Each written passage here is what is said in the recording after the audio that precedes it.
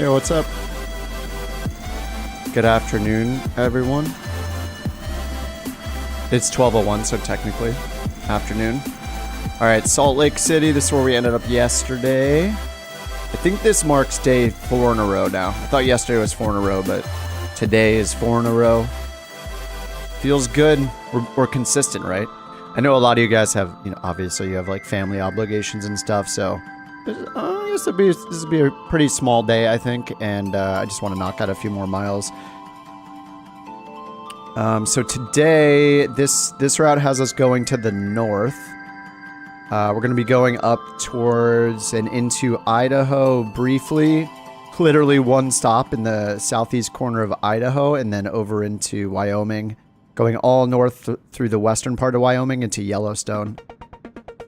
Yellowstone and Old Faithful, which I don't think is modeled in this sim. At least not by default. Yeah, we're starting at Salt Lake City, which we flew fighter jets into last night. It was a fun little change. Yeah, Merry Christmas Eve. What's up, Seth? Hey, Fabio. Yeah, I'm sure everybody, especially those of you with families, which is probably a lot of you who have kids and stuff, will be very busy today. And tomorrow, obviously. But yeah, figured I'd throw on the stream for a couple hours, get some miles in here. Get up into Wyoming and probably Yellowstone. I'm in the DA62 for now. Probably change over to floats in a little bit. Once we get past, I think that's, let's see, right before we get into Yellowstone, it's a good idea for us to switch to floats if you're going to fly along, but that's in a good, let's see, that's in like 200 miles, so we'll see if we even get there. But switching into up to floats before we go into Yellowstone will be good, just because the Yellowstone Lake is huge. So it'd be cool for us to fly in there a bit. Yeah, TBM will be a little faster than me right now, but everybody's welcome to fly whatever they like. No hard rules. All right, we got the quick start going. I got this thing filled up to max fuel. Flaps down to takeoff. Gear is down.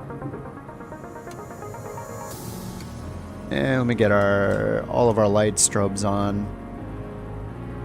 Altimeter, automatic altimeter's 3031, and we got winds out of the west right now, so in Salt Lake that means we'll have a crosswind for all of our takeoffs.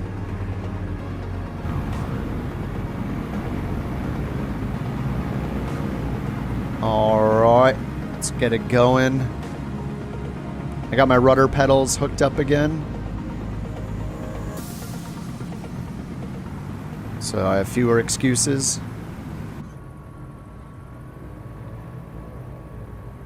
Alright, I'm just going to find the nearest runway here. Looks like... what are we closest to? Looks like in front of us to the left we got 34 left. Or 16 right. 34 left probably. Doesn't really matter.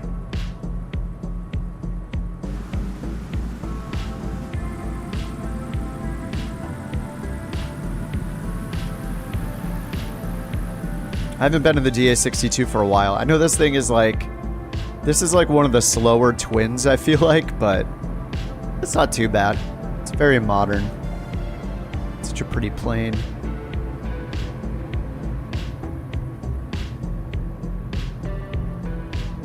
Toma, thanks for the sub. What's up, Kilgore? Merry Christmas, yep. I went and got my Starbucks this morning, as is tradition, and they informed me that they will be open tomorrow, which is shocking. I'll bring them over a little Christmas donation for working on Christmas Day. I mean, we could just make our coffee, but it's just a ritual at this point.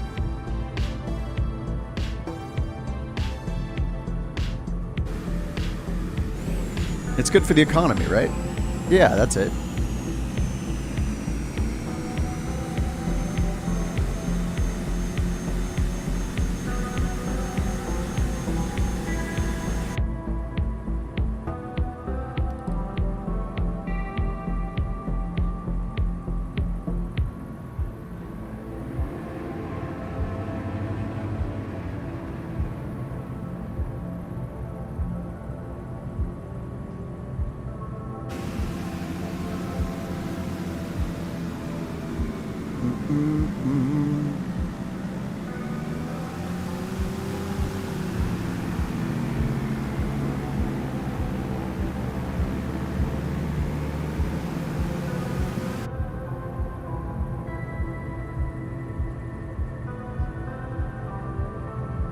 God, Salt Lake is so big, man. Hey, Bruno, what's up? Runway departure, I'm going for 3-4 left. The winds right now on the METAR say 290 at 4, which I think magnetic, that means 280 roughly. So the, I guess 3-4.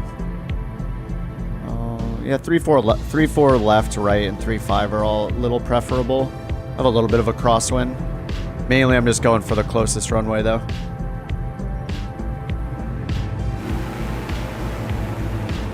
Gotta give it a high-speed taxi just because this airport is so huge.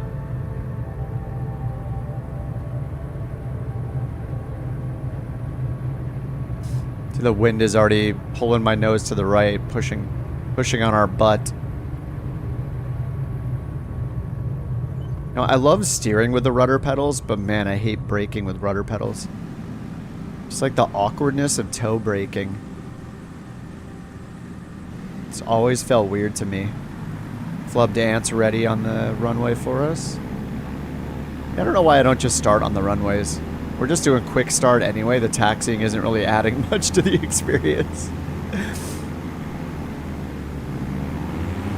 Gives you guys a minute to connect, I guess.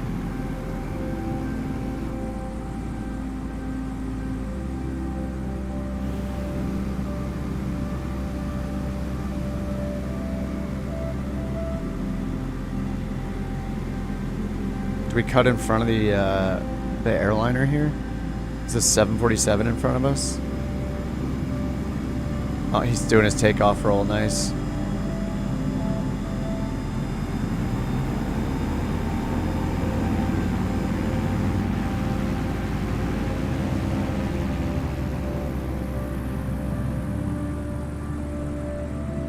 All right, once we take off, we're gonna make a turn to the right, to the east, head over downtown Salt Lake, or just Salt Lake City in general, fly over.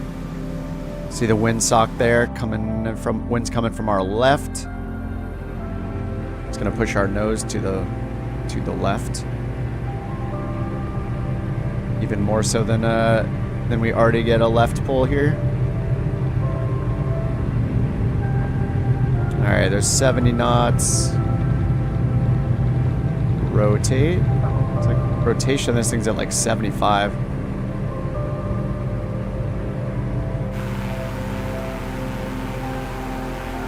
Look at that crosswind.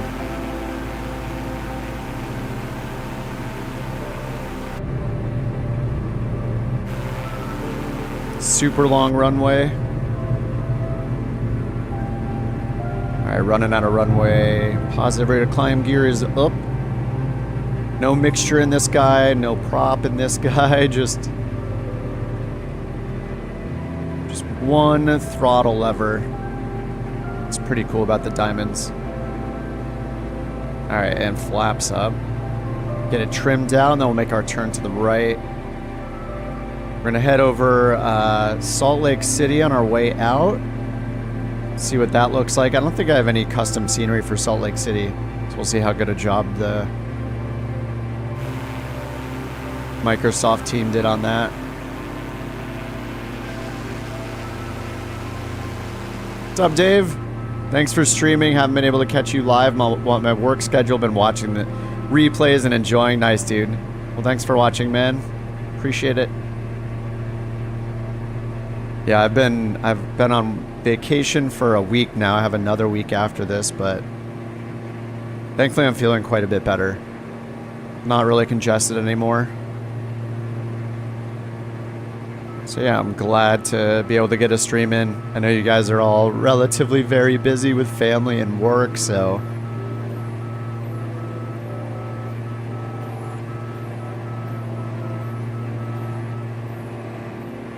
so one thing about the Diamond I hate is the visibility in this thing is not great. It's such a pretty plane though.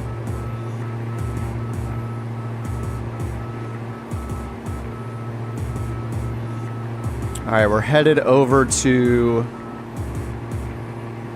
just the main part of Salt Lake City here, I guess. Downtown Salt Lake City. I've never been to Salt Lake City in real life. And apparently there's a giant park on the east side of the city over here that we're headed towards. Harley's? Another Dave checking in while... Another Dave checking in, watching while I work. What's up, Dave?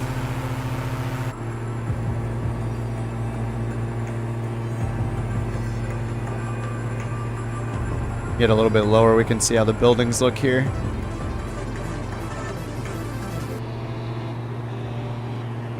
Should be a stadium right in front of us, too. This is live weather, live time of day. Some sort of city hall looking building there on the left.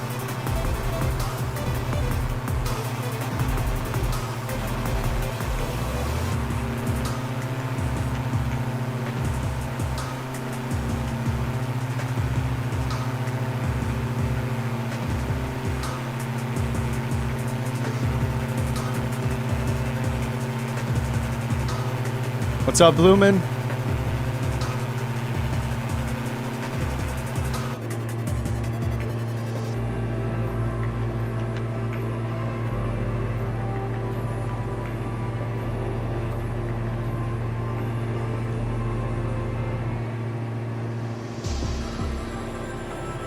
This has us turning left for Parley's Historic Nature Park coming up, I guess.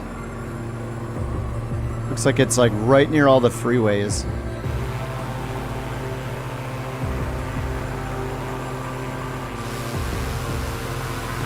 I feel like I took off really fast today. Normally I'm like lingering on the on the field for a while. Today I just jumped right out. Sorry, guys.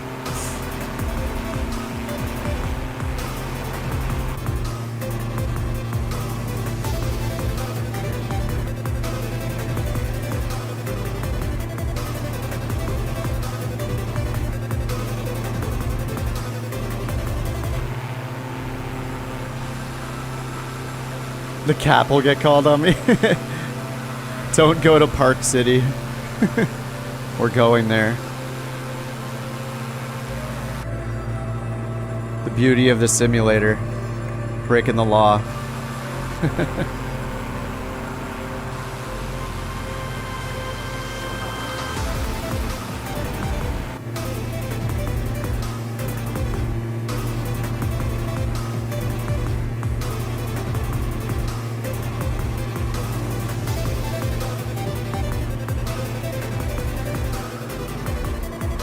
Park City is overrated. It does have us fly a little north of Park City coming up. I'm not super familiar with Salt Lake City, or in a lot of places in the States, really, outside of my own, places I've been regularly. But yeah, it does have us flying north of Park City over here, I think. And it looks like we need to climb up to about 10,000 feet.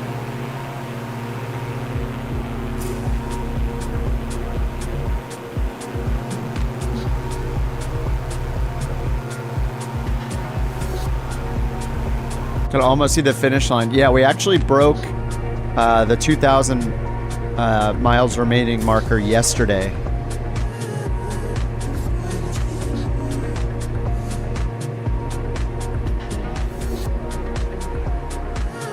Let's see, what are we down to? We're down to, oh no, we're way under 2,000. We're at 1,300 remaining. So after today, we should be under 1,000. For the most part, the route takes us to Yellowstone next. We go north to Yellowstone. Then there's a long section where we're following, let's see, we go to like Jackson Hole, and then we follow the Salmon River through all of Idaho. It's like this 400 and something mile long river that goes all through Idaho. And we follow that all the way into Washington. And then after that, it looks like we're pretty much just going... yeah, we go through Yakima, and then Mount St. Helens, and then Portland. up into, yeah, from then Portland to Seattle to Friday Harbor Airport, and that's the end of the route. But yeah, the home stretch is here. It's happening. And seeing as today is the 24th, I do think this will be finishable by the end of the year. Especially if I'm streaming like every day, which I have been almost every day since my vacation started on Monday. Fred says I'm flying in his home area, 45 minutes north of where we're flying right now. We are gonna make a turn to the north soon. We're gonna go over towards, let's see. We're going to Weber River and then north up into Idaho.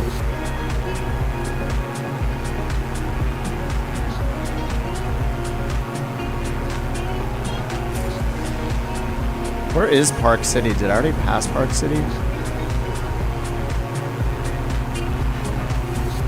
Lost Acres. Is Park City behind us? I'm looking for it. Looking for it on the map here.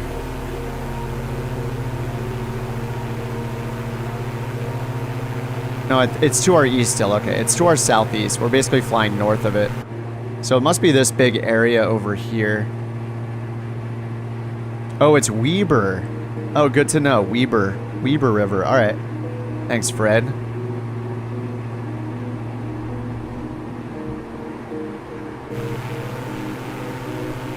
So it looks like this whole area over here, I guess, is Park City. I'm not familiar with Park City, but it's this whole area to the southeast of us. Or I guess technically the city itself is a bit south on one of the freeway, like off one of the highways. The 224, I guess. Anyway, I'm familiarizing myself with Utah, which I know nothing about. All right, let's get down a little bit here. 9,500 is supposed to be our safe altitude, so as we can see, we got a bunch of terrain around us here. Quite close to Boseman, also nice. Oh, 5,000 miles to the east.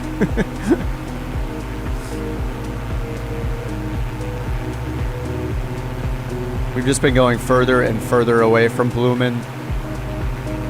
Southeast from the city. God, yeah, it looks like it's not taking us there directly. We're just like going to be north of it. All right, I'm missing all the waypoints here.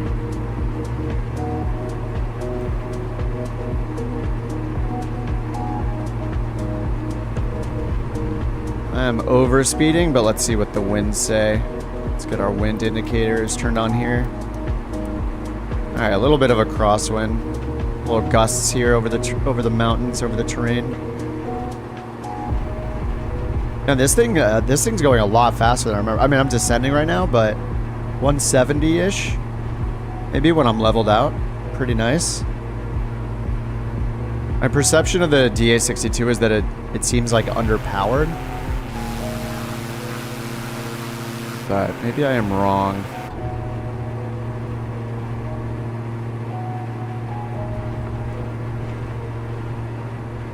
Yeah, it's like gusting 10 knots or so. Nice crosswind here.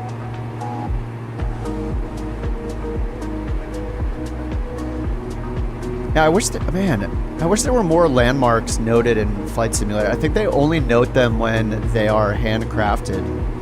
So even though we're flying by all these great landmarks, there's like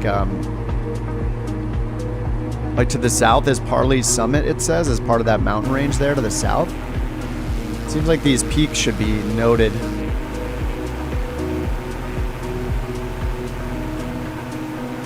All right, Weber River. Looks like we're gonna follow along with that coming up here.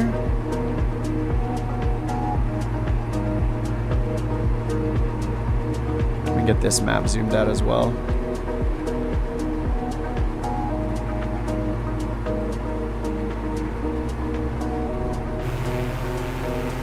Quite the crew following us.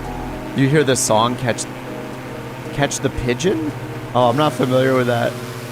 Yeah, there are enough of us, I guess. I thought this would be totally dead, but you guys are proving me wrong. Cyber's here, Flub to Ant, Gods is here, Sim is here, Jeff,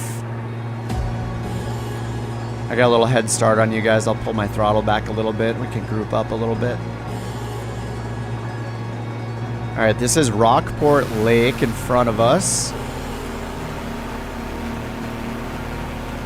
And we're going to be turning to the north here, and I think this must be where Weber River starts.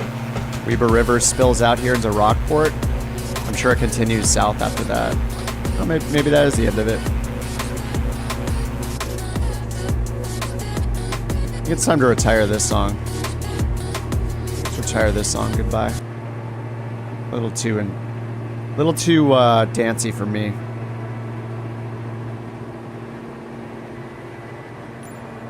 All right, and then the first airport we're flying past here is Hoytsville, 38 Uniform Tango. Oh, we'll just go ahead and fly right past it.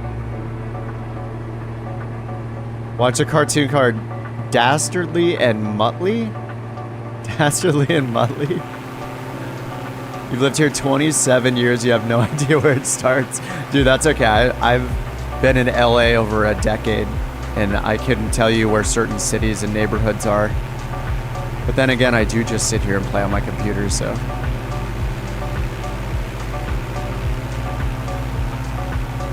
I mean, Los Angeles could be its own state, so kind of makes sense. I don't know where absolutely everything is. Hey, at least I know how to pronounce Weber.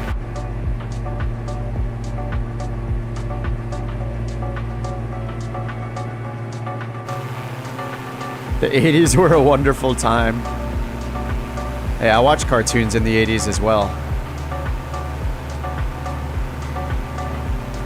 All the classics. Teenage Mutant Ninja Turtles. Up to Rugrats, you know? I guess Rugrats was maybe late 80s, early 90s. Send me a tuition bill. That would be the first time I ever paid for education. Oh, hey, Kobe, what's up? Merry Christmas. Oh, Shepard said my plane stall did a nosedive into the mountains while climbing to flight level 10, up to 10,000. Oh no, which plane? We are at pretty high altitude here, so you may, if you're flying a piston,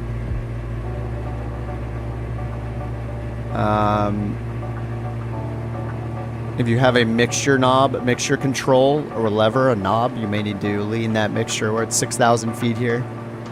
So yeah, if you're losing that climb performance, make sure to lean your mixture out. Or you can go to the assistance options and turn on auto mixture if you don't want to deal with it. The Diamond has like a more modern engine control unit in it, so I don't have to deal with that. It does all of our air to fuel ratio automatically for us. Good old fuel injection.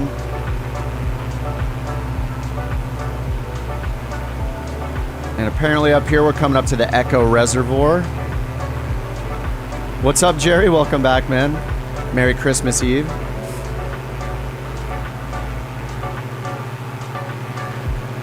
Downloading pirated music?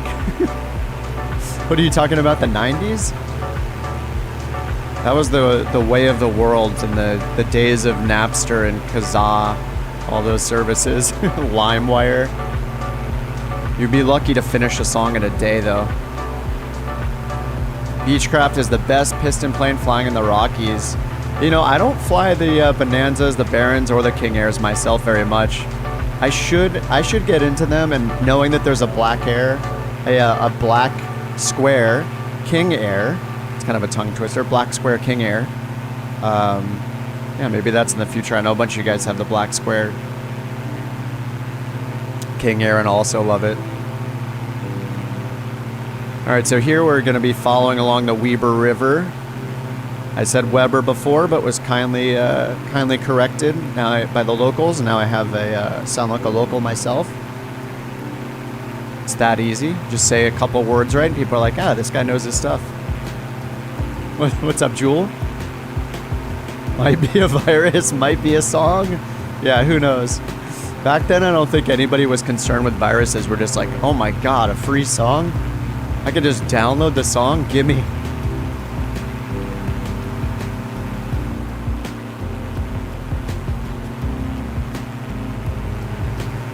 I did choose the Kenmore Air livery because I know if one of you flies the DA... Oh, there we go, DA62, right in front of me.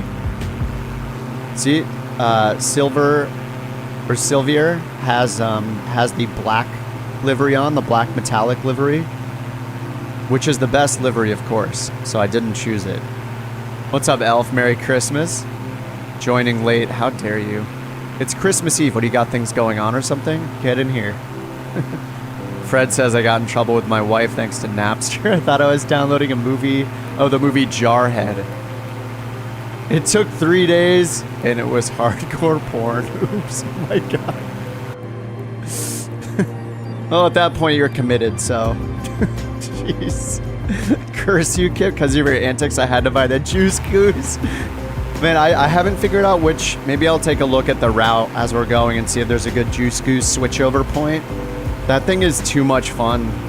And since we're in Utah, like, the terrain here is so good to find some sick jumps. Maybe we'll take a little break and go off into the woods and find some cool jumps into the hills. But yeah, that thing is hilarious. I mean, Parallel 24 in general, like, if you guys didn't know, they're actually the team that makes Sky Park. So for a while, I was using Sky Park as kind of a route finder. It's been a long time since they've updated it. I check in on it every now and then, and I don't know if they're working on some other project or what, but that thing has been sorely lacking updates. But for a long time, they were adding new tours and, you know, fun theme-based routes, like going through the Caribbean and stuff like that, and going through Appalachia. So yeah, there was a lot of great content in there, but that was my first time using a Parallel 42 product, was with Sky Park. You can think of it as like on-air light.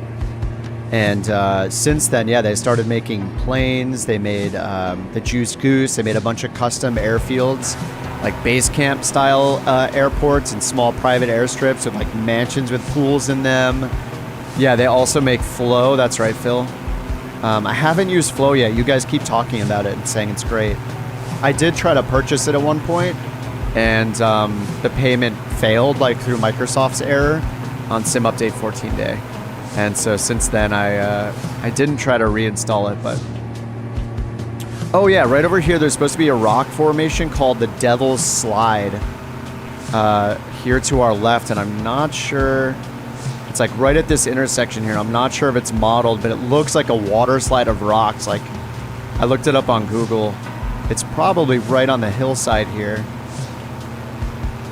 Yeah, it doesn't look like it's modeled. But it's somewhere along here, like right in front of us. It might be right here. But it's like two walls of rocks. Kilgore, just hit escape or go to your options. Go to assistance.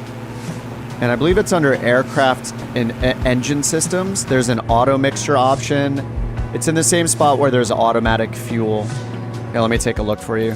Assistance, aircraft systems right here, sorry. Aircraft systems, auto mixture. If you're flying like a piston with a mixture control in it, you can turn that to on. If you don't want to deal with setting mixture while you're climbing or for high altitudes or once you're in cruise, then yeah, go ahead and hit that. All right, we're turning to the east here, headed towards Idaho.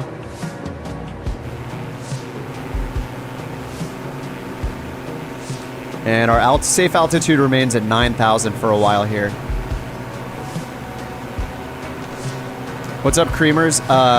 No, not in California. We're in Utah right now, headed towards Idaho on our cross-country trip. We actually will not be going to California on this one. This route went diagonally from the Florida Keys all the way up to Friday Harbor in Washington, so it's a very diagonal route all the way up to the northwest. All right, I'm gonna get over here, back over to the river. We're just gonna follow along the river here to our east. This is called Lost Creek, I guess. And comes up to Lost Creek State Park, and this will lead us back into Idaho. Well, once we get up there, I think we're gonna turn a little bit to the east. Oh, what is that flickering? Whoa.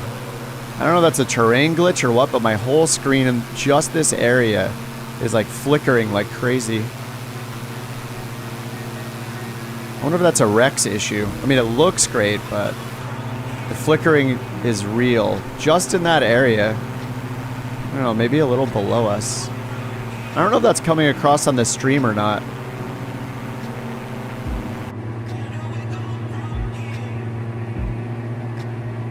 Alright, we're gonna follow this river right here. Nice, Creamers. Yeah, I'll be flying for a couple hours probably, so you can join up at any airport. We're on USA East for the multiplayer server. Auto mixture in the settings. Yeah, it's under the assistance. Under the assistance options. Oh, looks good for you guys. Nice. No, I probably didn't turn G-Sync on. So let's see if I can do that in the NVIDIA control panel. Yep, I don't have G-Sync enabled. Every time I do an installation of new drivers, there we go, G-Sync is now on. So that was probably a me thing. Yeah, if you guys have, if you have NVIDIA cards and you bought a G-Sync compatible monitor, we were talking about this on Discord a little bit. G-Sync is like NVIDIA's, I think it's an NVIDIA technology, but it's for, it's to make sure that you don't get like screen tearing. So like basically how it draws all the pixels on your screen. It can make it look like there's a little line running through it and like tearing the picture almost, if that makes sense. And you can avoid that either through G-Sync if you have a G-Sync monitor, or V-Sync if you do not. But it basically synchronizes how the pixels are drawn on the screen, so you don't have any weird line running across the screen at certain times. But if you do have a NVIDIA monitor, instead of using V-Sync, you're supposed to, or if you have a G-Sync compatible monitor and an NVIDIA card, you turn that in your NVIDIA settings under the NVIDIA control panel. You'll see a section called G-Sync. You set it up there. And then you want to make sure you have V-Sync turned off in all your apps. So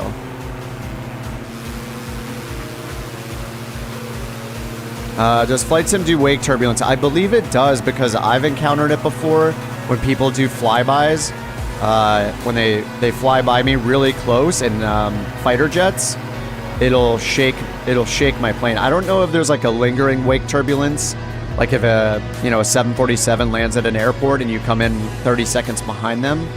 I'm not sure if that happens, but it does seem like it'll disturb the air if someone's flying right next to you. I guess we could test it.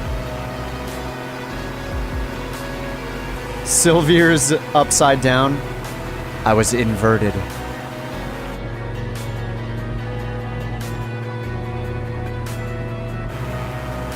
Yeah, Soul says he experienced it yesterday in jets. Yeah.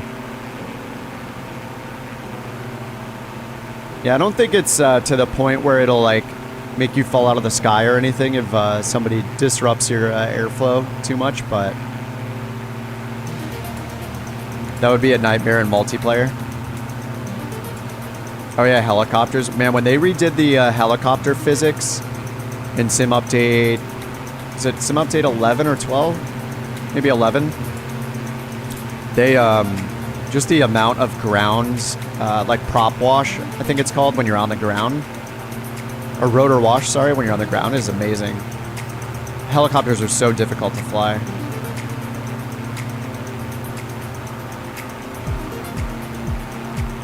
Sorry, I was inverted.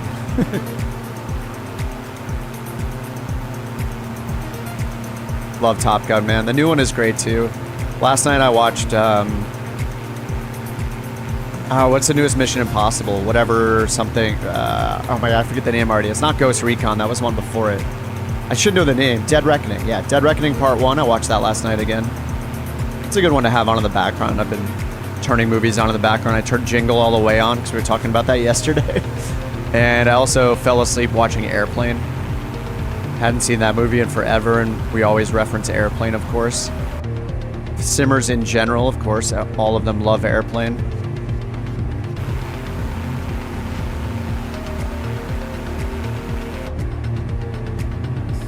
All right, we're gonna exit the creek here to the north.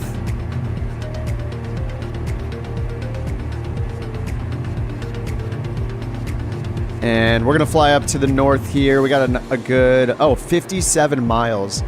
We're gonna fly to the north and go up to, back into Idaho, and we're going to Bear Lake County Airport, which is 1 Uniform 7, 1U7. Let me turn on the VFR map here. And 9,000 feet still our safe altitude. We're going up here to 1 Uniform 7. That'll take us back into Idaho. Very briefly, you can see we're going to touch like the southeast corner of Idaho. And then we're going to cross over into Wyoming. Follow along the western side of Wyoming up into Yellowstone. That is our main plan today. Alright, so we're going to make our turn almost due north here. We're going to go at a 347. 347 is our course after this waypoint. Up to 1 Uniform 7. 1U7. Phil says nearly 60-degree wing drop at 50 feet is a wee bit scary. Yeah, that sounds terrifying. This is what we get for flying low, but just way more fun this way. But yeah, it's kind of scary. I think what did I stall? Did I stall the, I dropped a wing in something like 100 feet off the ground the other day, and it was terrifying. Which is like, after simming for so long, like every time I take off, I just, I pitch for VY and try to climb and gain as much altitude as fast as possible. Even though you don't have to in the sim, because we're not in any real danger, but just that natural instinct to just gain altitude for safety, I think is there now. Jonah says, I nearly had a mid-air in real life. What? Well, how did that happen? Was it at an uncontrolled field, I assume? That sounds terrifying.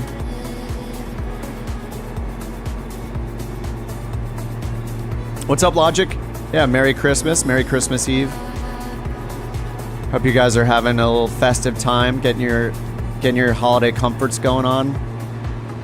Movies and cookies and tea, and those of you that drink, dripping some bourbon into your cocktails, whatever, whiskey in your eggnog. However you guys do it.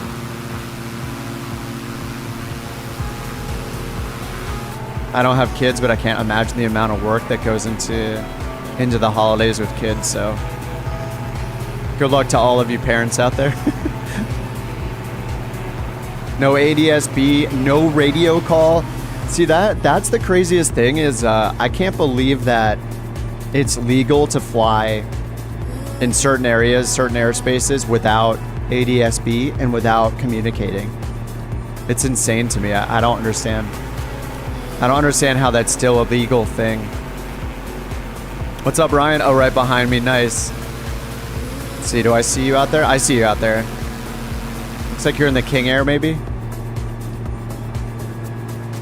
Cranberry maple bourbon smash for the win. That sounds so good, Phil.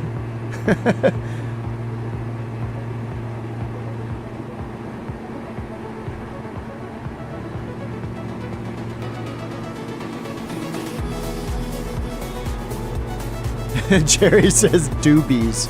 Winky face. This turnout on Christmas Eve. Guess I picked a good time to do it. Maybe early enough in the day where you guys can take a little break. Totally dude, it sounds delicious. I would try that. Lumen says I've been eating too much for the whole day. Still thinking about going to the kitchen, making some ham and smoked salmon sandwiches. Nom. Sounds delicious, man. Man, we put in some work yesterday. I think we did about 700. Is it 700 miles? I believe we did like 700 miles yesterday. I mean, I can just look at the thumbnails actually, because I put an estimate of how much is left. Yeah, and yesterday, okay, we did about 600 miles yesterday. Today we started with like about 1,300 left. Yeah, we have 1,325 miles left total. By the end of the day today, we should be under 1,000. What's up, Jerry? I am in the Diamond DA62. It's a twin, very modern glider-like twin. The Diamonds are really, really cool planes. Like, I feel like if I flew in real life, I think I might want to try a Diamond. You have to fly. They fly a little bit faster, I think, in general, on final compared to something with shorter wings and more rectangular wings. I think these wings are a little bit tapered. And more like glider-like. They're like a good foot longer on each one. Each wing is about a foot longer than the wings on like a 172. At least in the DA40 they are, and I don't know exactly what they are. The 62, they're probably even longer. But these planes are just very modern. They have like a engine control unit, so it's handling the RPMs, fuel-injected engines, so the mixture, you know, is perfect at all times, basically. You don't have to worry about a fuel-to-air ratio like you do in a more primitive engine, a more common piston engine. Or at least one without electronic control to it. But yeah, I don't know too much about the like the inner workings of the engine, but that's my understanding is, yeah, and how this thing operates. And I think even the fuel tanks are like positioned way further down the wing for safety, and like have a bunch of firewalls to protect the cockpit in the case of an engine, like a fuel-based fire or an engine fire. So I don't know. The planes are really cool though. They seem just like a modern alternative, but I'm sure you pay for it. Oh yeah, Mike says he had a discovery flight in the DA40. Yeah, I'm sure, mattering the avionics, I'm sure it was a little more expensive than flying in a Cessna or a Piper. But probably not as expensive as flying in a Cirrus, I'm guessing. DA62 is fantastic. The only thing I wish it has was just like the cockpit, like the view in this was a little better. Like the panel is so high, even in the front position. It's just very short feeling inside here, like very snug. I don't know, this is such a cool plane though. You know, at least in the sim it feels that way. Maybe someday I'll get in a Diamond in real life. I've never been in one in real life. I've only been in Pipers, Cessnas. I've been in like a 172 Cherokee, like an Archer. I've been in an SR-20. I think the last time I flew with my girlfriend, she flew the SR-20. It's been a couple of years now.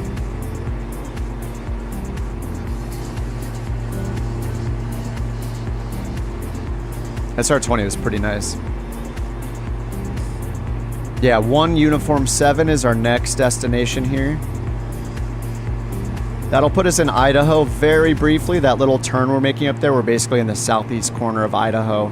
And then we're gonna go to the east into Wyoming and follow all along the western part of Wyoming to get up into Yellowstone. One of the waypoints goes past Old Faithful. We'll like go around Yellowstone Lake. I think it'll be cool to switch to floats there. And then after that, yeah, we'll pass by where Old Faithful is, but I'm not sure if it's, I doubt it's modeled in any way in the sim. It would be hilarious if it was, but I don't think we're going to be seeing any interruptions today. How long has she been a pilot? She started her training shortly before I built the PC and started simming, so it's been about 3.5 to 4 years.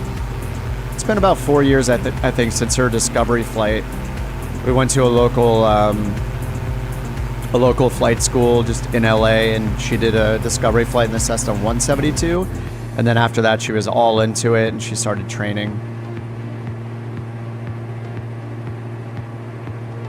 But she has her private for VFR, and she was working on her instrument when like COVID hit, and so that put a damper on that. But I think she went it's been a few months, but she went to do a flight. I don't know how many months it's been, but just for currency's sake, I think she had to go do one. And she doesn't own, no, she rents them from the flight school.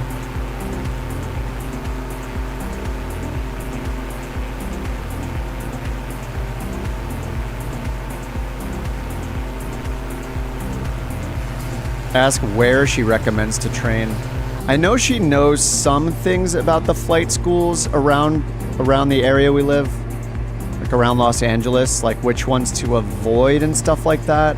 I don't know them offhand, but as far as I know, like, yeah, there are certain ones that like have had incidents or have, you know, not as good reputations as others. I don't know. Google is probably a good resource too, since I can't speak to those myself, but.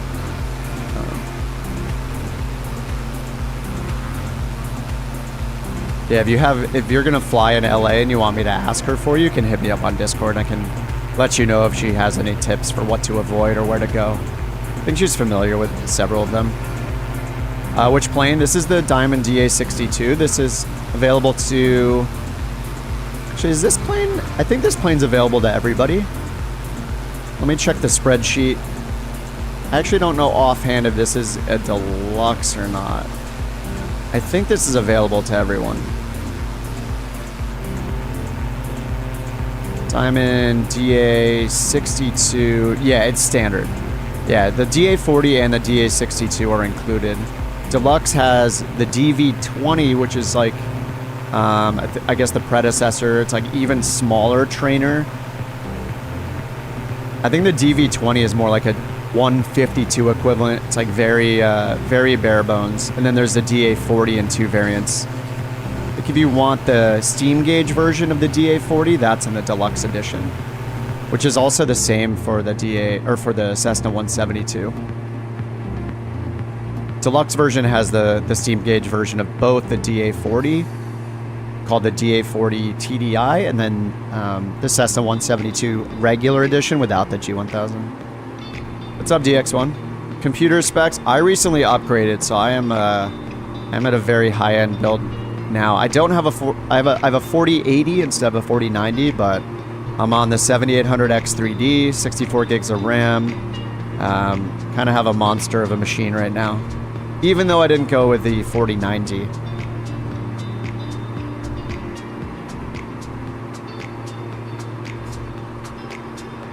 All right, this is Bear Lake right here.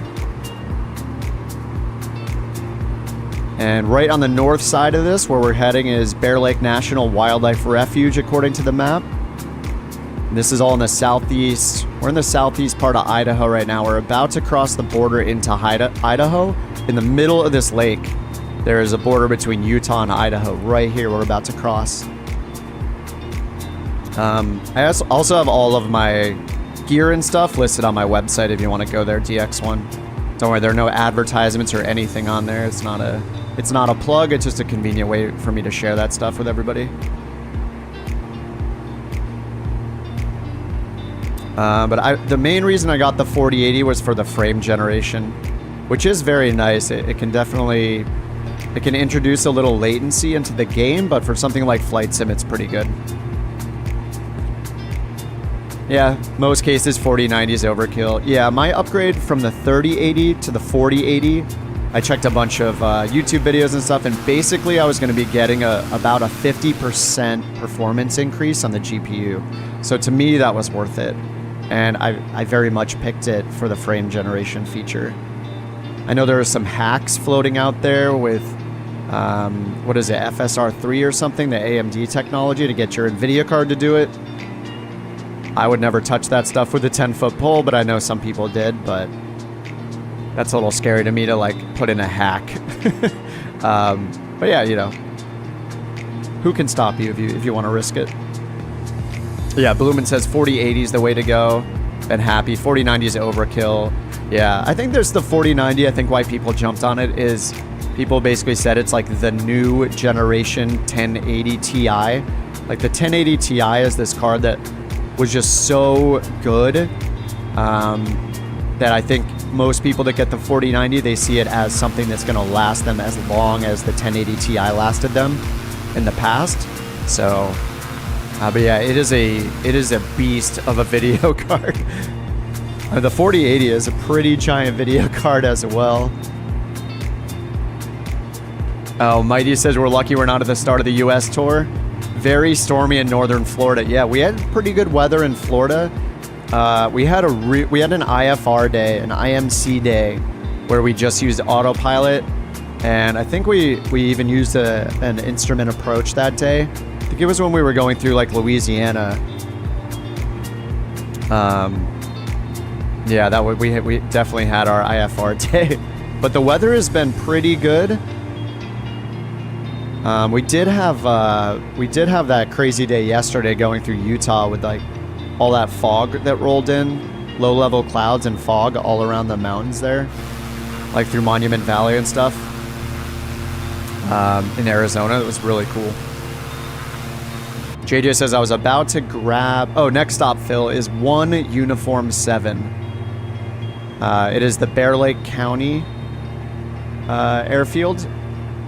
And it's in Idaho, southeast corner of Idaho. JJ says I was gonna grab a 40, 80, or 90, waiting to see prices.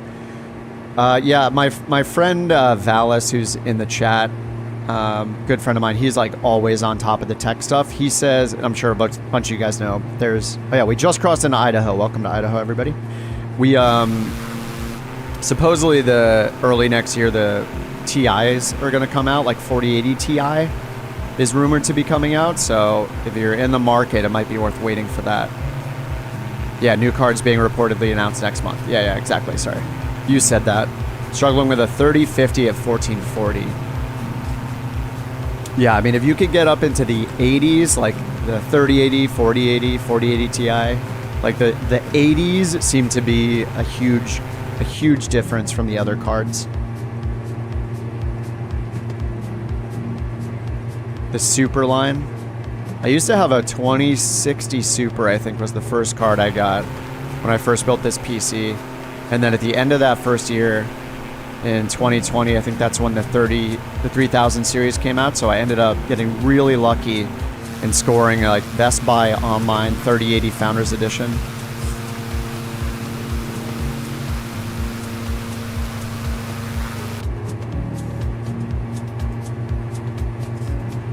All right, how many miles away are we here? 10 miles from Bear Lake County Airport. I'm gonna do a little touch and go there. And then we're gonna continue, we're gonna hang a right, we're gonna go to the east. And from there, we're gonna cross over into Wyoming and we're gonna start our trek along the western part of Wyoming. We're just gonna go north all throughout Wyoming up to the northwest part where Yellowstone's at. And then at some point, I think I'm going to switch over to floats, and we can land in Yellowstone Lake.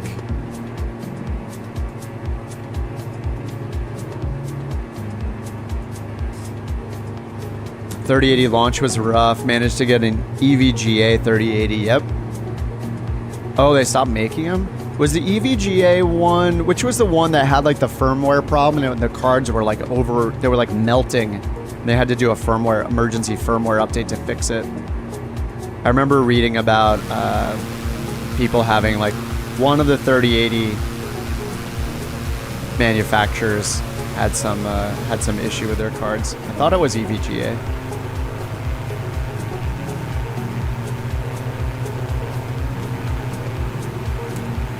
No dev stuff for me today. Yeah, I might load out and back in. Super sad about EVGA. Yeah, is that what it was? Yeah. Are they called CPU or GPU? The CPU is the central processing unit, otherwise known as your processor. So that's what plugs directly into your motherboard socket on your motherboard. Flat little square chip, basically. That's your CPU. And then your GPU, technically the graphics processing unit or graphical processing unit is, I believe, a component within your graphics card. It's actually like a chip on the graphics card. But people commonly refer to the entire graphics card itself as a GPU. But that's basically your NVIDIA, your AMD graphics card that does all the dedicated 3D graphics rendering. It is possible some chips, like an Intel CPU, will have integrated graphics processing in it, but it is nowhere near the power. You basically would not game on a CPU-driven graphics capability. So that's why you'll see a motherboard. Some motherboards that support, or motherboards will have like a display port and an HDMI out. Like a common mistake for beginners is to plug their monitor into that when they have a dedicated graphics card, like an NVIDIA card. All right, here's the runway here right in front of us. I'm just going to do a quick touch and go. Get the gear down, a little too late on the gear down, a little fast, but that's fine. But yeah, if you just look up, like everything in the world nowadays, look up a YouTube tutorial, find one that has a lot of views, and if you're building your computer, and you'll be able to make sure you plug everything in correctly if you're going to do a build by yourself. And if you're not going to do your own build, you can always buy a pre-built. Somebody will build it for you, and then that's a good entry into desktop computing and gaming if you haven't done it before, because they'll build it for you, and everything will be set up in theory correctly for you, and then you can upgrade the parts over time if you want to, just by replacing components. So that's a much more safe way to get into building computers. But yeah, if you're a DIY kind of person, you could totally go on a YouTube journey and build your own computer. It's like adult Legos. And nowadays, look for who the better computer pre-built manufacturers are for pre-builds. Like NZXT is a really well-known one.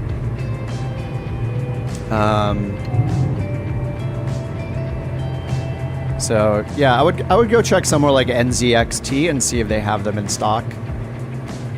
For a while, that was like one of the only ways to get a good graphics card was to buy a pre-built, because all the cards were sold already. And during the holidays, it's probably pretty difficult too. Yeah, it is pretty rewarding to put your own PC together. But if you do it, if you're not the kind of person to read and follow instructions and skip over things, which I totally get. I am, as you can see, I just pulled my gear down at the wrong speed, so not following instructions. So I totally get it. If you're that kind of person and you can be honest with yourself and be like, I'm not going to read all the instructions, I would go pre-built. But if you are the kind of person that, loves doing DIY projects and really getting into it, reading the manuals, watching tutorials, then I would say, yeah, build your own PC. There's a website called PC Part Picker, PCPartPicker.com. That's a very, very good site to use.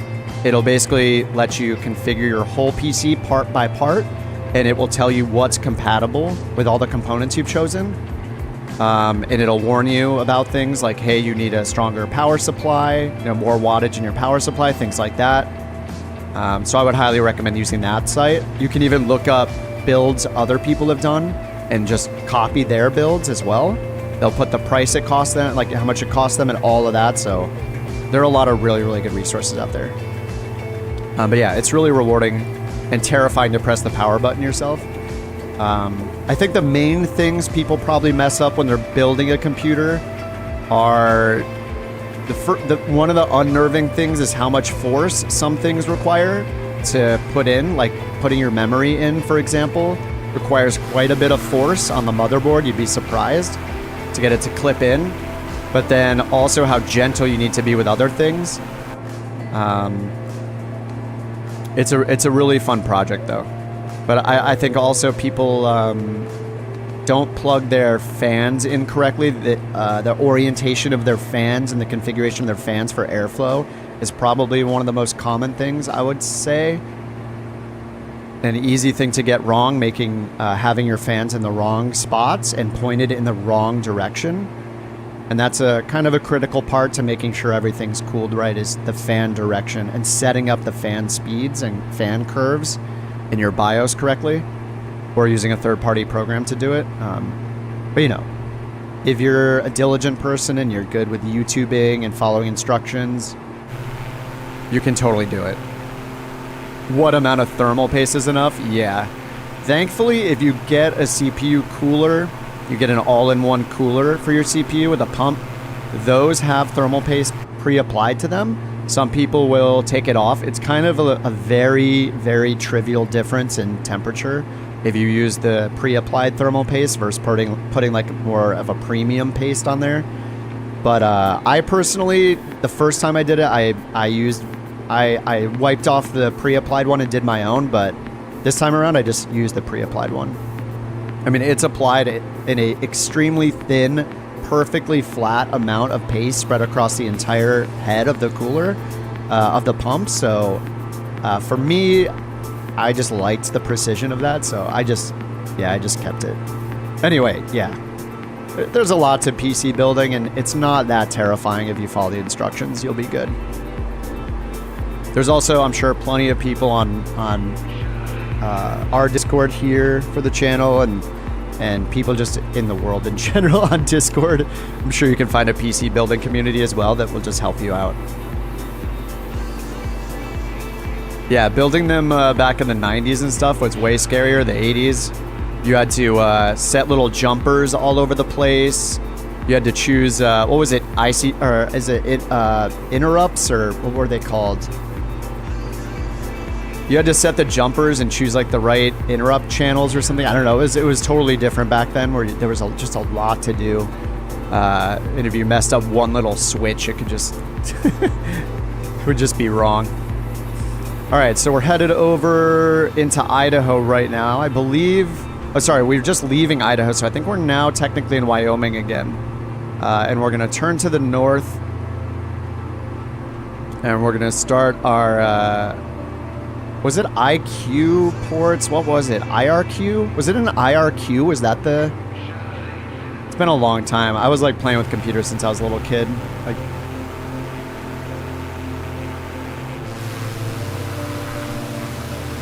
I'm gonna do a little steep turn, like 360 here.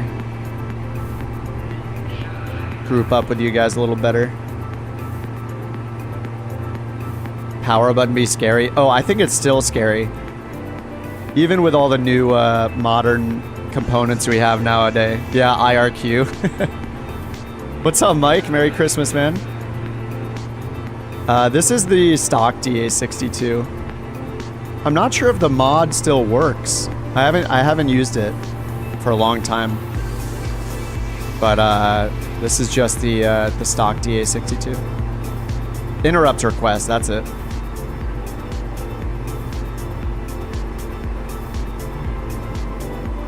How have they not made a better connector for the front panel? Oh, yeah. Yeah, my motherboard that I just got has like a little, it's like a little cubby of sorts where you put all of them in this little plastic holder thing and then you connect that to it. It's still not very good. Yeah, it's kind of crazy some of the things that aren't standardized yet.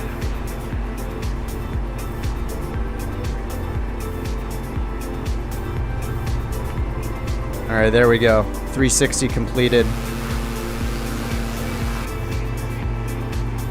62X works good for you. Yeah, I haven't played with the mod. I don't really fly this plane that much. But usually the improvement mods are amazing. It's great that people make those and put them out there. It's just awesome, man. Soul says I go back to Atari and Radio Shack days. Nice. Definitely had an Atari when I was a kid. I played Adventure. Adventure was one of my first video games. I played, are they called doors? Or are they called muds on BBSs?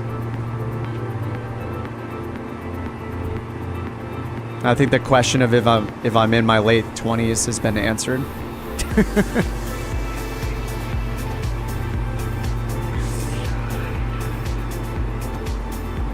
All right, our next airport is going to be Afton. We're just going to keep doing touch and goes or overflying the airports for now. We are going to stop. When we stop in Jackson Hole, I'm going to switch over to floats in Jackson Hole because we're going to be going through Yellowstone. And we have Lewis Lake and Yellowstone Lake we're going to pass by, and it'll be fun to land there and check those out.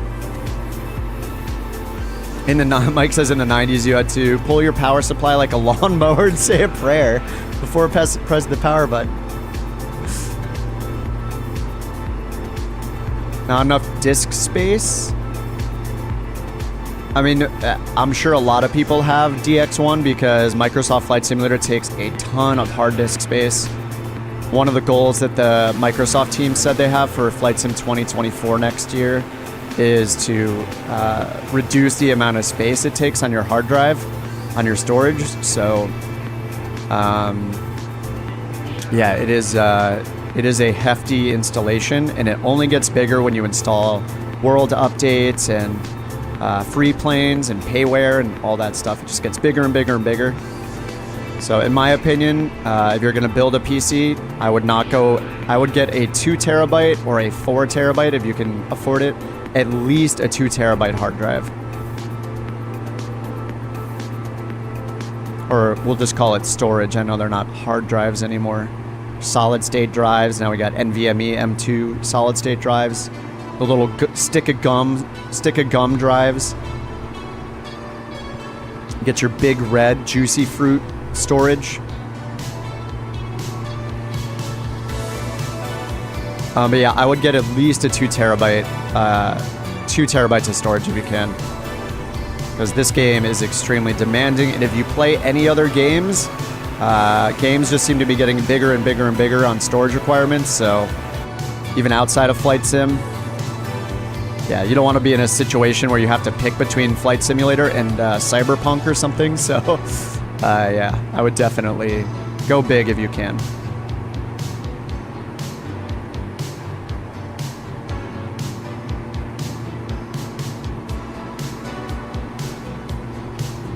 Oh, Blumen said in the 90s you had to choose which drivers to load.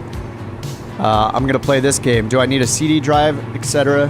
Autoexec.bat and config.sys. Oh man, so good. Autoexec.bat.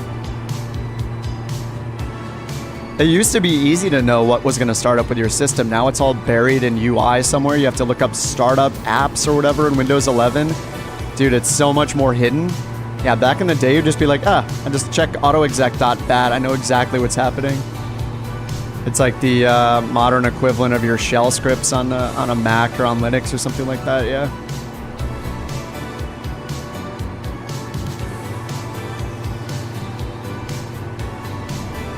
JJ says 2 terabytes just for Microsoft Flight Sim adds up quick.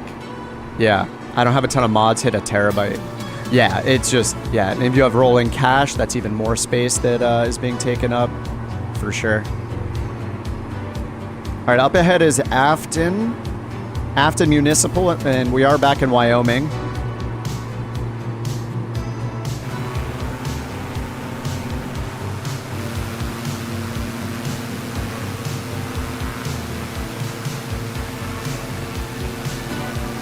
All right, Afton Municipal is right in front of us. 6,200 feet elevation, 7,000 foot runways, according to the sectional. And we got some nice, almost 11,000 foot peaks to our right.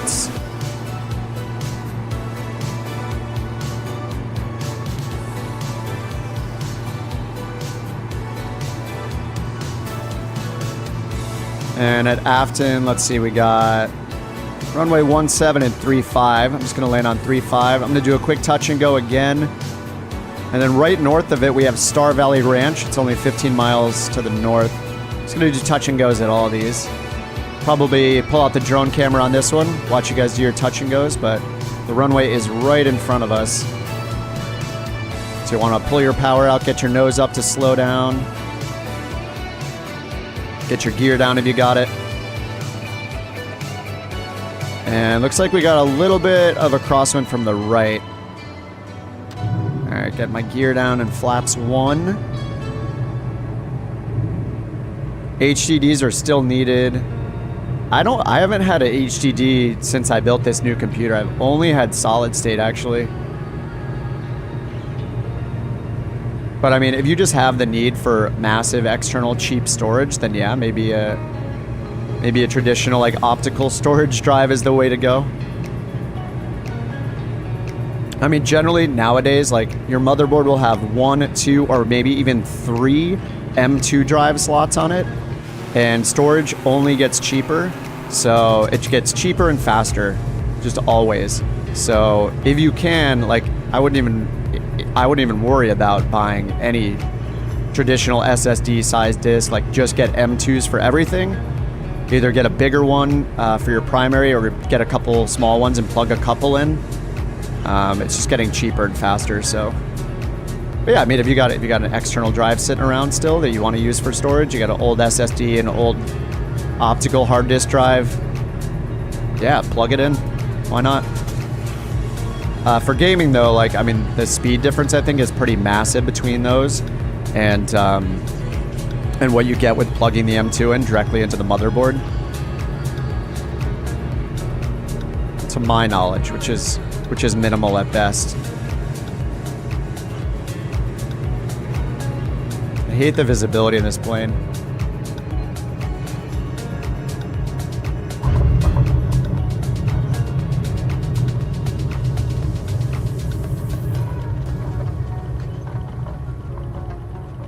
Let me get that drone camera out.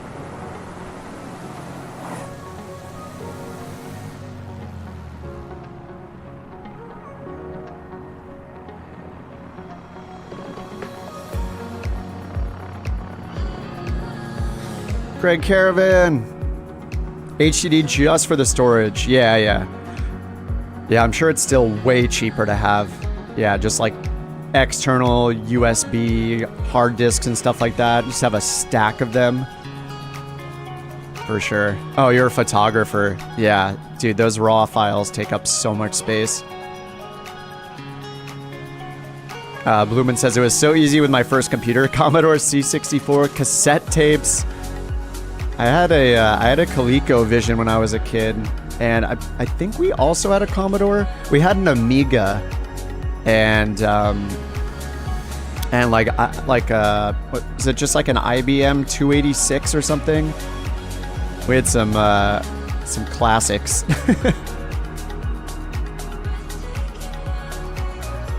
Cyber in the DA62. I'm sure this is the black livery. Look at it in its glory.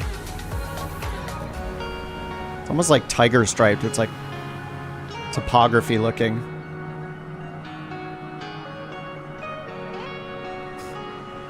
Classics of gaming soundtracks. Press play on tape. Yeah, that's so weird.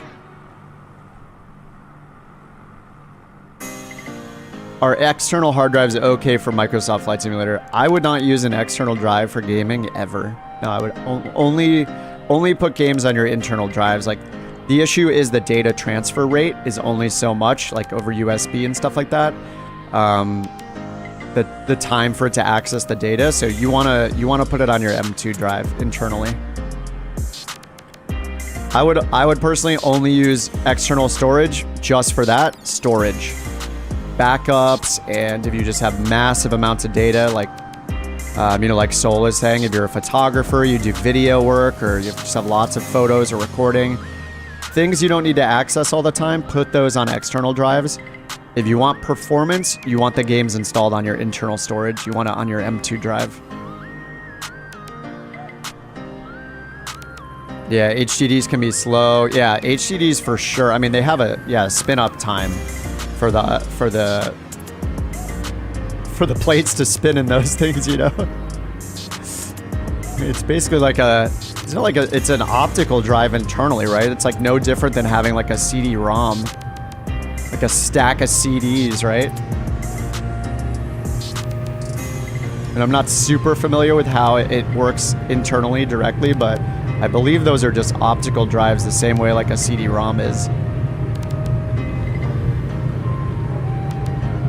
But I mean, nowadays, in 2023, I would not game on any external storage unless the game is very not demanding, like you're playing like Vampire Survivors or something like that.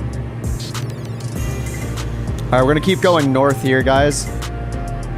We're headed up to Star Valley Ranch, which is next to, let's see, actually we got two airports along the way, Star Valley Ranch, and then we're going up to an airport called Alpine that's against a reservoir.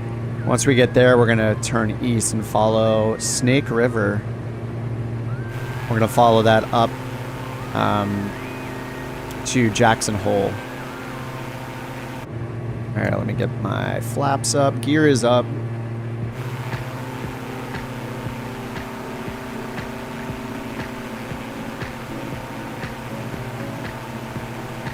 Amiga 500, one of the greats. Still have Amiga ROMs with an emulator. Nice. Play like ice hockey. Wasn't there one just called ice hockey?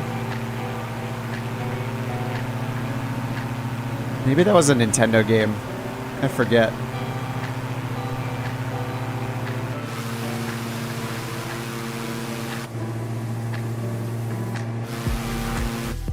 I hit escape just to slow down and wait for you guys to catch up here. Flew around Vegas last night. Incredible updates. I didn't really pay too much attention outside of seeing the Sphere yesterday, but that scenery pack for Vegas has always looked awesome.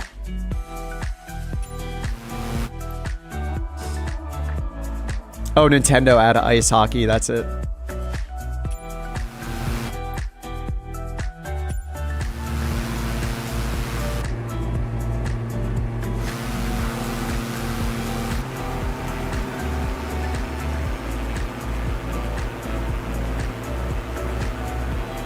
What made you want to learn about flying?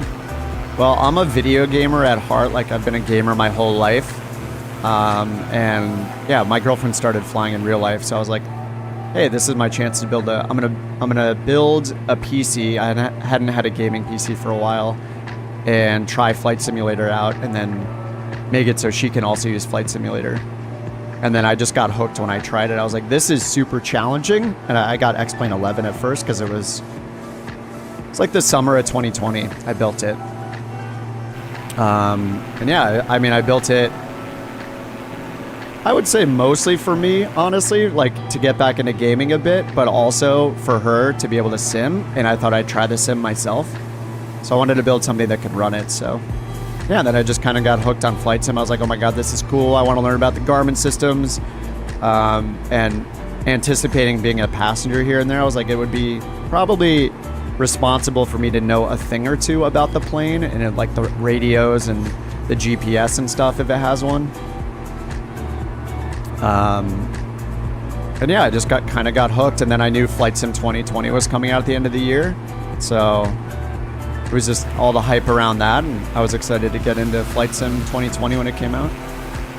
That's about it.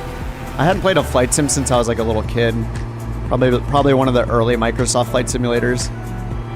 And you know, I played space games when I was a kid too, like X-Wing and TIE Fighter and those kind of games. Play those on like those old school clicky 8-position joysticks, you know, click, click, click, click as you're moving it around. But yeah, it's just, I mean, it's great. It's really challenging, but it can also be like really unrealistic and have fun in it too. I remember years ago I had played like Kerbal Space Program, which is basically like spaceship building simulator. If you guys have never played that, it's like quite realistic as well, from what I know. So with learning about rocketry and things like that, so I really liked I just like simulation games in general, but this one is definitely one of the more serious experiences I've had with a simulator, like taking it seriously. So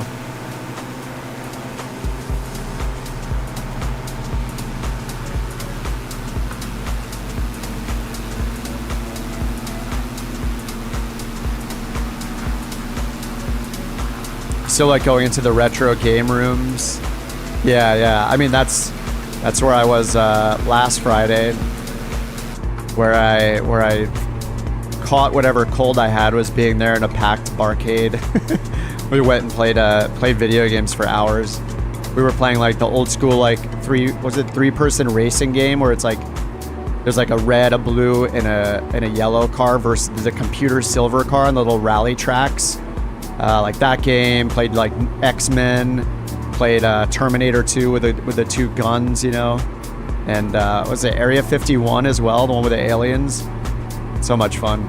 Didn't play Street Fighter because it's one of those bars that has Street Fighter up on the big screens for everybody to see. Didn't want to get schooled by some Street Fighter pro, you know. Yeah, it was super fun though, and that's definitely where I caught this cold. And my friend who went with me, he didn't get sick. He's like, yeah. He's a dad though, so he's got that. He's got the immunity system of a tank right now, having like a 2-year-old kid.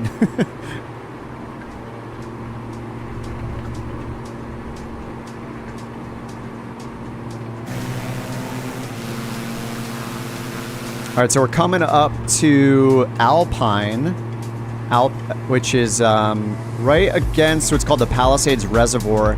And once we get there, I'm just gonna overfly the airport instead of touching there, just because the runways aren't really. They're like, yeah, they're not great for us. They're all right. Anyway, I'm just gonna overfly it, and then we're gonna turn to the east. We're gonna follow what's called Snake River out of the reservoir to the east, and that's gonna take us a little bit further to the east into Wyoming, and then we're gonna go north from there up into Jackson Hole. That is the plan right now, and then that'll lead us up into Yellowstone. Centipede, Space Invaders, yep, classics. Yeah, just games where you want to grab the high score, right? One person plays at a time.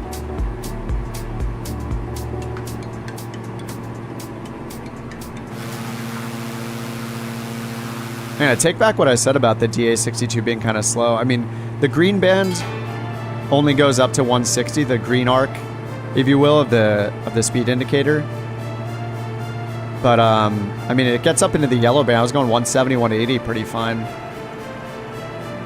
Winds are calm right here, so Galaga, classic.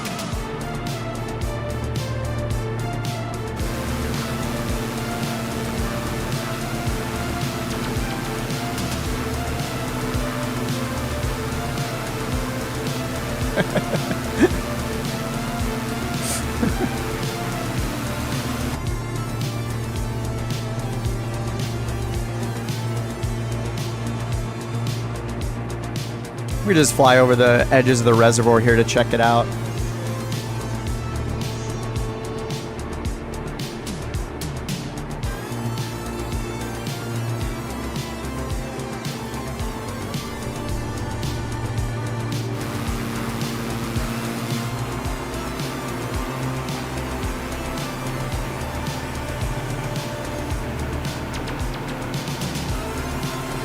Oh yeah, Jerry, Falcon 4.0. I think I may have played one of the Falcon games when I was a kid. My dad had like every game like that. I remember playing like submarine games too. What do we have, like PT 109 or something? Hunt for the Red October and PT 109. I remember playing those and having absolutely no idea what I was doing, but I thought it was the coolest thing ever.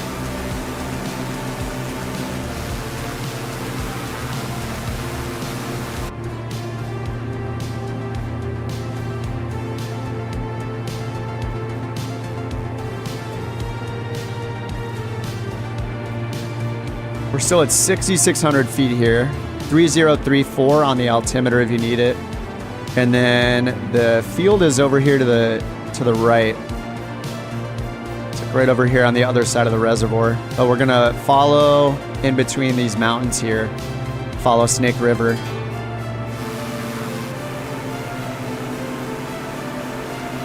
Just thought it'd be cool to fly over the water here a second.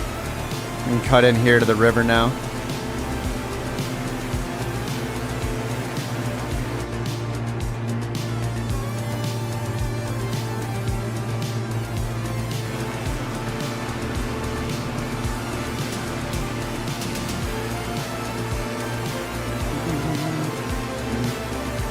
Deuce, I see you. I'm gonna do a left 360 here just to catch up with the group.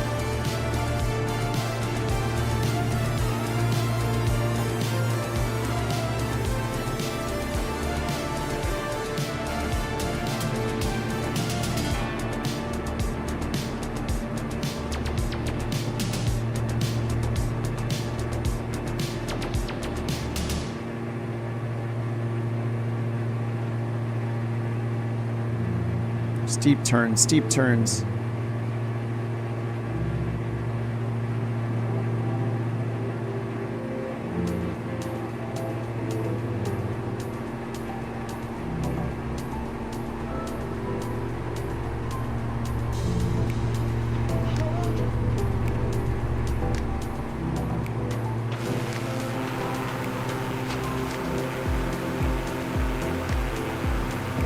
All right, this is Snake River right here. And the peaks around here are about 9,300 feet. Some of them to the north are about 10,000 feet. We'll see how soon we have to climb out of this.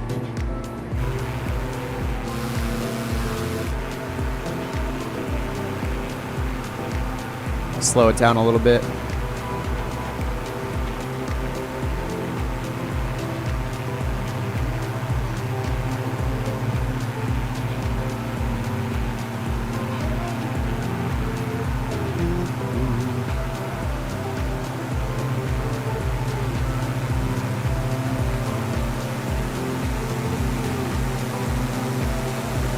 And our next airport's gonna be Melody Ranch.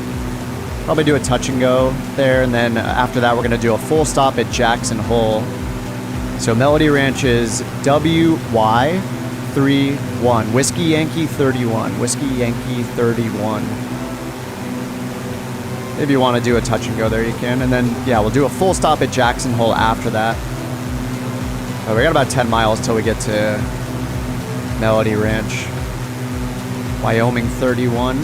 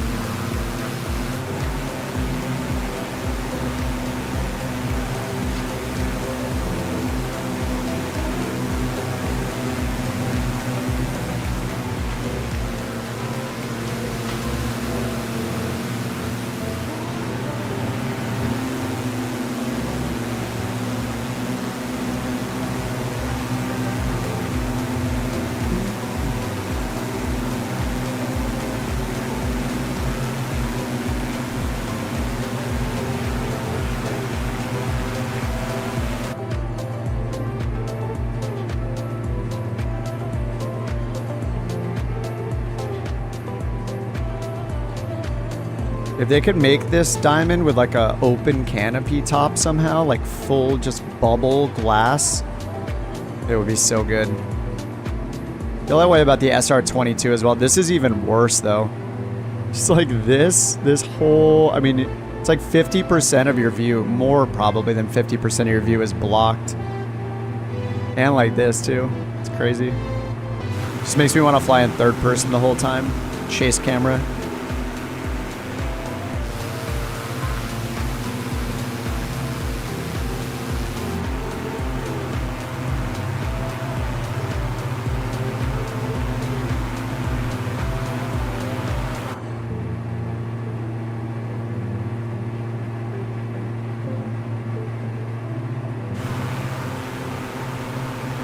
The river's gonna turn to the north right up here.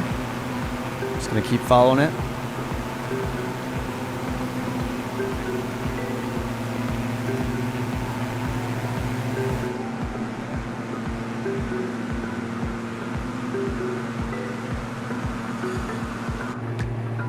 Diamonds have that like Cirrus Vision jet egg shape going on to them. Just the way like the fuselage is shaped. Sure, it's very aerodynamic.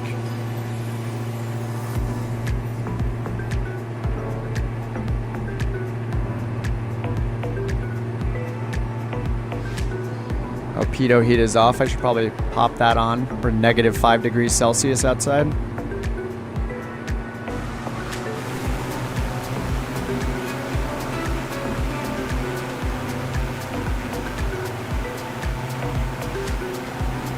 All right, we got about 11 miles until Melody Ranch. Just touch down there, just a little touch and go, and then we'll do a full stop. Another 12 miles after that, Jackson Hole. And I think at Jackson Hole it'd be good to switch over into floats, so we can land in a couple lakes at Yellowstone. I don't know how you don't fly with track IR. I do have my Toby right here. It's mainly because when I'm streaming, I'm constantly looking away from my sim. I'm looking to the right to read chat, all the way to the right to read like when people sub and stuff. I'm at like my laptop that's off to the side. I have like the route on the left. I have my iPad down and left with the sectionals on it so I can see landmarks and stuff like that. So I'm constantly looking everywhere but the sim while I'm flying, believe it or not. So because of that, when I turn on track IR, it can get a little chaotic when I'm looking around and I'm constantly turning it off. So yeah, if I wasn't streaming, then I would probably use it a lot more. I also just like the consistency of like right now I can just set the camera angle a little to the left, keep an eye on the PFD, keep looking at all those other things, you know, it's just, yeah, still kind of a lot going on.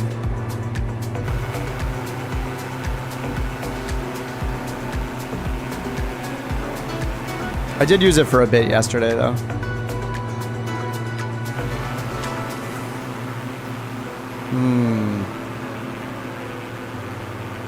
Are we supposed to go this way? I don't think so. That's a little too far. This waypoint just happens to be on top of these mountains.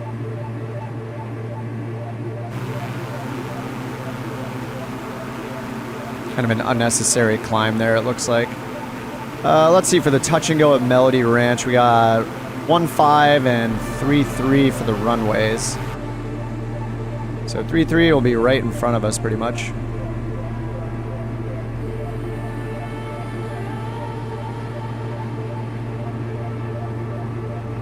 What's up, Raccoon?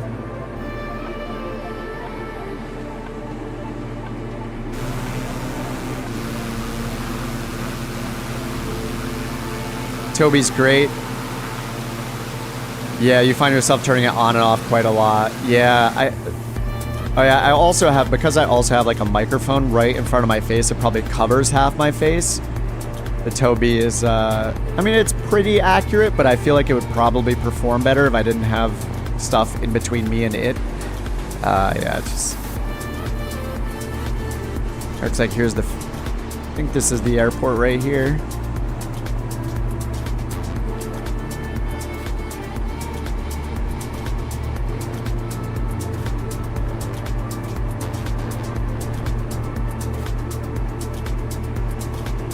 That might be a little too high for a touch and go, we'll see.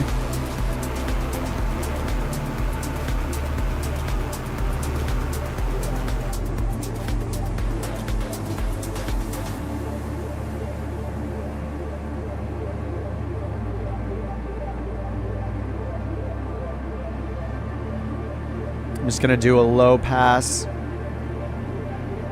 Is that the runway right there? No, that can't be the runway. Maybe that is the runway. Oh yeah, it's dirt. I think that is the runway right there. It's got like a racetrack next to it, covered in snow.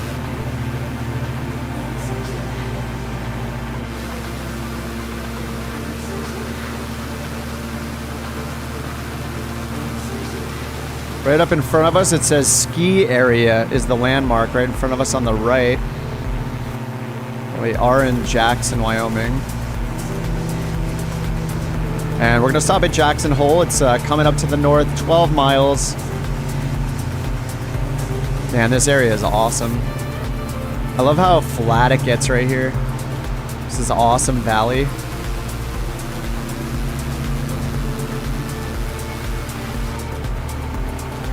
Turn around and get near you. Actually, I'll go to Jackson Hole. Watch you guys land there.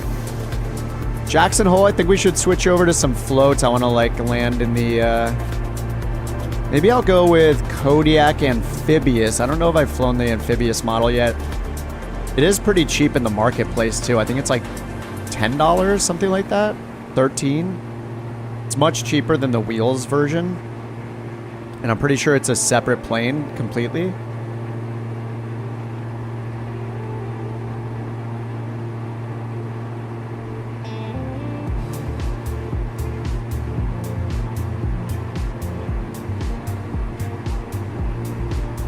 Call of Booty. Are we flying away or towards Alaska? As technically we're flying towards Alaska, but this route is going to end in Washington State at Friday Harbor. We started in the Florida Keys and then are ending, so we're going southeast to northwest corners of the states. At least the continental United States. All right, Jackson Hole. Let's see, we got runways for days. No, we don't. There's only two. 01 and 19. 01 and 19. And winds are calm, clear, 10 miles of visibility as we can see. Airport elevation, 6,400 feet. And yeah, we'll just go ahead and land on the runway at, let's see, heading is 0, it's just 8 degrees, 008.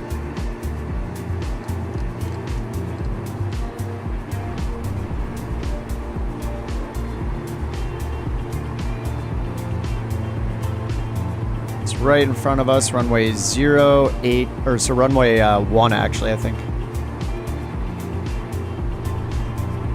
My God, I can't see anything. I hate this thing.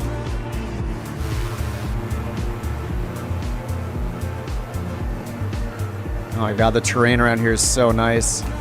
I'm getting all this flickering with the terrain. Like everything, all the lighting is just flickering for me. I think you guys said you couldn't see it, but for me, it's pretty bad. All right, gear and flaps. There's runway 1 right here.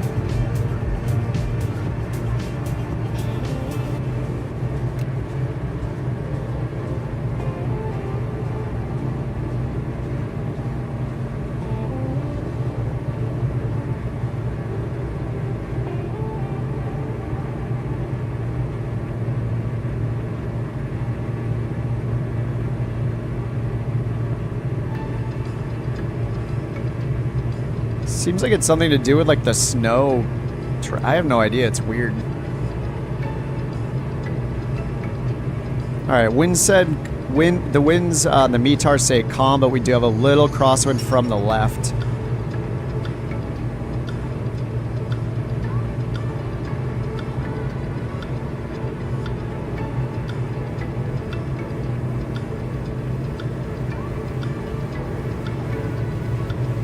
All right, gears down, 3 greens, flaps are full.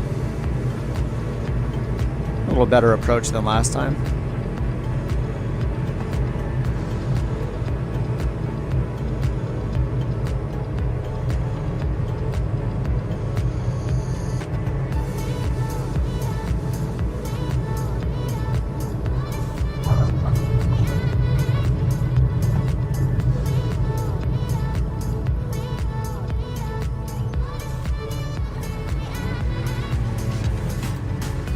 All right, I'm gonna exit right over here, stop and bring out the drone. He has a juice goose.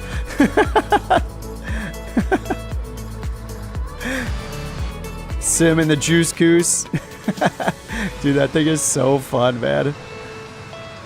What a great product. All right, we're at Jackson Hole. KJAC. KJAC. I'm going to switch over to floats here so we can play around in the splash around in the waters of Yellowstone National Park. Alex in the SR-22. Pilot's in the, or Cody's in the, is it VTL Bonanza? No, is that, yeah, that's a VTL Bonanza. Beautiful. Oh no, too many people. Missing everybody. Sounds like Ryan's in a, it sounds like a TBM. Look at this turnout for Christmas Eve. Amazing. Good job, everyone. A Nemo is in the 930. Loki, DA62. Look at that shine. It's beautiful. Drake and Trotter down in their... Hey, what are those? I don't know what you guys are in. CA14, is that what it said? Cole's in it, a Bonanza. Crispy Love, PC12. Still do not have the PC12. X-Axis coming in the ever beautiful Kodiak. Warrior DA62. And we got quite the turnout today. Oh yeah, Bloomin', you only use the head tracking. Yeah, I kind of like the subtleness of the eye tracking instead of like how drastic the head tracking works. But having the head tracking on when you're having the head tracking turn on when you're in the canyons is super nice. Especially how you can control the roll of the camera by tilting your head. You can kind of like look through the turns and level the horizon out. It's pretty nice. Raccoons in the DC3.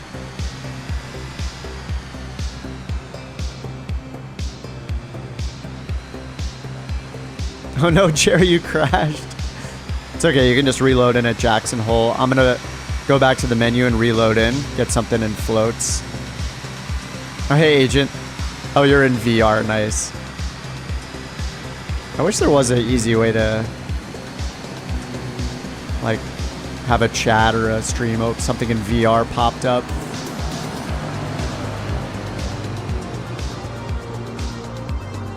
Nice and smooth landings all around. Very favorable winds here. Just a little bit out of the left.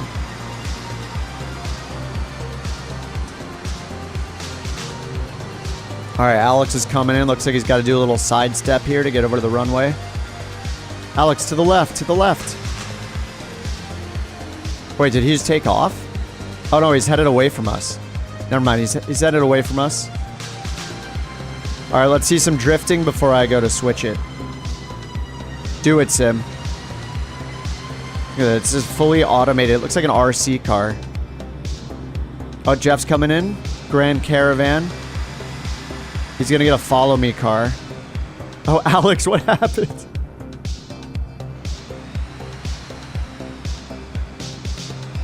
Jeff's got a follow me car whether he wants it or not.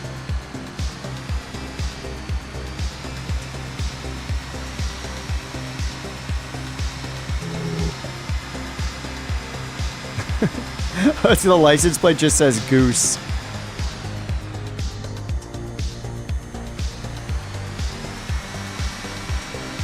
Captain Canerva, I think it just landed. Grand Caravan. All right, here comes Deuce.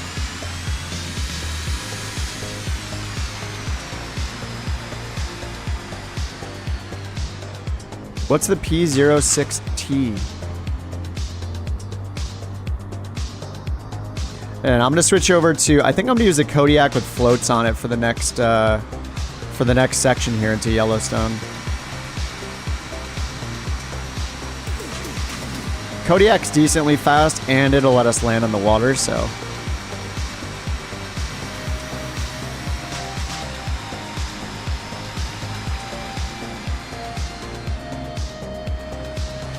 All right, the airport is Jackson Hole, KJAC.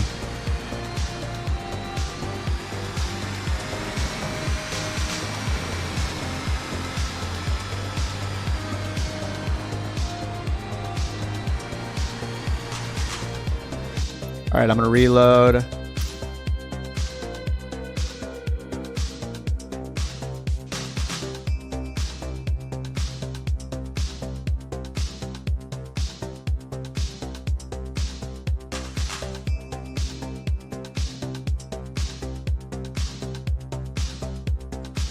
All right, modifying the flight plan.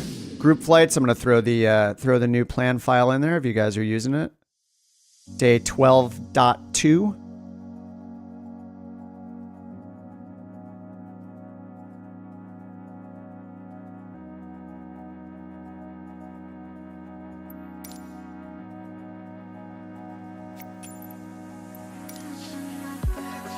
All right, Kodiak floats, please. Or is it called like amphibious? Kodiak 100 amphibian. There's also, you got the DC3 amphibious if you have, I think you had to install the Got Friends pack. Oh, Call of Booty. Sorry, I didn't see your message. How many more days will this take? I would say 3 to 4 more days. That'll put us around 14 or 15 days. 15 or 16 days, I guess. I mean, not bad. Mostly flying small GA planes. Pretty slow moving planes overall. If you guys don't have a float plane in mind, I would use the DHC-2 Beaver. This is a good one. I'll be a little bit faster in the Kodiak. Beaver is fine. Maybe yeah, I'm gonna use the Kodiak. I just want to try it out, but I'll have to slow down a bit. And I think the Kodiak's on sale. Yeah, the Icon is also a good one. Icon A5. Icon A5 is much slower than the other ones, though. Even like the 172 with floats will be significantly faster. So you also got, yeah, 172 with floats.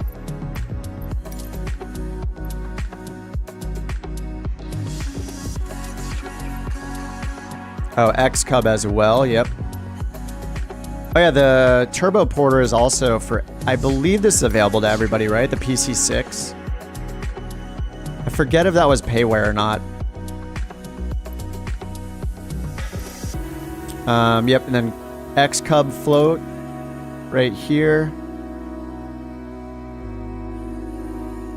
Maybe we'll get somebody in the Junkers.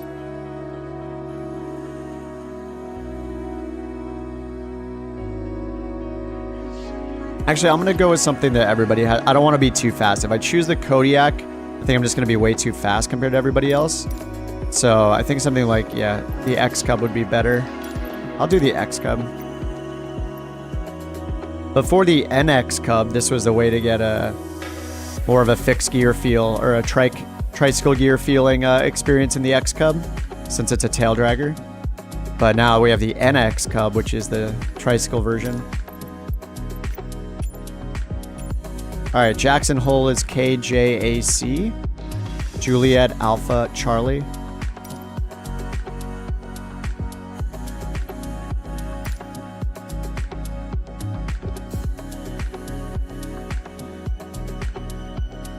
Francisco, thanks for the sub, man.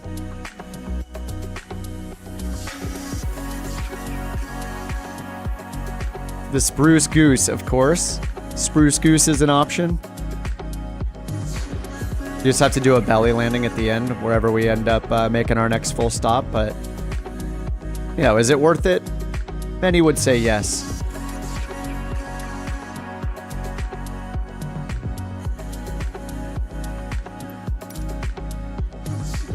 Alright, X-Cub, quick start, Control E, parking brake off, strobe, landing light on, pitot heat on if it's got it. Barrow 3015. Alright, I'm gonna taxi, but I'll wait there for you guys. Make sure you got time to change it up into whatever plane you want to fly. And we are actually not going to be stopping for a while. We're not going to stop until we get to Yellowstone.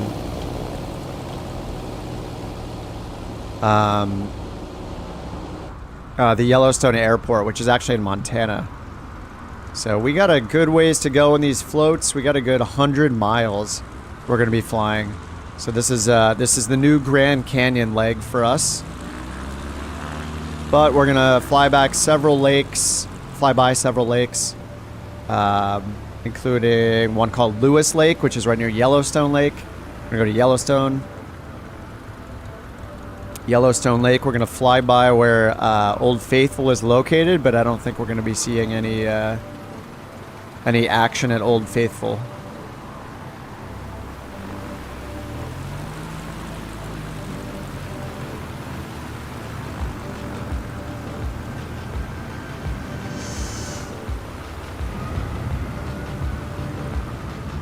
If they modeled like Old Faithful in, that'll just be awesome. Oh, dude, the Grumman Goose. Yes, I just picked this up. This plane looks awesome.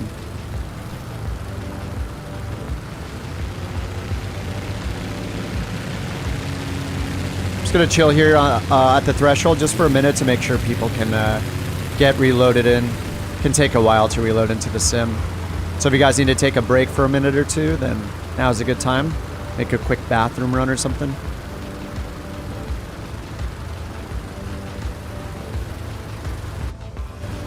Yeah, look at the Grumman goose is rad. Look at this thing. It is made for the water.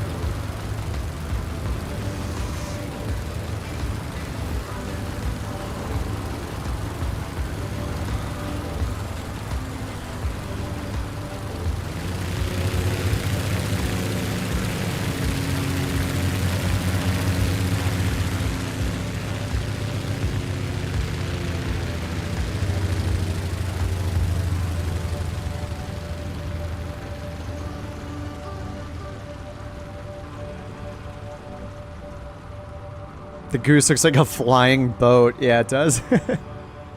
Oh, was it made of wood mostly? That would make sense. I mean, it looks like it's made of wood.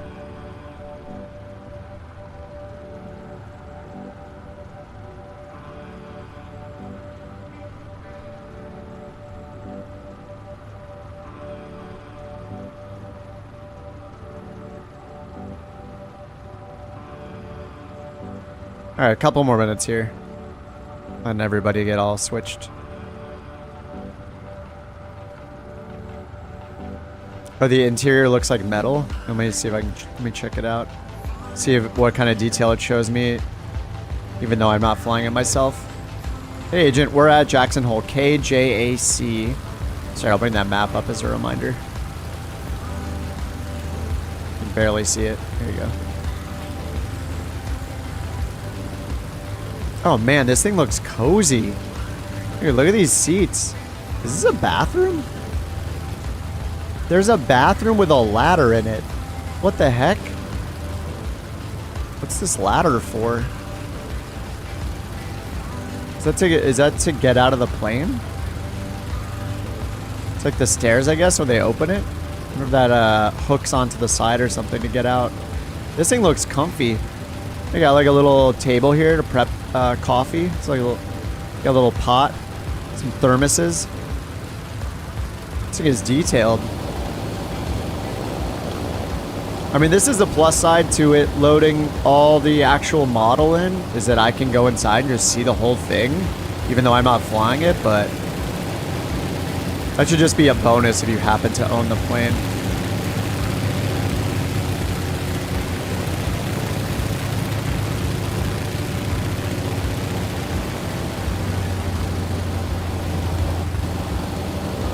Can't see the throttles moving, no. Alright, looks like most of us are here ready to go. Nice, Cody's also in the Goose. Alright, let's go. We got a good 100 miles ahead of us until the next airport, all through Yellowstone, so good luck, everybody.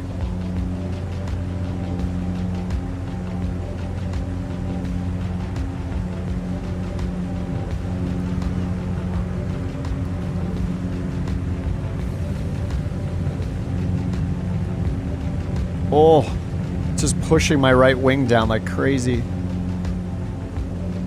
Man, this thing is... Is my prop full forward? Let me move that forward again. Okay, yeah, I think it is.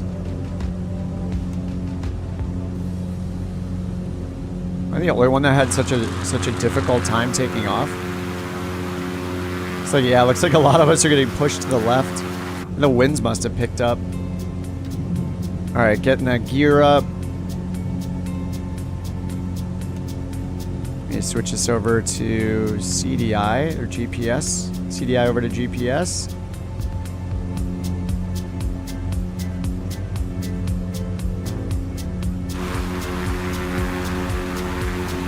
Alright, slow floats on the move. Man, this thing is so slow right now. What is going on? Let me turn on the wind indicator. It's not that bad. Yep, that's in. That's in. It's gonna be the mixture. I need to leave the mixture way out.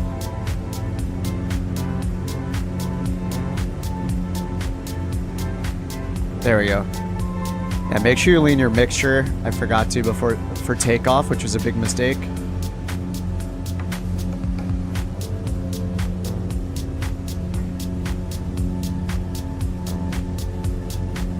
Need to pull the mixture like 40% out or so. Oh man, maybe the Kodiak was a good idea.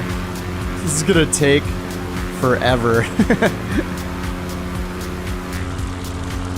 Yeah, that crosswind was crazy.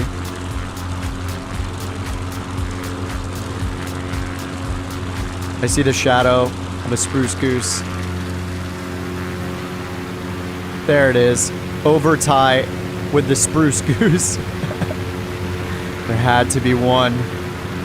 And he delivered. Or she. Or they.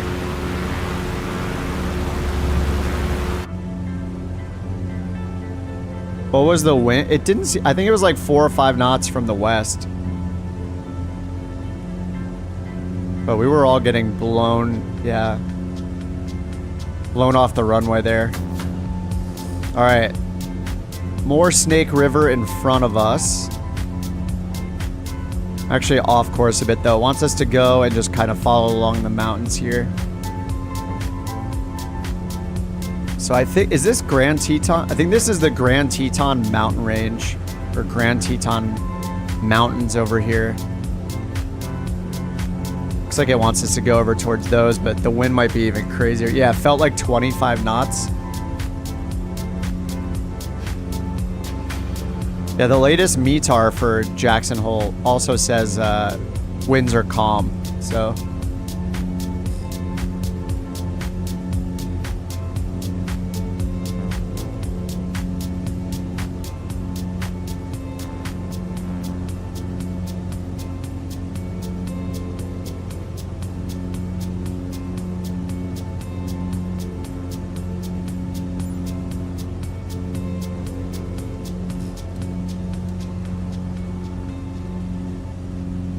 Starting to already reconsider the floats idea here. Oh, overtie heat. Got you, man. All right, so yeah, I don't know if this was a good idea because we're so slow and we have 100 miles to go. But I thought it'd be cool to land there. The issue is we don't have in the flight plan. There's not an airport. Once we get up into here, our next airport is until we get out of Yellowstone. And we can see there like aren't any airports around here that I can see to land at. Maybe there are some small ones. I zoom in a little bit more. Anyway, we'll make it. 99 knots, yeah. Mine's picked up a little bit, 111. Make sure you lean your mixture a little bit to get that maximum performance out of your engine, since we're pretty high. We're at 8,000 feet right now in altitude, so you got to lean that mixture in these things. Your engine is going to be crawling.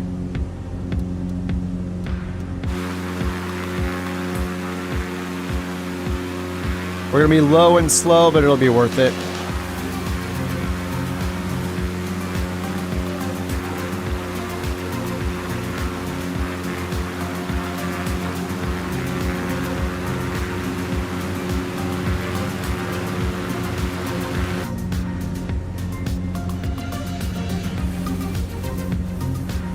Luckily, we're not over the middle of the desert in Nevada or something with like not much to look at.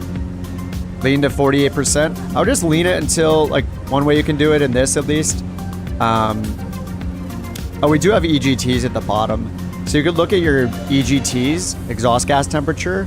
And so here's full rich. You can see it drop. EGTs are dropping down 1480 something. So as I pull it out, you could go to like peak EGTs. And then from there, like, it matters the plane, but like if you wanna like fully maximize engine power, you just go max, like peak EGTs. You could also look at your fuel flow, like just keep leaning it until the fuel flow starts dropping, and then put it back in, like max your fuel flow. See my little fuel flow here? Like realistically though, you'd have some sort of strategy of getting to peak EGT temperatures and then leaning or enriching the mixture to a certain offset from the peak. So that's called like lean of peak or rich of peak. So you're either enriching or leaning the mixture from that temperature to a target temperature. But it really depends on the plane. So usually I think it's something like between 25 and 50 degrees lean of peak if you go that route. But yeah, that's how you do it. But I just for the sake of simplicity and maximizing the engine power, you could just lean it to get max temperature and max gallons per hour fuel flow. You wouldn't do that for economy's sake, but just to make sure we have enough power and maximize how fast we're going, that's what I do. But yeah, it's realistically it would just be based on like the POH, based on the plane itself. I'm still getting that flickering. What is going on? Hey, let me double check to make sure I don't have VSync on somehow by default. Yeah, VSync is off. DX12, frame generation's on. I got TAA on. Let me just turn on DLSS just for fun. Quality. Shouldn't change anything. Yeah, it's just still kind of flickering for me. You can see how blurry the displays got as soon as I turn on DLSS, but definitely being nicer to my CPU by doing that. Pulling some of the work away from the CPU. Caching problem? I don't think so. I have the rolling cache turned off.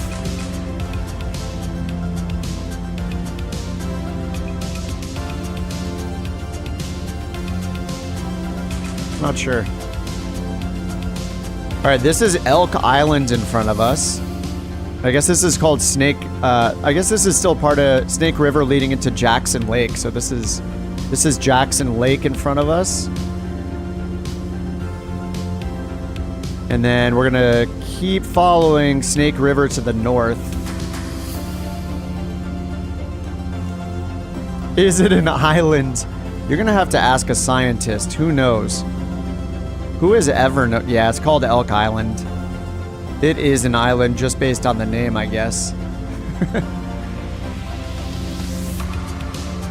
guess anything surrounded by water is an island.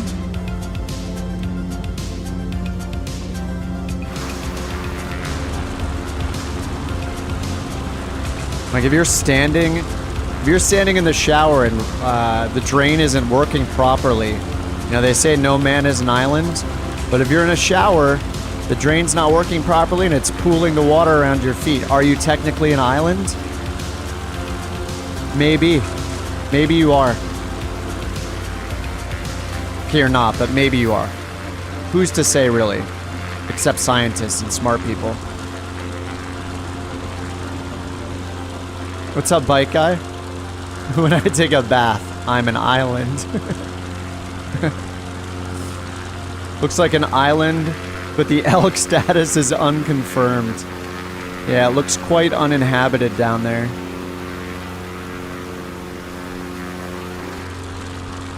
I'm gonna circle Elk Island real quick to meet up with the rest of you. We may never know. The great mysteries of the world.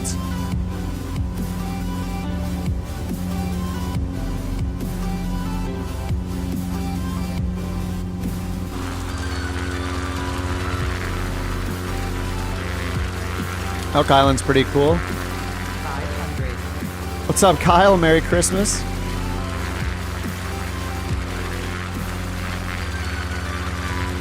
Is the chat on the stream working today?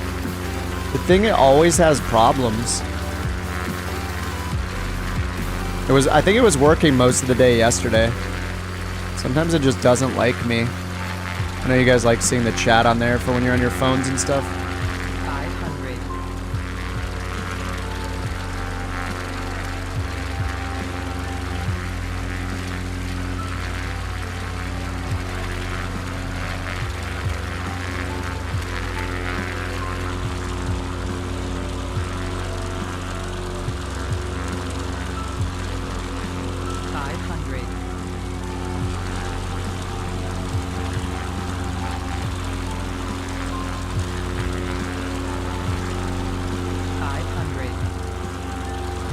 500. $500.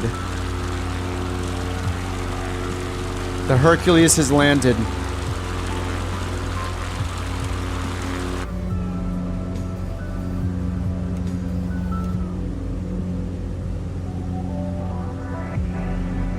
Is Kyle F my Kyle? Is that Kyle Pile? Or is it just another Kyle who's also a Kyle F? It coincidentally stopped working when you made your first comment on the chat earlier in the stream. Yeah, it looks like it's not working again. I have reset the thing so many times.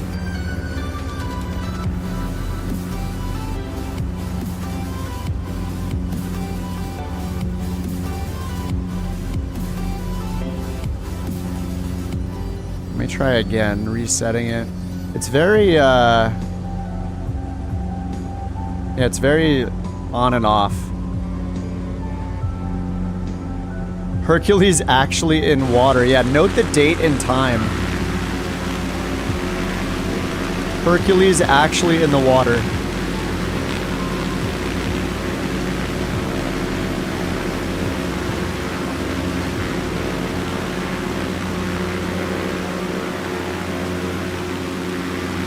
It's awesome. What a beast.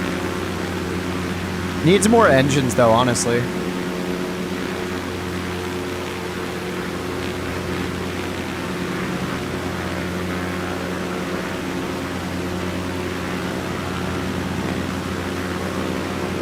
Yeah, what's up with the chat? I don't know why it's so on and off. It's the best one, I think, but it's always it just always messes up. It looks better than most of them too. Customize it a little bit.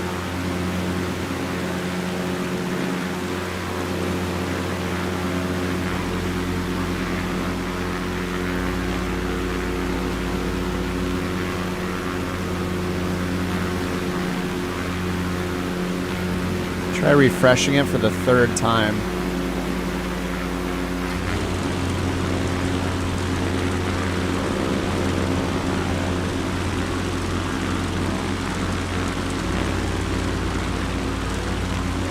Yeah, sorry that you guys can't see the chat on the screen.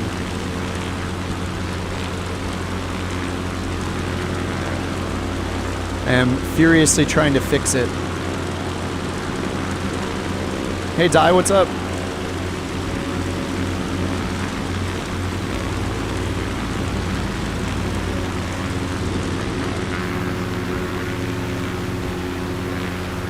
Good screenshot opportunities here.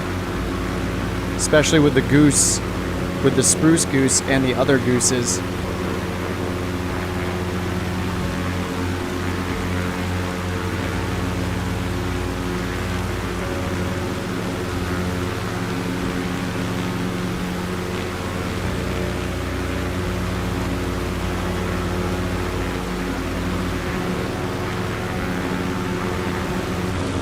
Oh, you see an Airbus instead?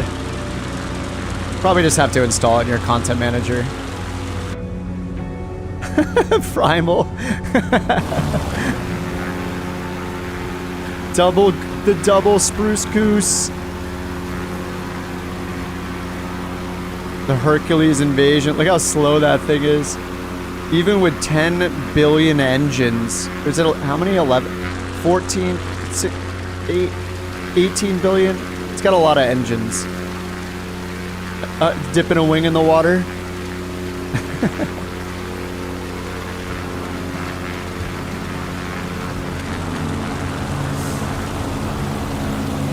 Seaplanes, yeah, we swapped and put the floats on. So, especially up ahead, we can... wait, the Old Faithful is modeled? Really? Oh, we're totally landing there then.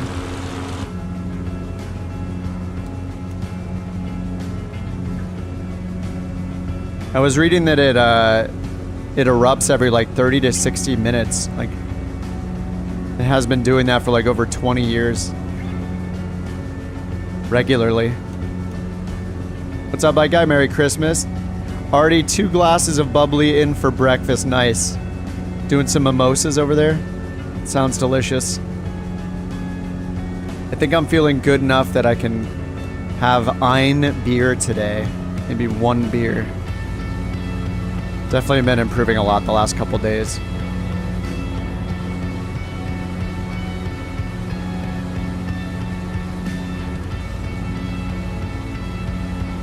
Oh, longer than that?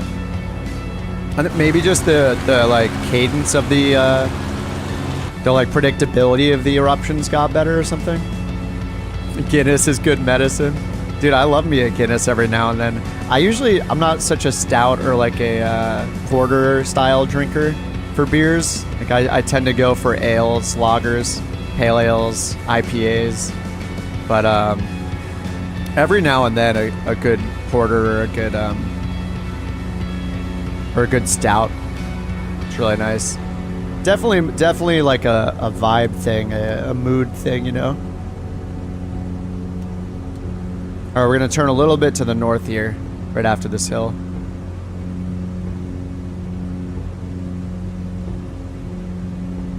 Zane beers. 9. No, I will not. That's what got me into this mess in the first place.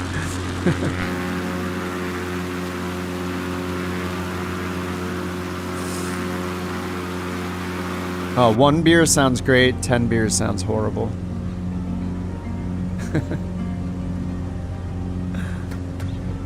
Still no chat. Come on, Stream Elements. Maybe I can do a little audible, call a little audible here and like go grab the YouTube chat only and embed it. That might be an option. Not sure. I need something that works more consistently.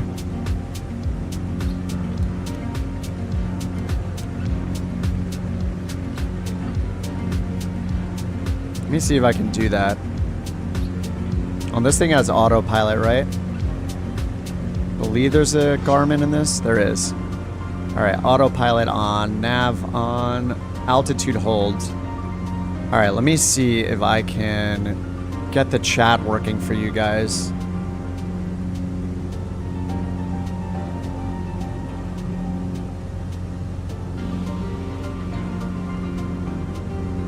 Pop out chat.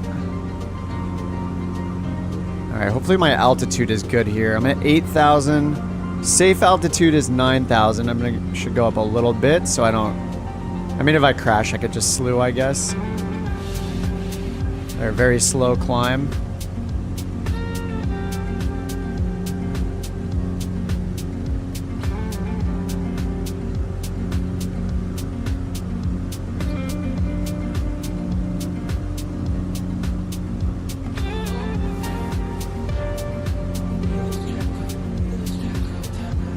Okay, let's see if this works.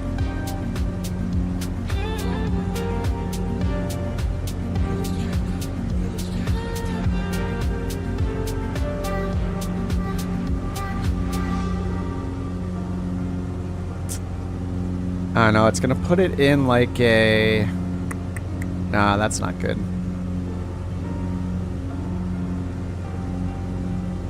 Sorry guys, let me try to figure this out. I know when you use like your phone or your tablet or put it on your TV or something, it's really nice to see the chat.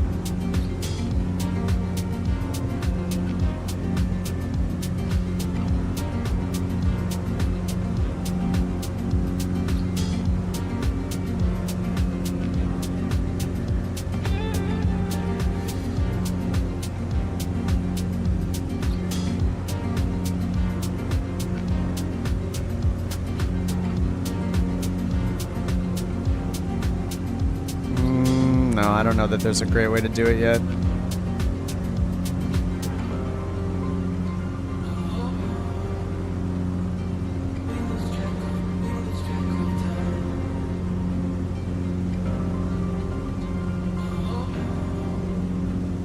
Nah, I don't think it's gonna happen, unfortunately.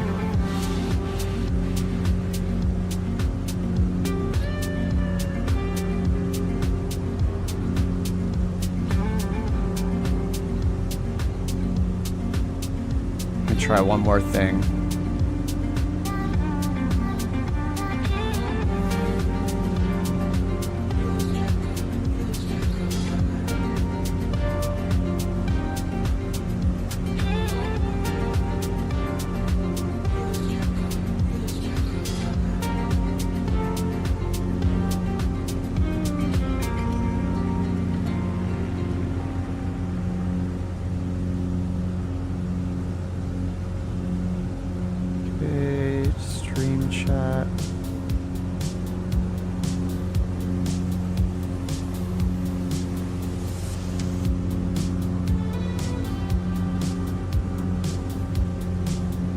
All right, I'm done messing with it. See if it works. I just kind of refresh the whole thing. All right, we are on our way. Let's see. Our next waypoint here is Lewis Lake. All right, we have officially crossed over into Yellowstone National Park. We are now in the Yellowstone. All right, I've turned off the autopilot. It's still flashing red at me for some reason. Which state are we in? Oh, hey, it looks like the chat is maybe working. Does it need to be bigger? You guys let me know if it needs to be bigger or smaller. We just crossed into, we're back in Wyoming.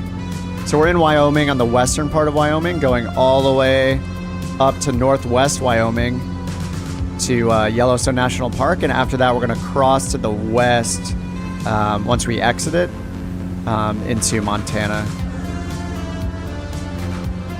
But we are technically in Yellowstone now.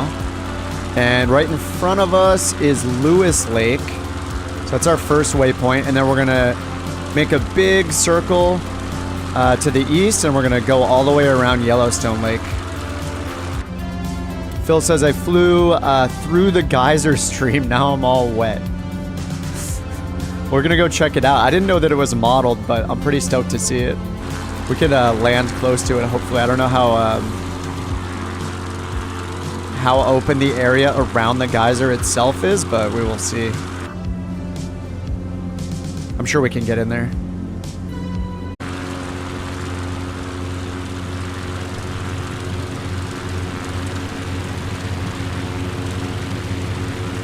I don't know what is wrong with YouTube. I think maybe it is the multi-streaming that's messing it up. Because my friend that had the same issue was also multi-streaming.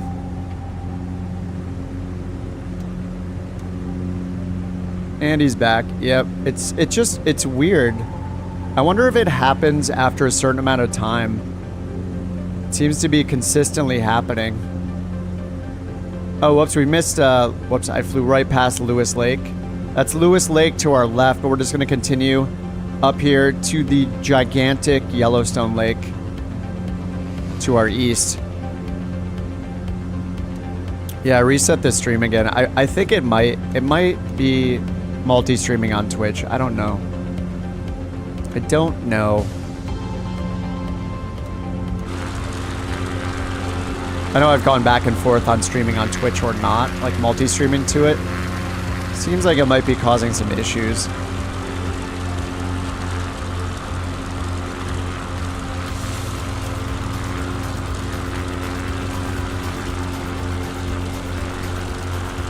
Oh, there's a little tiny pond down here.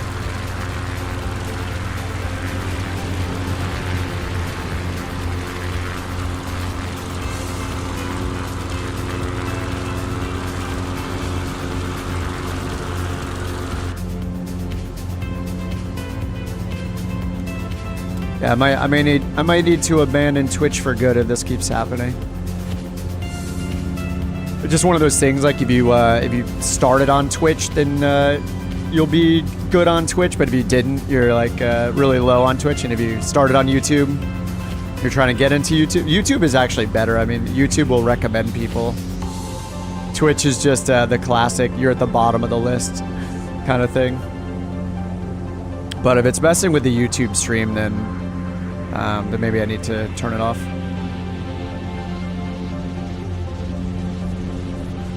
All right, you can see on the VFR map here, the gigantic Yellowstone Lake. Yes, over here there's a lake called Heart Lake.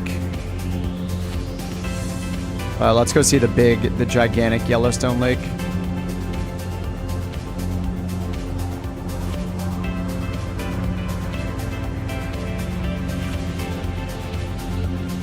Current waypoint, we're at Yellowstone National Park in Wyoming. I don't know where the nearest airport is.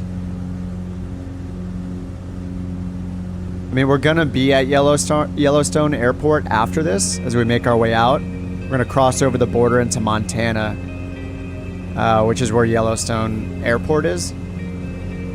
And that is KWYS. But it'll be a bit till we get there.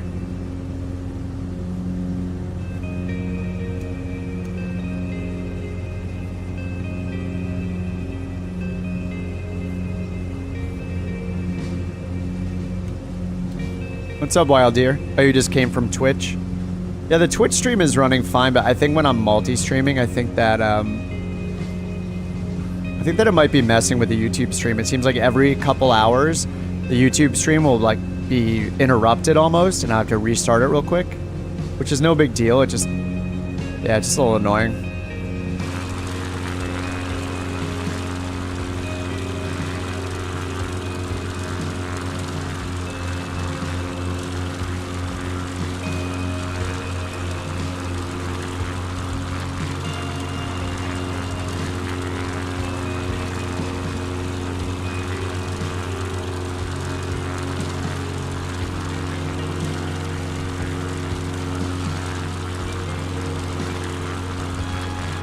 Alright, here it is. We made it to Yellowstone Lake. It only took 17 hours of flying from Jackson Hole in our little float planes to get here.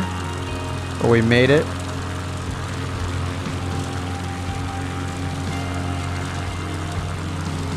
And if anybody in the chat is named Frank in real life, your island is here in front of us. Right here, Frank Island. Or is it right there? Oh, right here, sorry. Right here. Oh, it looks like there's a nice beach right there. I am running Rex, yeah. Yep, this is all Rex. Never know how different it looks for you guys. Yeah, Wild Deer, I can't stop you. Yeah, use whatever you want. It just, if you're in something super fast, you might have to just circle the group over and over again. But yeah, you can fly whatever you want. And we're on USA East in the multiplayer settings. The Isle of Franks. Oh, we can totally land on the Isle of Franks. I'm gonna put the gear down. Look at that. This looks landable right here. Maybe a little bit to the right.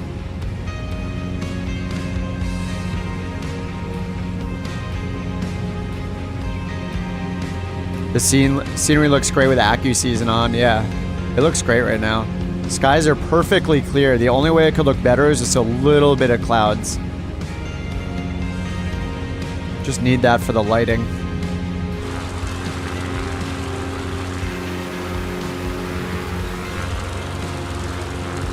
All right, let's go here. I'm gonna go touch down on Frank Island to celebrate all the Franks in chat. Pay our respects.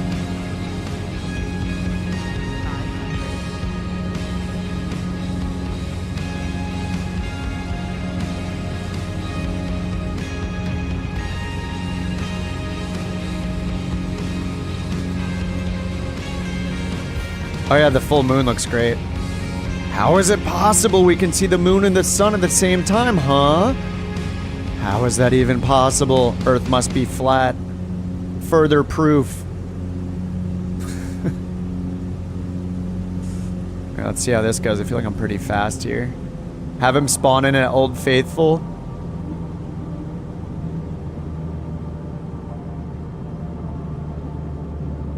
It's magic, that's how. Oh, it's a little uphill terrain here. This is going to be rough. Oh, not bad, actually. That little hill helped. Yes, gear is down for runway landing. Yes.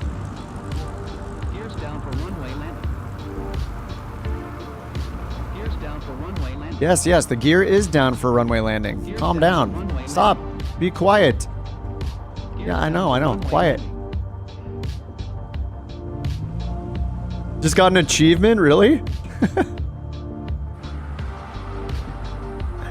Is there an achievement for landing on Frank Island?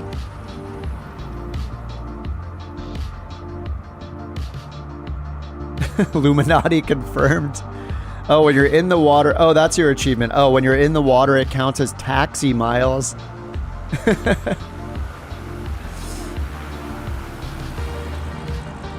have a little party here on Frank Island. Oh, I turned off the camp out utility, didn't I? Yeah, I had the Parallel 42 camp out utility where you can like set up a tent and a sleeping bag and a campfire and have your dogs out there with you and set up a little pot of beans and chili going on the fire, all that stuff. It's pretty fun. It's kind of a lot of work to set stuff up, but this would be the time to use it if you had it.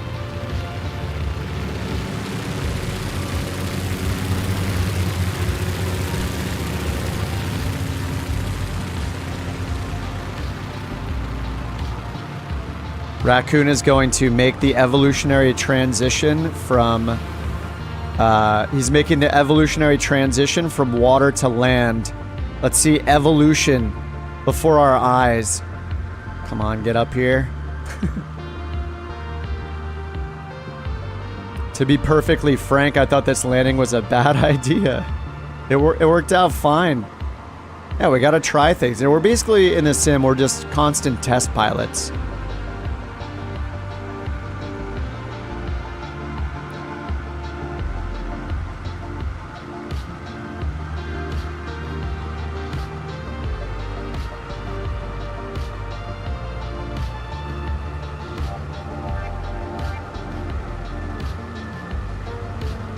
Drake's beaver has landed. Oh, looks like he's got wheels instead of floats for some reason. Probably a livery thing. I'm sure he's got floats for him. Yeah, it's weird how it shows you guys without floats. I'm not sure if you don't have them or not.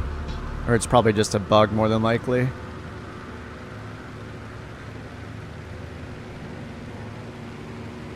Ryan's up here in the turbo porter, looks like. The good old PC6. AN2 floats. Oh, don't have wheels. Oh, is that the Goose? The AN2 is the Goose, right?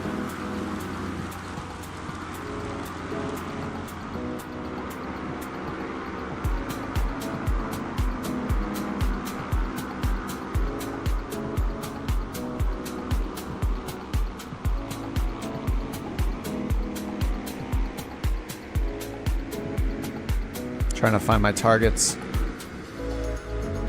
What's it looking at?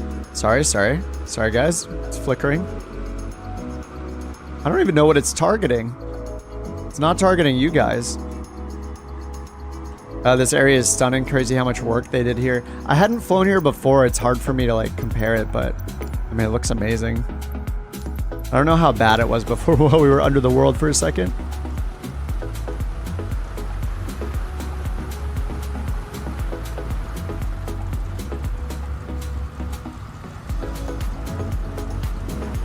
Let's get our group pictures in here. Those of us that landed on Frank's Island.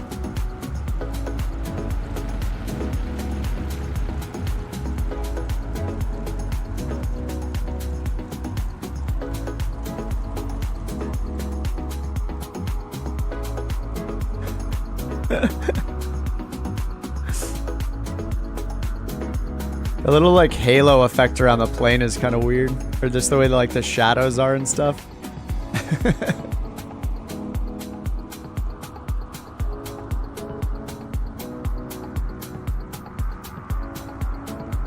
Looks pretty good. Pretty good. Alright. I'm gonna dip my toes in the water. Let's see how it goes. Let's see how the transition goes.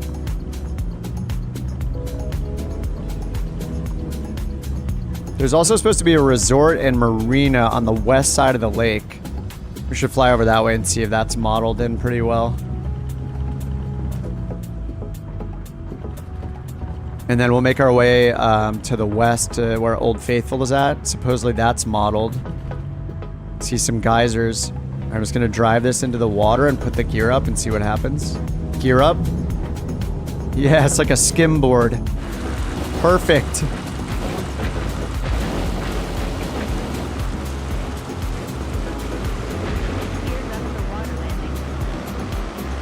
Alright, gears up for water landing. Where's the water rudder?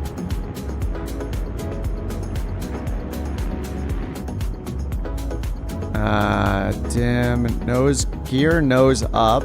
Oh, this is the water right here. Wait, up water. Is there a little switch for the water rudder? There usually is, right? Fuel pump. Where's the water rudder? Strobe pulse. Or did they just go down automatically? Oh, looks like they might be down automatically in the Cub. Yeah, they're pretty well in there. I don't think you have to actually extend the water rudder. Oh no, you there we go. Okay, there we go. Yeah, low speed seems fine.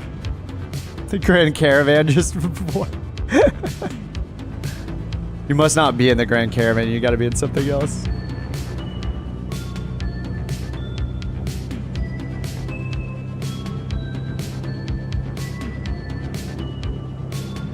Oh, the moon is reflecting onto the water. Hold on, I gotta see that.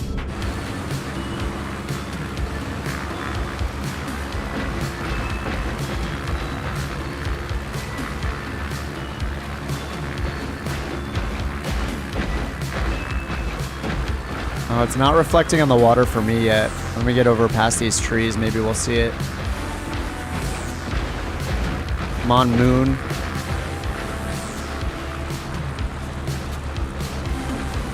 Maybe I'll see it once I take off. It's probably too low of an angle, right? Yeah, I can barely see the mountains there, so once I get a little higher, probably see it.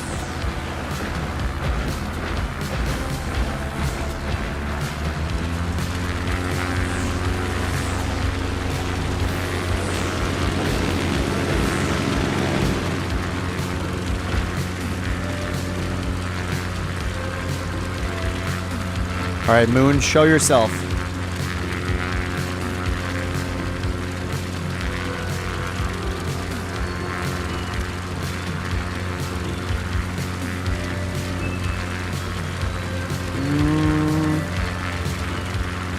Need more altitude, maybe.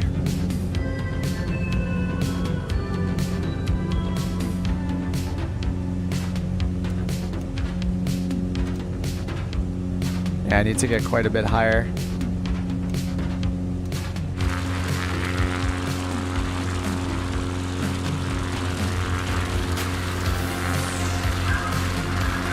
Oh no, dog. Oh yeah, I see it now. Right there. We got it. Is that it?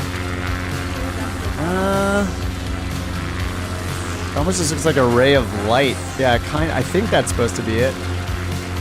It just got that beam of light there. Yes, the gear is up for water landing. Yes, very good. All right, let's go to the west. I want to go to the west part of the lake and see if this resort and marina is modeled at all. And then from there we have a little more to the west from that. We got Old Faithful, which supposedly is modeled. So we will see. We'll see if that's the case. It's not that I don't believe you, it just sounds too good to be true, you know?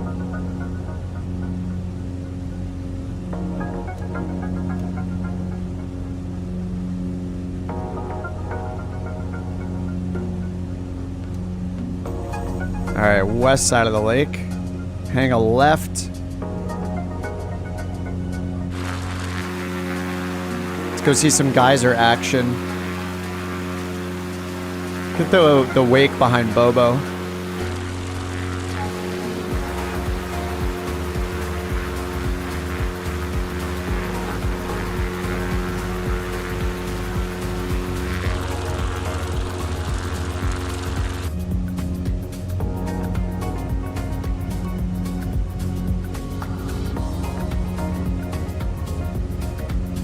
All right, supposedly right at the south part of this section right here, the bottom left part of this little area, you see where I'm pointing, on a little teeny tiny map.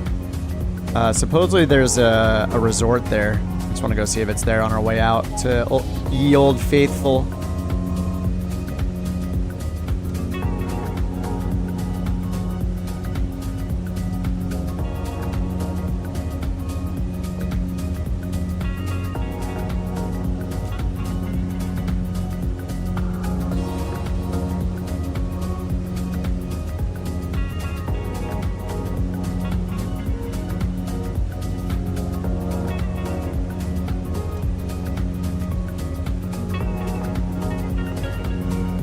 There's some crazy crosswinds right now. 12 knots from the north. Ooh. Shaky, shaky.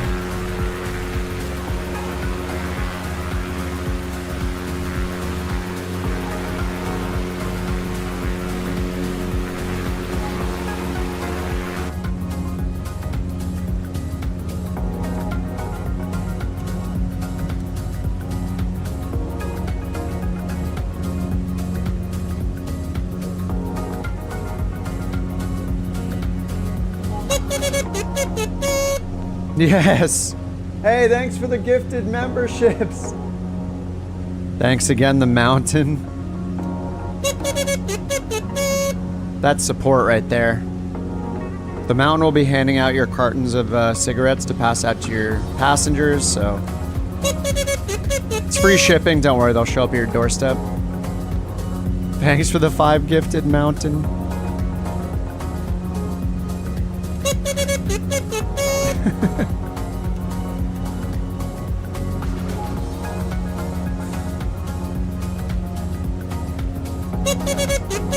So kind, so supportive.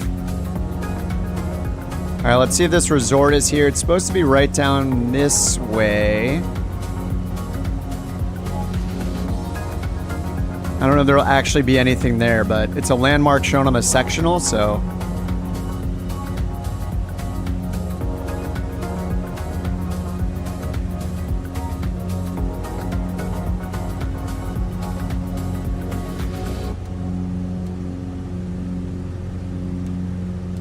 Hey Clanky, what's up? You should try the Lake Skipper. Oh yeah, yeah. The Lake Skipper, is that the Got Friends one? I do have that. I don't think I've used it at all yet. I think we'll have some lakes in our future. For now, we're just in a traditional floats. Traditional floats, floats on the X Cub for me. Is the Lake Skipper one of the free Got Friends ones? I think it might be. I think I got it as part of the Legacy package, which I bought in the marketplace for like $5. I know they're free for PC users, but I'm happy to support them. So I grabbed it on the marketplace because that's my preference, is to get everything on the marketplace. Where's this resort? Where is it? I don't see a resort. 500. It's supposed to be like right over here. Is that it? This might be it. Doesn't look very resort-like.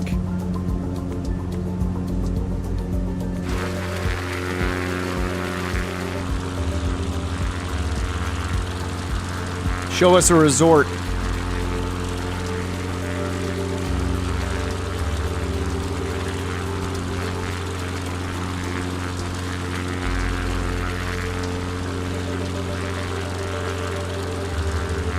Oh, I guess this is it right here. Resort and Marina. Looks kind of resort-like. It's a big triple roof zigzag. Oh, here's the marina, I guess. A little boathouse, little marina right here. Not bad, not bad. Definitely not... Oh, there's a big fancy house over there, too. Not bad. Probably way prettier in real life. Somebody's got the smoke trail on. Bobo. Wait, which one is that has the smoke trail? I mean, it's a Got Friends thing, right? I thought you had a wake under you, but you have a smoke trail turned on. All right, we're gonna continue to the west. We're gonna go find Old Faithful. We're gonna land next to it, and we're gonna watch some geyser bursts. But first we're at, let's see which, I think we're at, oh yeah, Faithful's to the west, okay. I think this is the name of the road here that leads over to Old Faithful. But Old Faithful is this next waypoint. It looks like somebody has landed there. So if we can, we should land there and then we can watch. Watch for some eruptions.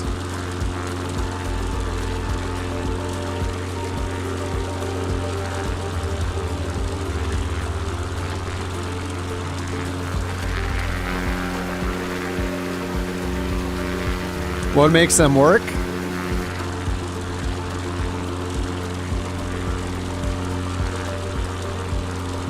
I don't actually know what causes it. I mean, it's all like subterranean water being forced through the like, I don't know. I assume it's like something to do with the shifting of the like plates of the earth or something, and forcing the water up.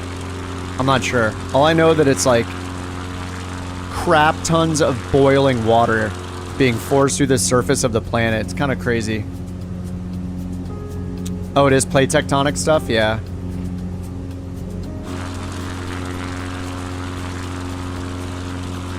Someone smarter than me can definitely give an answer.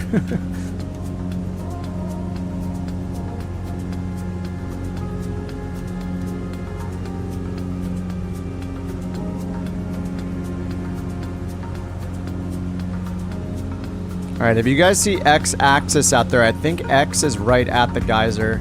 You can actually see two little dots right there. So, it is being shown to us by the Microsoft. Oh, Phil says it took him 6 attempts, but he's parked at the geyser. Yeah, this is probably going to be a sketchy landing, but make sure you have crash damage off. If you guys don't have crash damage off, turn it off first. Go under assistance options. Go to failure and damage, turn off crash damage, and probably turn off stress damage too. It's just not really worth having them on in general. Being forced to restart the sim and load out and back into a plane after you crash is a pain in the butt, so I would recommend always having them off. And it seems like we're all gonna want to get low and slow.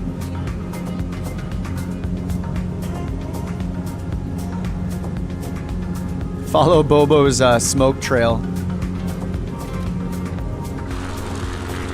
Yeah, we have some crazy crosswinds right now too. 11 knot crosswinds from the north. In the geyser.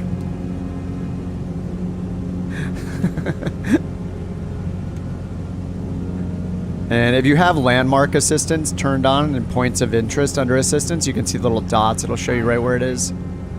Got a perfect aiming point.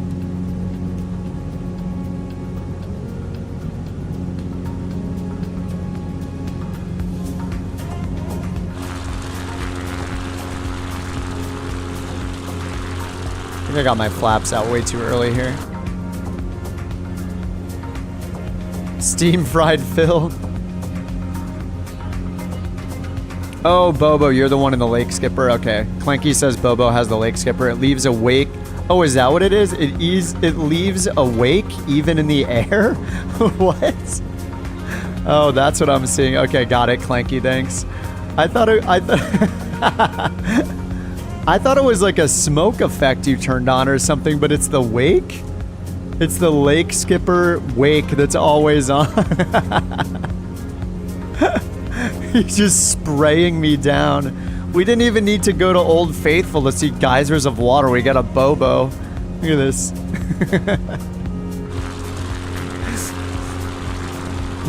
You're just spraying me down, guys. Wow. What an experience. I didn't even have to pay. Crazy.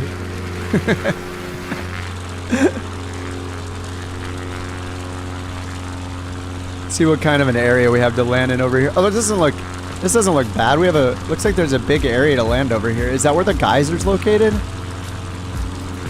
It looks like it is right there.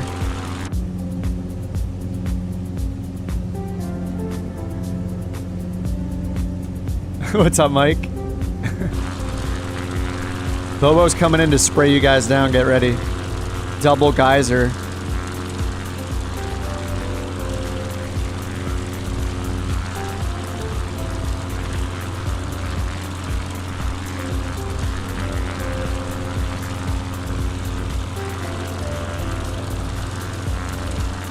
It's Old Faithful, and then Bobo's geyser is called the Ye of Little Faith, and he sprays you down.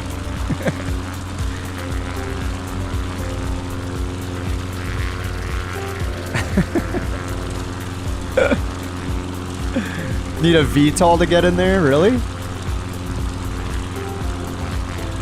Yeah, looks like it's a little tight. We'll see. There's a whole like building down there, right? Or is that? No, that's just the area. I can't tell. Yeah, it's just the area around the geyser. I'm not sure. It's like an observation area. I think we'll be okay. Oh, you're just joking. Okay, yeah. It looks like we got enough. We got more than enough room, I think.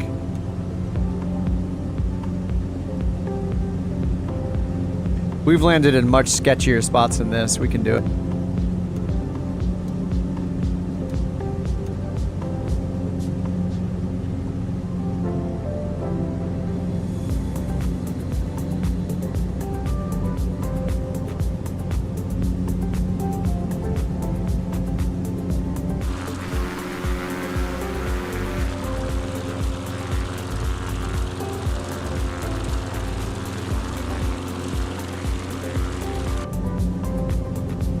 The trees will slow us down. Yeah, there you go.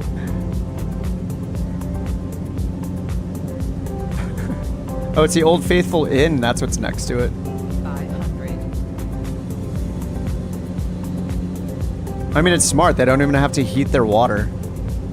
They just siphon it off from the geyser itself. Oh yeah, there it is. It's already going.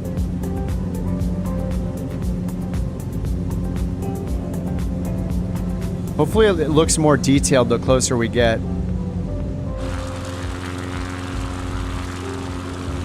Just watch out for that boiling water, everybody.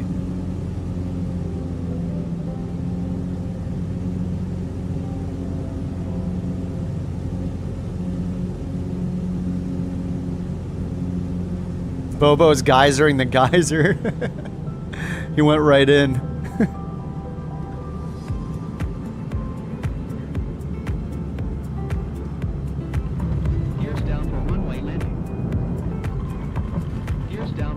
Yes, yes, of course the gear is down.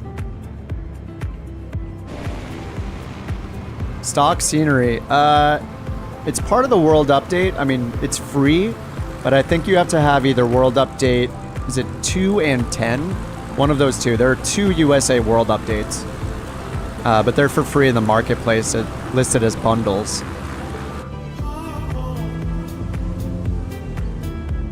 This is like a bunch of kids playing in a sprinkler, playing in like a fire hydrant or a sprinkler.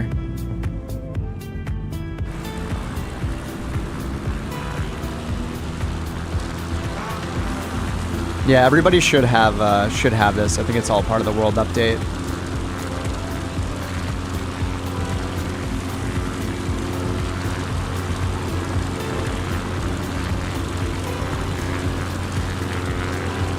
Get out of there, I want to wash. Take your turns, everyone. Take your turns.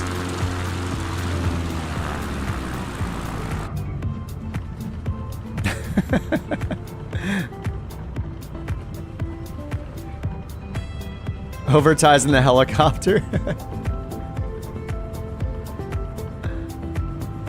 All right, let's get in there and melt our planes.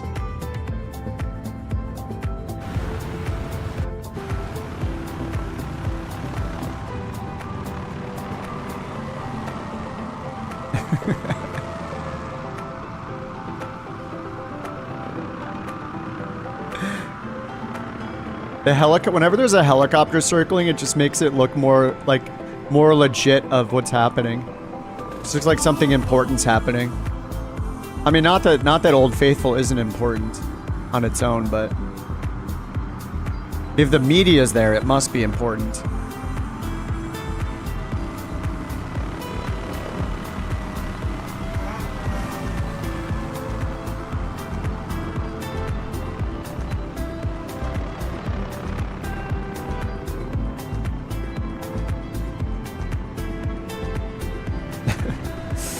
Some planes taking a boiling a steam bath here. A watering hole. Try towels at the inn. Oh man, the inn looks great. Hey, look at this.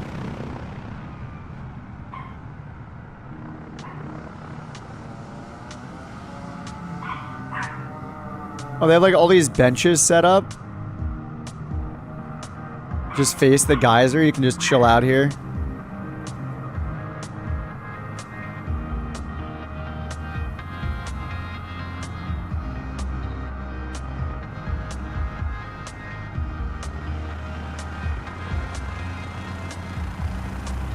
This is the view we could have.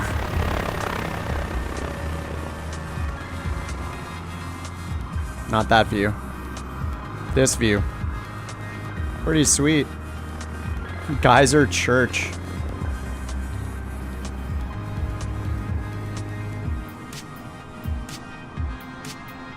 And they did this whole area around here too. What we got here? The Store Hut and Meal Metro. Shoes, shoes, shoes. I don't know why I added the third shoes. Get your shopping on.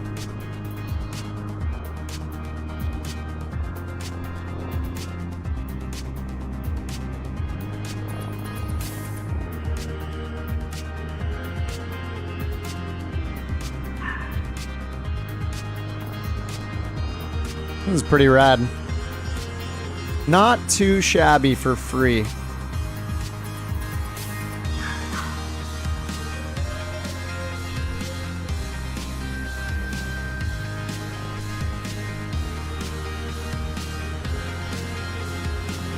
The cats are 3D. Oh, wait, in the window? Oh, the cars are 3D. Yeah, yeah. They're like cats. Yeah, they added a ton of cars here. Pickup trucks. These are some of the better looking cars too. They're just all permanently covered in snow.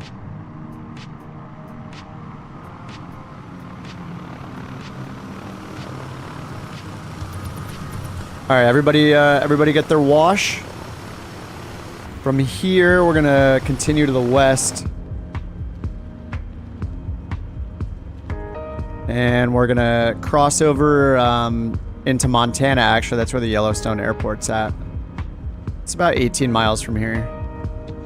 And we can swap back to other planes after that.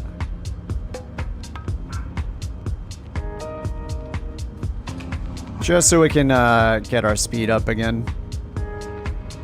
Alright, if you haven't already, everybody get your plane washed before we leave. I'm gonna go get a little wash here. Very important. Get the full experience. Oh yeah. That's what it's all about. What is that?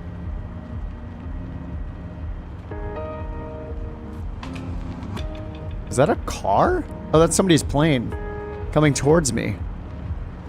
What the heck? Like, still see the cockpits when you're in here. Wash it down. Get clean. Rinse yourself ceremoniously of all your flying mistakes. It's like an aviation baptism. We are forgiven all of our crashes.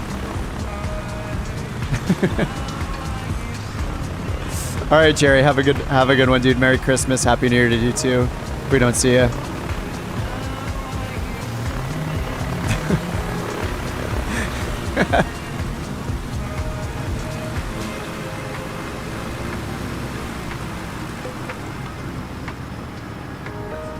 All right, everybody clean.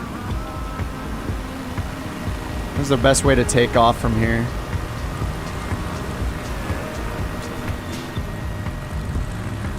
Looks like maybe over this way and then aim down there. Aim to the south, to the west a little bit.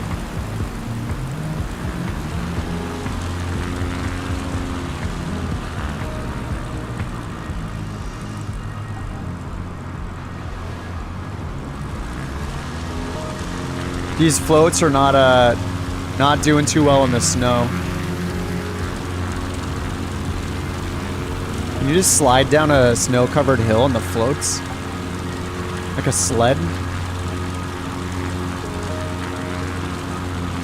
Whoa! Come on.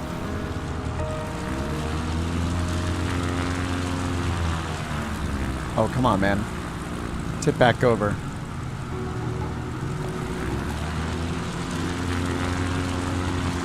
Oh, man. Alright. Slew to save the day.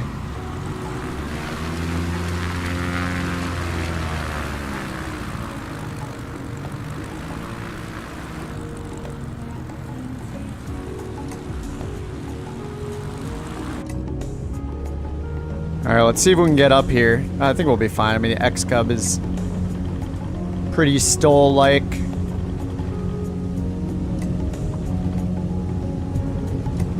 Problem is the terrain.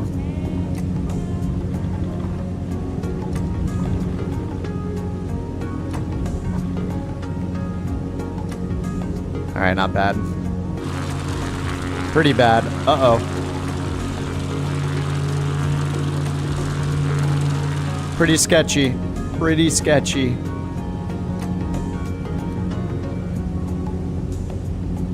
Density altitude, man. Gears down for runway landing.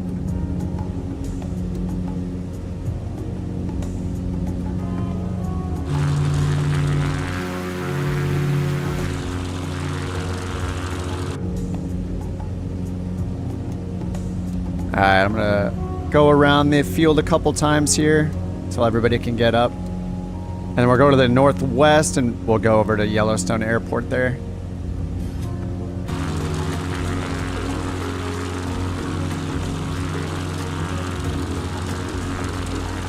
It's cold. Well, I mean, density altitude is altitude plus temperature, right? Altitude as affected by temperature and, I mean, the altitude in general. Are you saying I shouldn't say density altitude when it's not hot? I'll just say altitude then. I've been corrected.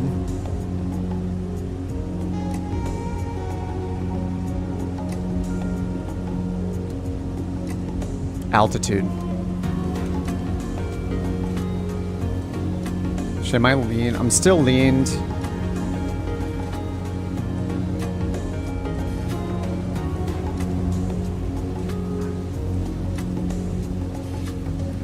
Alright, let me see if you guys are up now.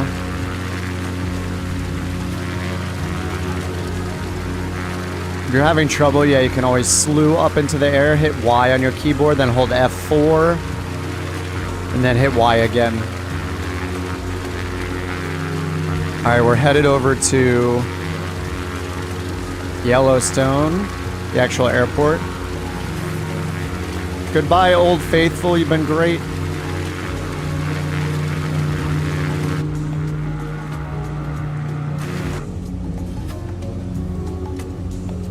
Alright, northwest we go.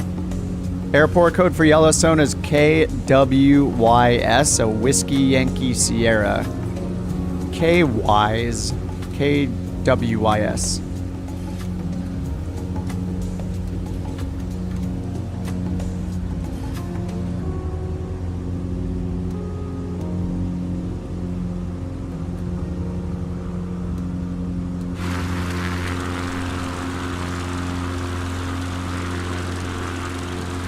It's so cool that they modeled Old Faithful, even if it's just like a smoke column, basically. At least it's something.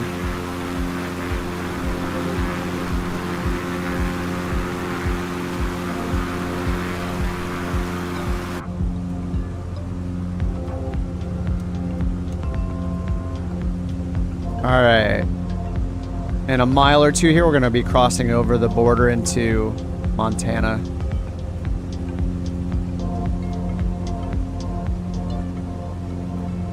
Zoom the little VFR map out a little bit. As we're headed KWYS Yellowstone. And then we'll switch our planes again there so we can get back into something a bit faster.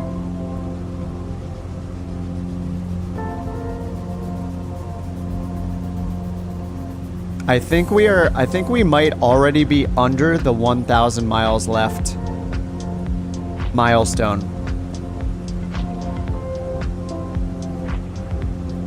Or we're getting very close to it.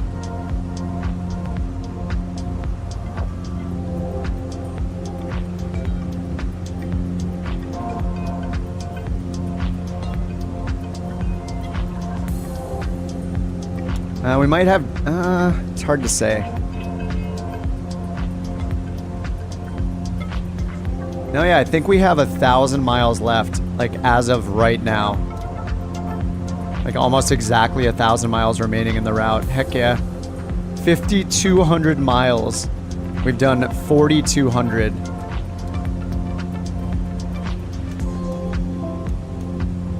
It's a lot of miles. Many, many miles.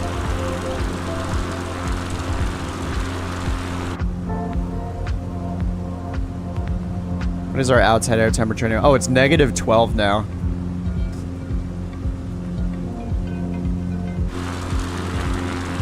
Hey, Runman, what's up? You'll join which plane? I would... Let's see, what am I gonna fly? I was in the DA-62 at the beginning. Pretty much like DA-62, Kodiak is fine, Cessna Grand Caravan, TBM, Vision Jet, what else? M500 if you got it. Usually like in the high 100 knots range to low 200 knot cruise range. Those have been pretty good for us. Every now and then we jump into something slower. For like right now we jumped into float so we could check out Yellowstone Lake. It's been a little slow pace now, so it's time to speed things up a little bit more. I'm gonna look ahead real quick, make sure we don't have any crazy grass strips we have to be at. Generally, if it's a grass or a dirt strip, we just overfly it anyway. We don't have to land at every single one. And then once we get to... We're gonna get to an airport eventually. I think we'll probably make it today. Maybe not. It's about 250 miles from us still. So this may be for another day, but eventually we're gonna get to this airport in Idaho called Lemhi County Airport, which is in the city of Salmon. And then from there, we're gonna be following the Salmon River all through Idaho. It's pretty much how we're crossing Idaho, is by following the Salmon River. So for that, something like fast and agile will probably be pretty fun. So that's where we can bring out like our extras and our pits and our tail draggers that are agile and fast. But that's a good like 200 miles away, so we can switch into something faster now, like TBMs once we get to Yellowstone. All right, KWYS for Yellowstone Airport here. And let's see, winds are 190 at 3, pretty light winds. And we got runways, let's see, we got, looks like we have runways 19 and 01, so pretty much north-south runways.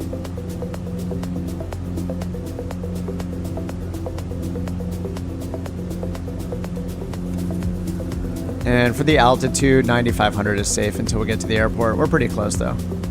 All VFR, we can see everything. Yeah, the full moon looks awesome right now. I think one of you guys, wasn't somebody in chat, one of you guys was talking about a full moon happening soon. Now we see it. It's actually like really impressive that like all the day-night cycle, the moon and sun positions, the positions of the stars are like all simulated. Really cool.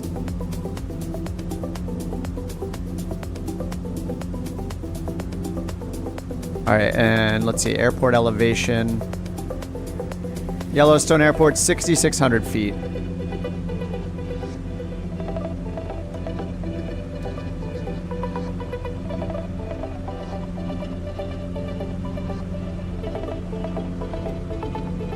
Oh, that was you saying that yesterday, I think so, yeah.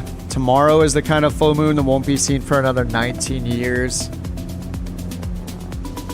Is it like a super moon or something? Is it like how close it is to the Earth, or it's gonna look bigger than we're used to seeing it, or what's the event that's happening?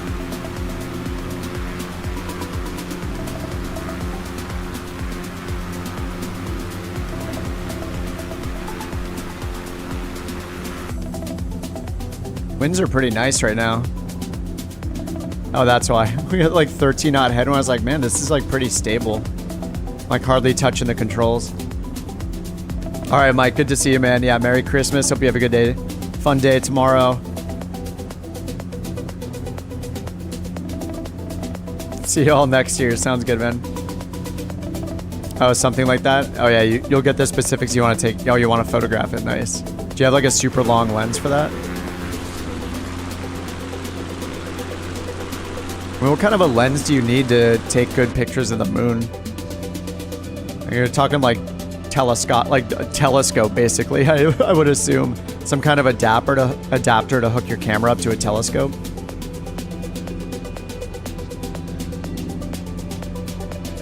Just get a telescope. That's what you've been told.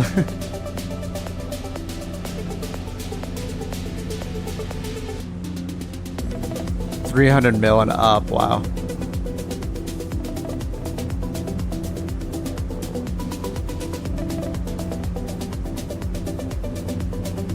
All right, I'm gonna have to lose some altitude here for the airport. Runways are north and south facing runways. 01 and 19. The winds are pretty calm though. It's like 3 knots, so.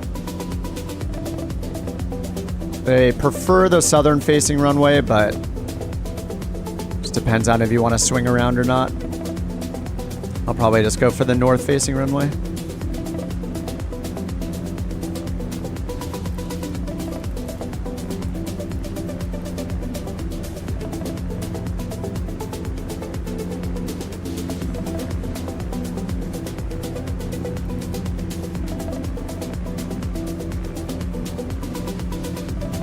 Oh, tripod's mandatory? Yeah, sounds like it. Yeah. Yeah, hand holding sounds like a bad idea. You want anything to be in focus.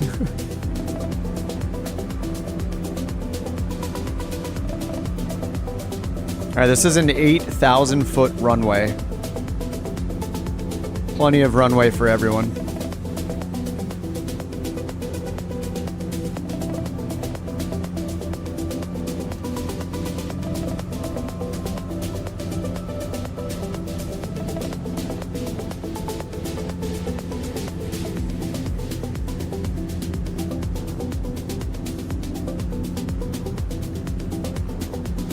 I don't know, the north-facing runway seems like it's going to be pretty good.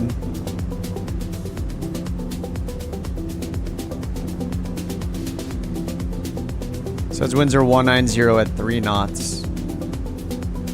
So we should have a crosswind from the right. Or sorry, I mean a little bit of a tailwind. Yeah, with the magnetic variation, it's pretty much a straight tailwind.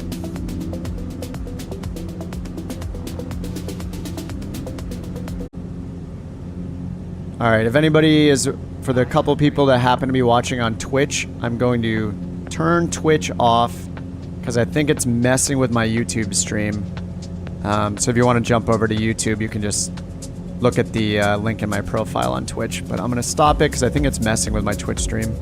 So sorry to those of you on Twitch. But you can hop over to YouTube if you want. Gonna end the Twitch stream now, sorry.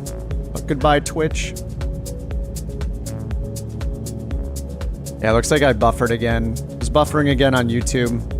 I just turned Twitch off just to see if that's the problem. Never had that problem before multi-streaming. I wonder if there's this is a very conspiracy theory, but maybe YouTube is trying to prevent it or something. I have no idea how they'd be able to, but kind of annoying.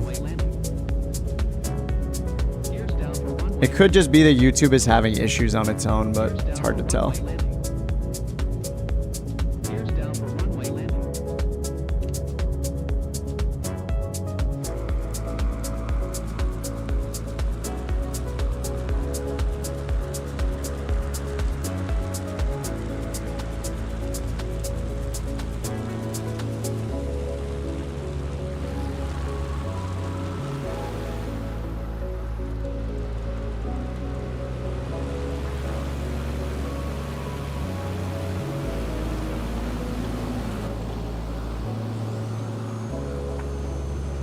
Alright, got that shut down. See a couple of you guys coming in here.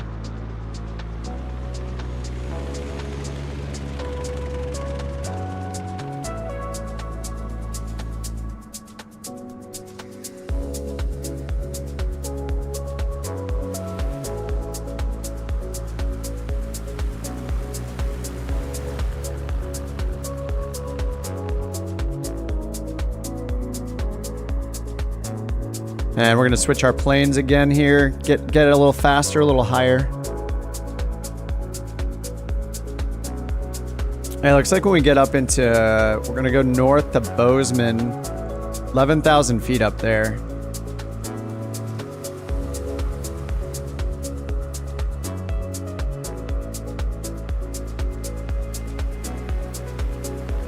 Job, birds on final.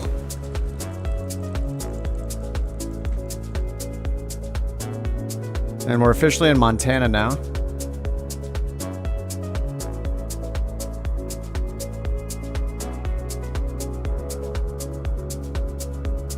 Carbon Cub coming in.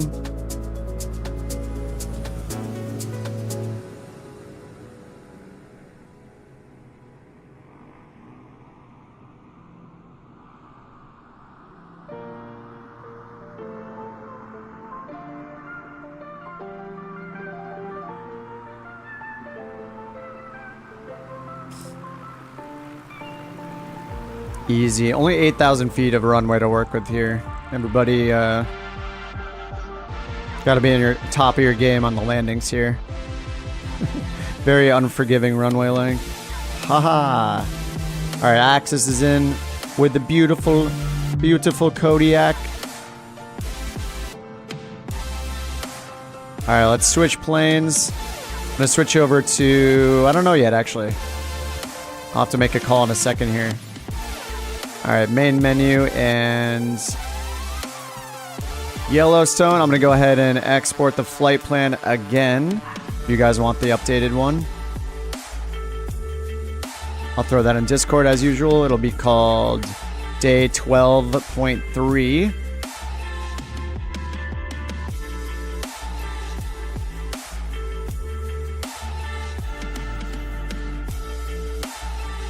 And we're officially under 1,000 miles left. 982 miles left.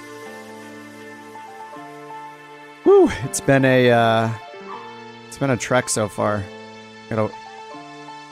Not an insignificant amount of distance left.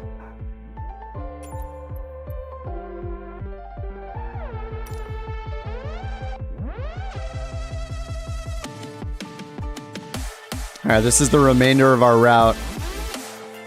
So it's got us going north to check out Boseman. And then to the west, starting, I think it's like starting here? Yeah, right here at Salmon Airport starts the Salmon River. We follow that all the way through Idaho.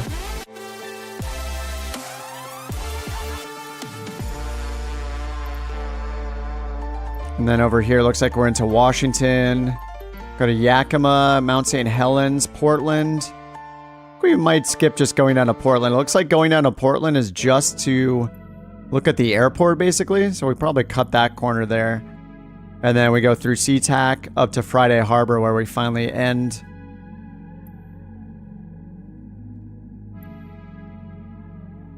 Shows 7 hours and 49 minutes. That's estimated in the floats, though, in the Cub Crafters, X-Cub. So in the M500, 4 hours left. And we're going to finish this in just a couple days, probably. Let me see if I want to fly besides the M500. M500 goes 260. DA62 is pretty good. DC3 is pretty good, actually. It goes pretty fast. I think the MU2 is a little too fast for our group. Come to Portland, you can fly over my house.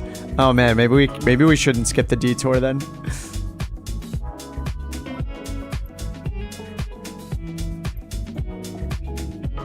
Vision Jet is pretty fast, 311. No, the Mooney's pretty good. I feel like I always fly the same few planes over and over again.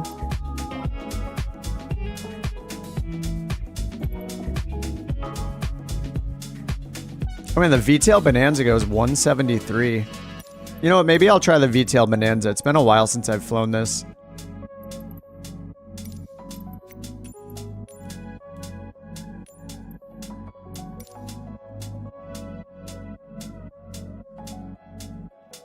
Columbia Deer Valley. Is that what's Is that where it's going over here? Let me see the... I'm gonna look on little nav map and see where it's taking us. It's got one waypoint east of Portland called Underwood.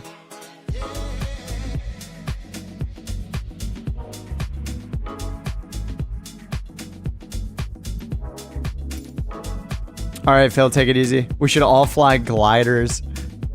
If there's a spot where it makes sense to do gliders, that would be pretty fun. Like if it's close, if it's between two airports or we have like a short distance like we did with the Juice Goose, and there's a chance that we can make it with gliders. Like up ahead we have a leg between the Dillon and Salmon airports. It's 36 nautical miles. I wonder if that's possible. Nice, Phil, the eggnog is ready. Don't think I should drink and fly. Please report all reindeer seen. Nice, Phil, have a good one. Oh, the inside of this plane is so cool. Dude, I haven't flown this in forever. The interior of this plane is rad. I mean, so is the exterior. VTL anything. Just looks awesome.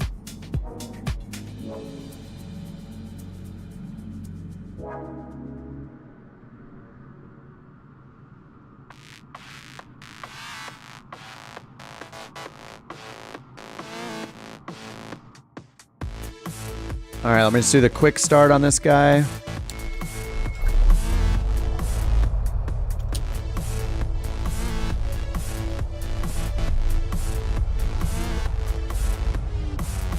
Looks like when I open the window, nothing about the sound changes. Does it? A little bit.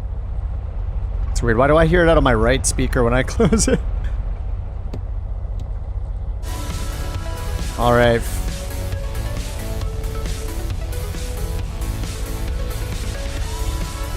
Like the old school livery. This is just one of the stock liveries. Looks awesome. It's like the body of the plane is just exposed, it feels like. It's cool though, like outlined. Oh, is it outlined? Oh, maybe not. I mean, kind of. It's weird. From a certain angle, it looks outlined. The tail number. It's pretty rad. I flew this like one time forever ago. It's pretty nice. We'll see how we do. Alright, get the GPS started. Got a 530. We got a Cap 140 autopilot.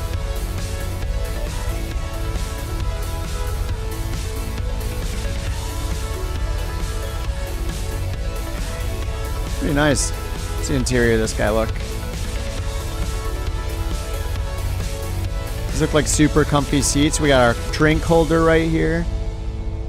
Does the door open? It does. Shades work. Oh, even the interior lights are all modeled. Nice.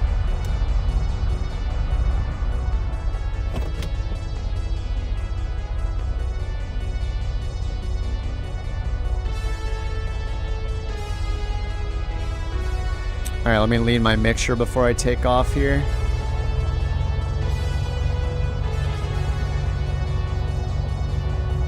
And let me fill up the tanks. Get the full experience.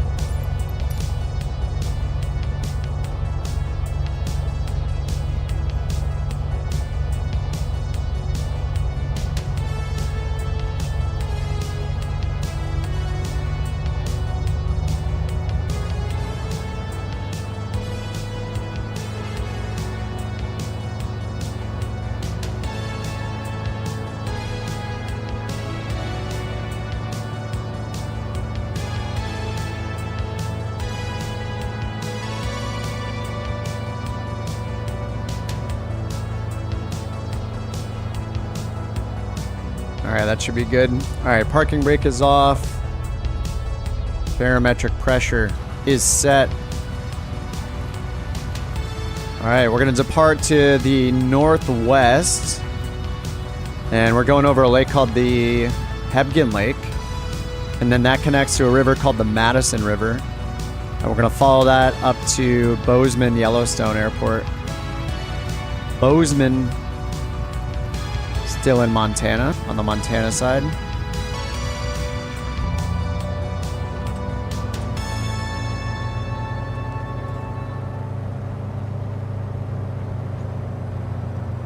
Or in the golden hour as well.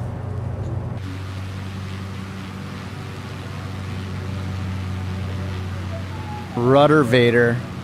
Yeah, this thing is awesome. I think I've only flown this once before.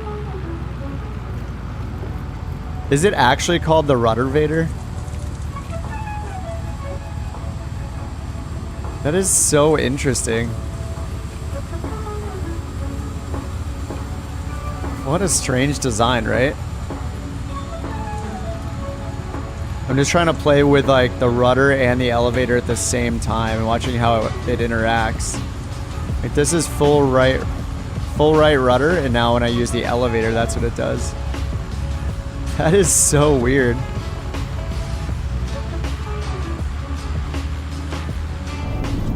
Very cool.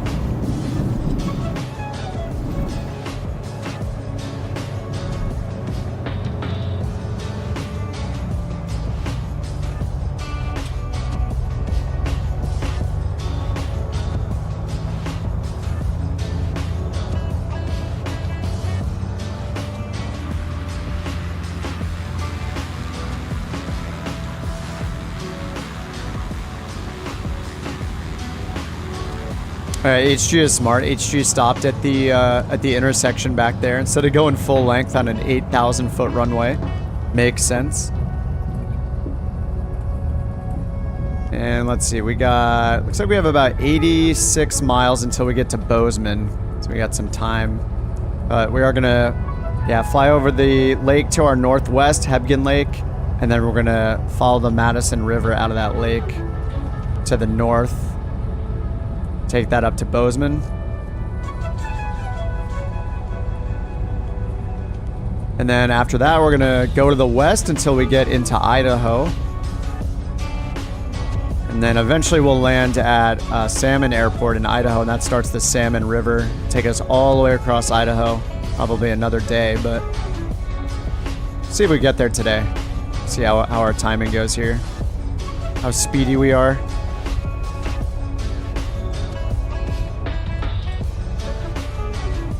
All these V-tails.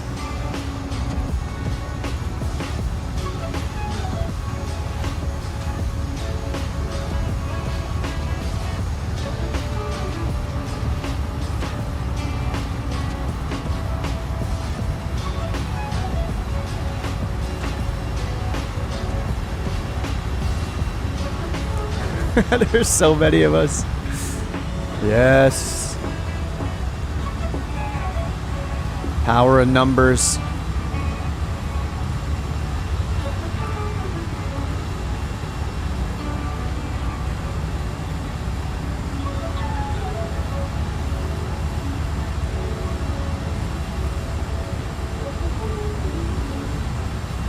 All right, let's do it.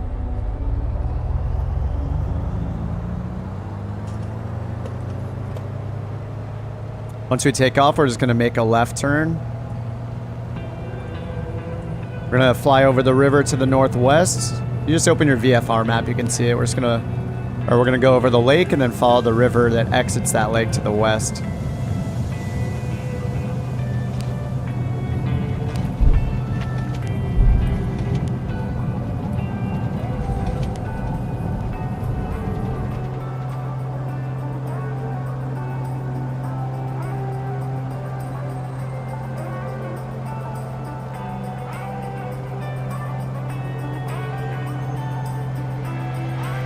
Alright, gears coming up. Oh yeah, the Embraer 175. Yeah, it's showing a Boeing. I have one of the Embraers.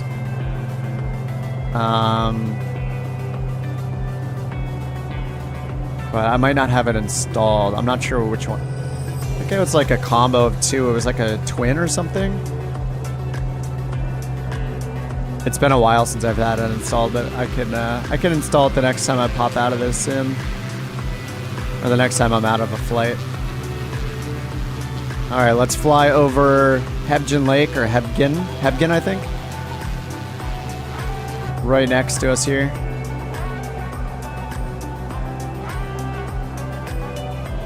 Pull this map down here. It's blocking our view.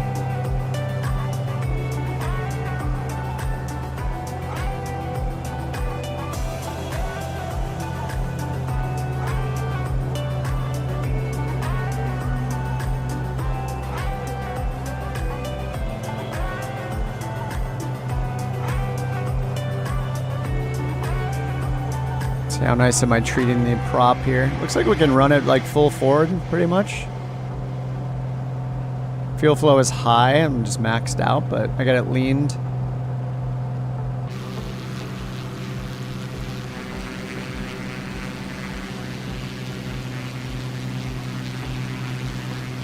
Dude, this plane is great. Dude, I like this thing. It's been so long, I haven't used it since I got it.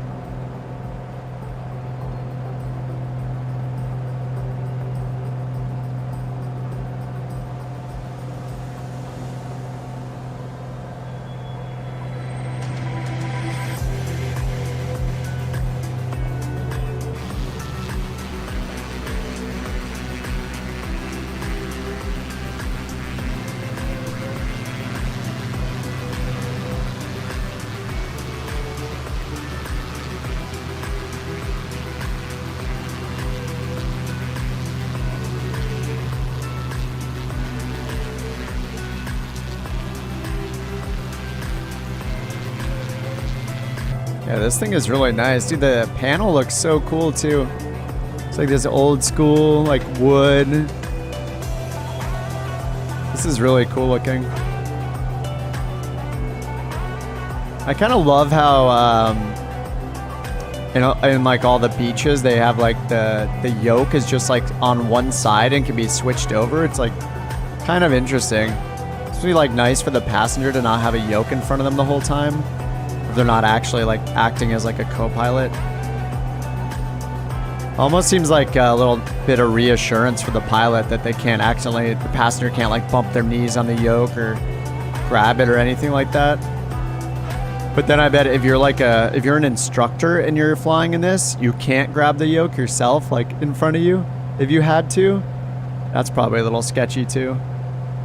But yeah, it's pretty cool. I know the other Bonanzas do the same thing, right? I think in both the Baron and the Bonanza, it's the same way.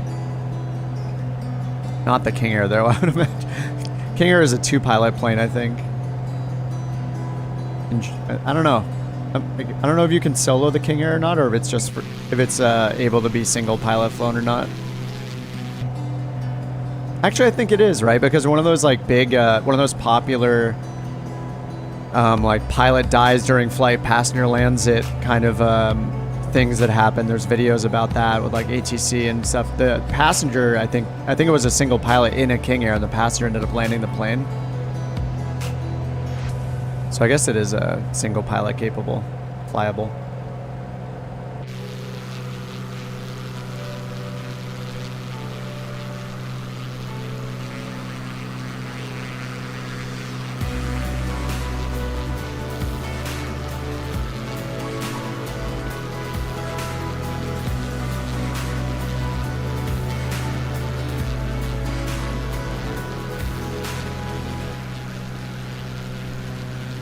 It's so pretty here.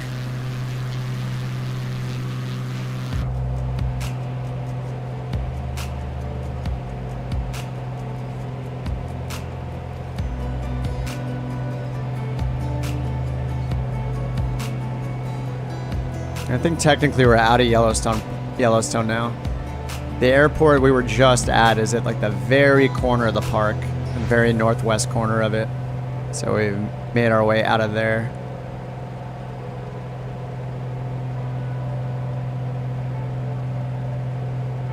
Alright, it looks like on our way to Boseman, we're going to need to climb, safe altitude, climb up to 11,000 feet, as we can see in front of us here. But part of this route's to follow the river to the west.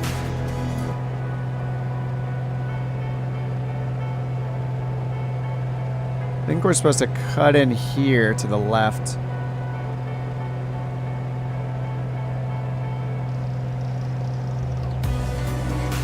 Yeah, right past this peak here, it looks like.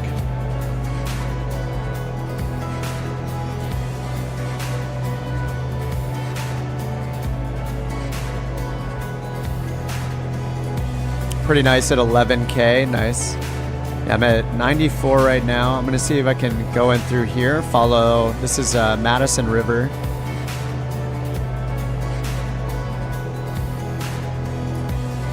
Oh my god, this is awesome looking. Perfect time of day for this turn right now. Beautiful.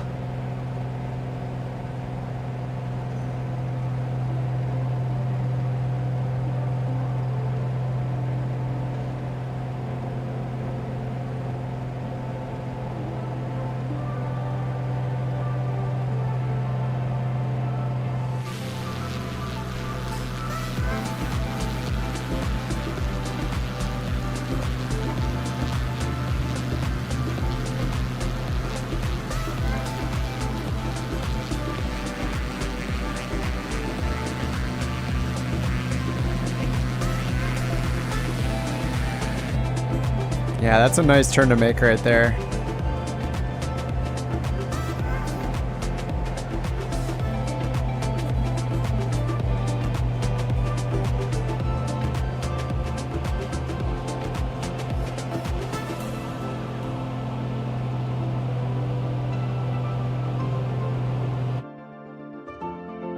Oops, I hit escape by accident. I was trying to take a screenshot. Alt F1, there we go. It's a screenshot for those of us who have NVIDIA cards. Sim is freezing. And we're back.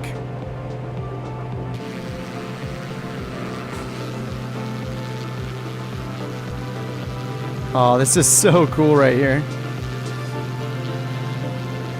Oh man, the freeway or this highway or whatever this is coming right through here. Holy crap. Dude, this is so nice. What a cool little route.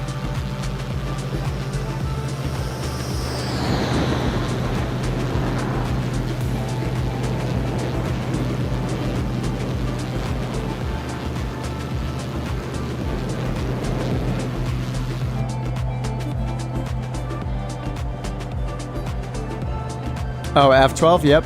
Yep, if you're on Steam, F12 is the best. Yeah, if you're not on, if your game is not run through Steam, then you need another way to do it. So I've been using Alt F1, which is like the GeForce Experience screenshot. But yeah, Steam's F12 is amazing. Really easy to hit. I should probably change my key for the NVIDIA one to like F12. Just really easy to switch over and hit that. So many optimizations that I just don't make, and I say them over and over again and forget to make them. Oh, with the moon behind us too.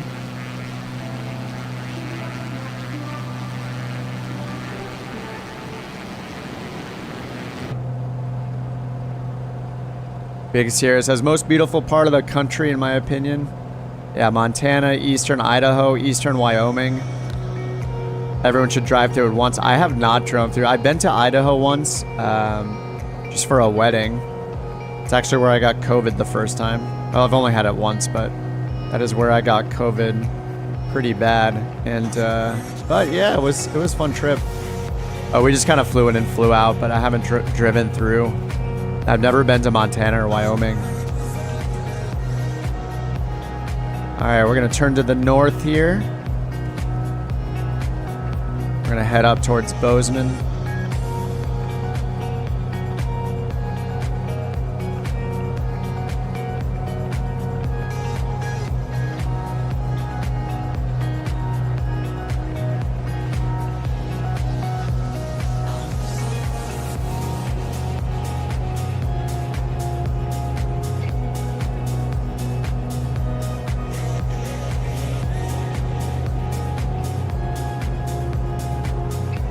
Dude, just the way the sunlight, like, as I rock the wings, like, glares off the wing is so cool. Look at that. Woo. Pretty. Nah, it says, surprised me how many Americans have not road tripped around the country, yeah. It is an absolutely massive country, to be fair. I mean, it's almost as big as all of, like, Europe. Not quite bigger, but almost. It's pretty close, I think. If you include Alaska, then obviously, but Yeah, I mean, the United States is absolutely massive.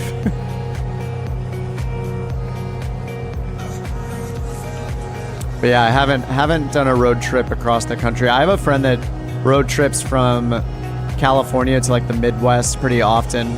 So he has family there. So he'll do a road trip around. I almost went, oh my God, what happened? Is that when I got COVID? I forget why I didn't end up going. But I do want to go out there with him because he does a road trip. It takes him a few days to get out there, and yeah, I think I need to go next time it happens. It can be rough, but I love it. Nice, yeah. I've never driven all the way across. Yeah, it'll take you a week to get across. Yep. Kilgore says I took an amazing Western road trip this summer and last summer and went to Alaska. I don't think have I been to Alaska? I've never been to Alaska. Been to Hawaii, but not Alaska.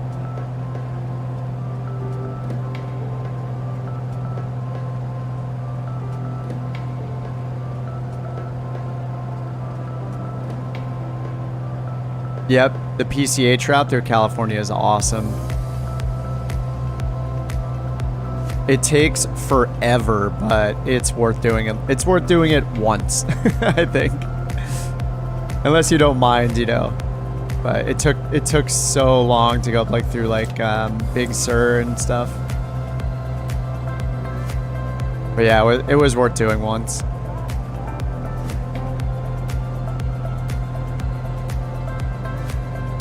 I'm chilling almost at 11,000. And I think we're good. I think the 11,000 is really just because of the peaks here to our right.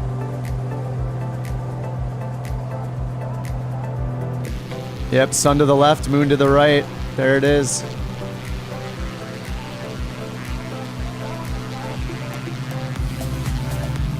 And a full moon. Almost full. Looks like it's got a little bit on the bottom left part of it, right? That's not fully lit yet.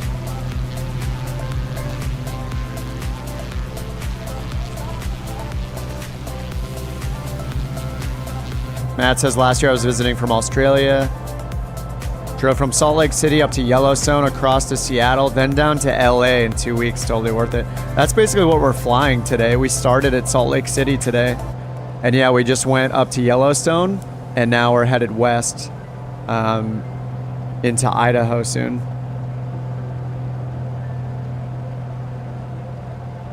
We're still in Montana right now, but once we go to Boseman, we're going to go to the west, and then eventually to Salmon Airport, which is in Idaho.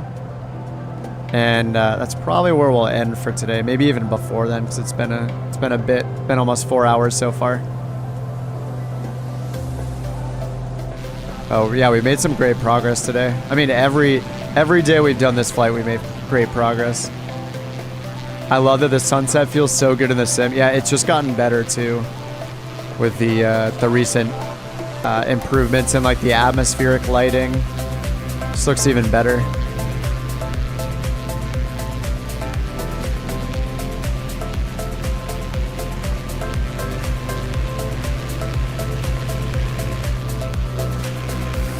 I need to cook.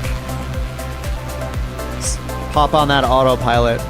But yeah, we can. I'll probably want to stop here the next 30 minutes or so. It's been a pretty long stream. Been doing like 3-4 hours at a time. I feel like 4-ish hours is usually my limit.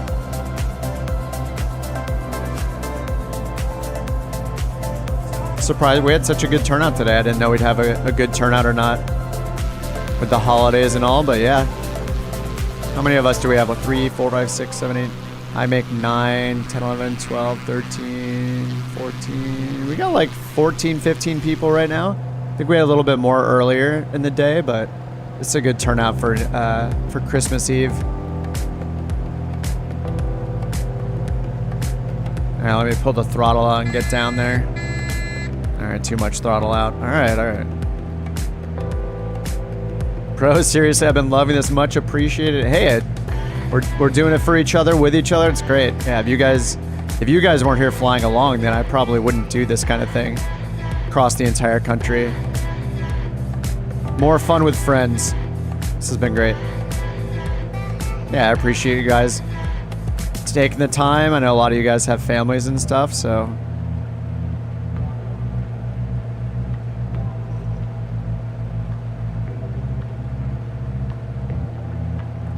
Bought this Cessna 170 specifically for this. What's the 170B? 170B. Oh, let me look that up.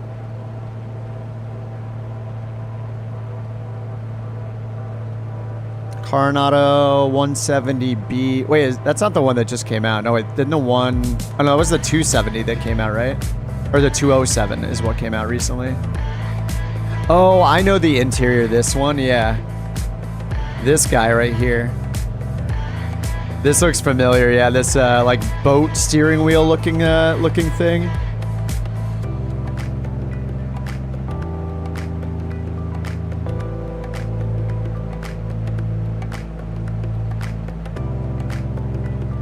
Old school tail dragger, nice. Oh, it's a tail dragger too.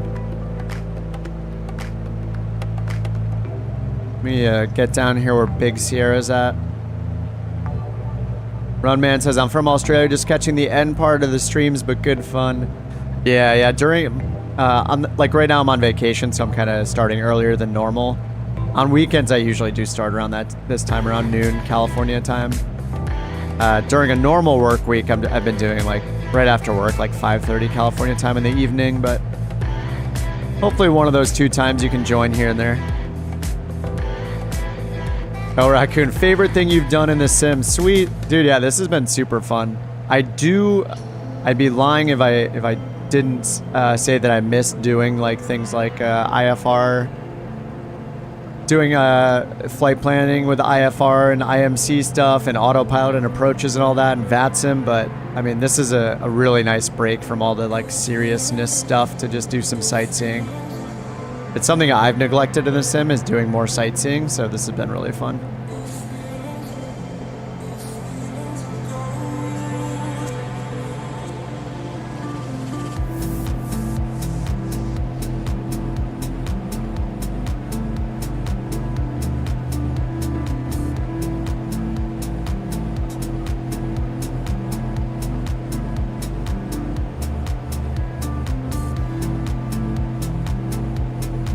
Yeah, I mean, that's the best part. I mean, maybe it's not the best part of the sim anymore because usually people always used to say like, oh, X-Plane equals IFR, Microsoft Flight Sim equals VFR. But all the improvements in avionics the last couple of years, I mean, no thanks. No more X-Plane ever for me. The Navigraph survey, I'm pretty sure it showed that like 80-something% or close to 80% of people are using Microsoft Flight Simulator that answered the survey. It was just, yeah, Microsoft Flight Simulator is extremely popular now. IFR has improved so much in this sim. All the PMDG planes, the Phoenix, all the Garmin improvements the working title team made, like there's just so much to IFR now, it's great.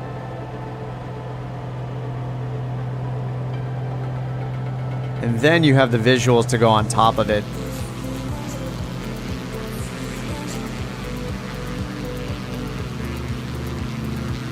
Gotta love it.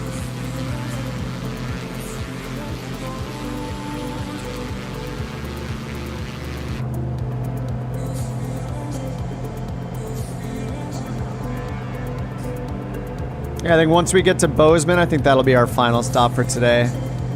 We're not too far away from it. Oh, do I have my flashlight on? Oh, it looks like I had my flashlight on. Yeah, after we're going to make a turn a little more to the east here, and then to Boseman, 36 nautical miles. Call it a full stop at Boseman.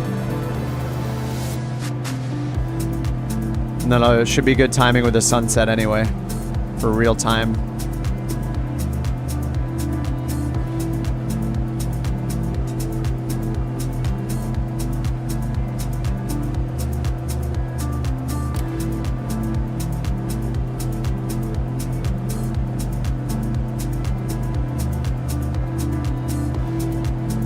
are the lights in this thing? All right, is it these? Defrost, cabin heat. Oh, light panel right here.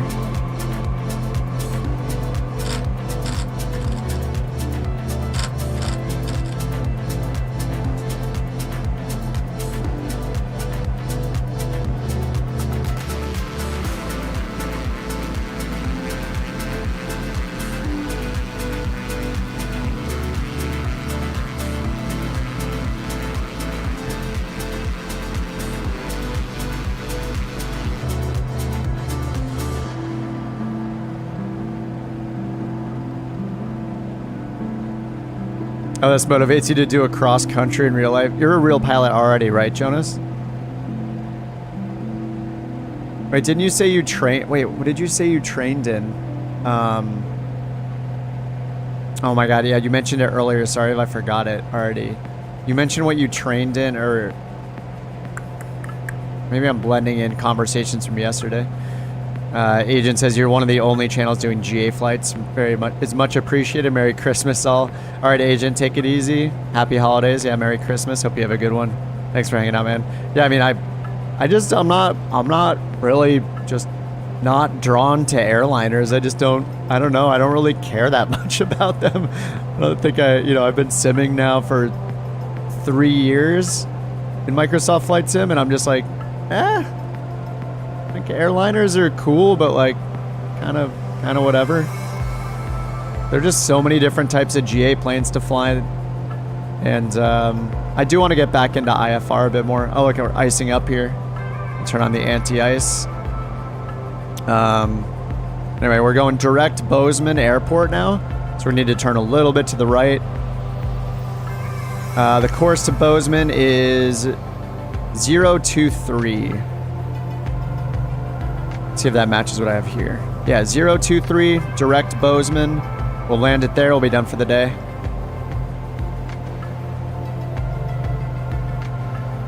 Icy fog, yeah. Yeah, I can't like visually see the fog. Some kind of moisture in the air. Let me see if I turned on all the anti-icing. Pitot heat. Oh, there's a prop de-ice here. Oh, nav light. Beacon are off. Good job. And then we got cabin heat, defrost. Probably turn the defrost on. That'll probably clear the windshield up. See how that does. Alright, updated the altimeter. Looks like we're around 3021 or 3022, something around there. And let me check the info at Boseman. It says it's calm, VFR at Boseman, clear 10 miles. And altimeter at Boseman 3033. Runways at Boseman, we got a 17 and 35, 5,000 foot hard surface runway.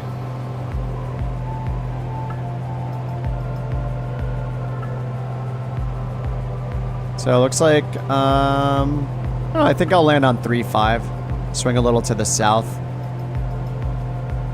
And 3.5 is a 355 heading, so I'm gonna go ahead and get that bugged here.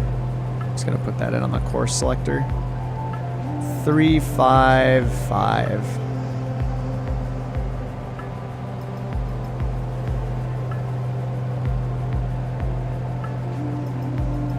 And left traffic.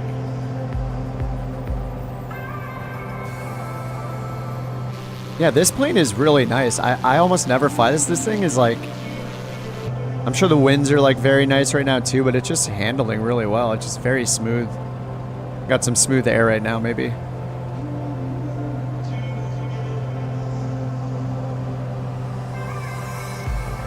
Let's see, we just have one fuel tank in this. Oh no, we got two. Okay, it looks like I need to manually switch the tanks and get that going. Where's the tank selector in this guy?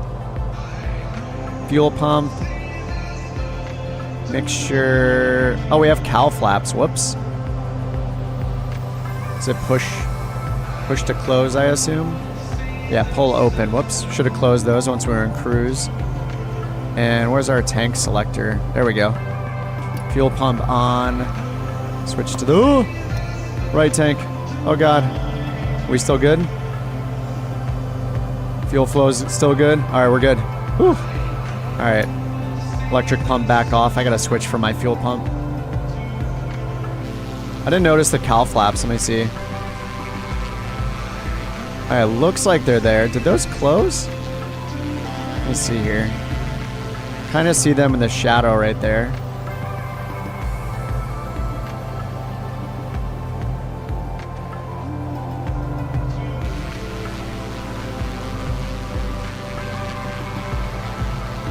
Definitely hanging open there.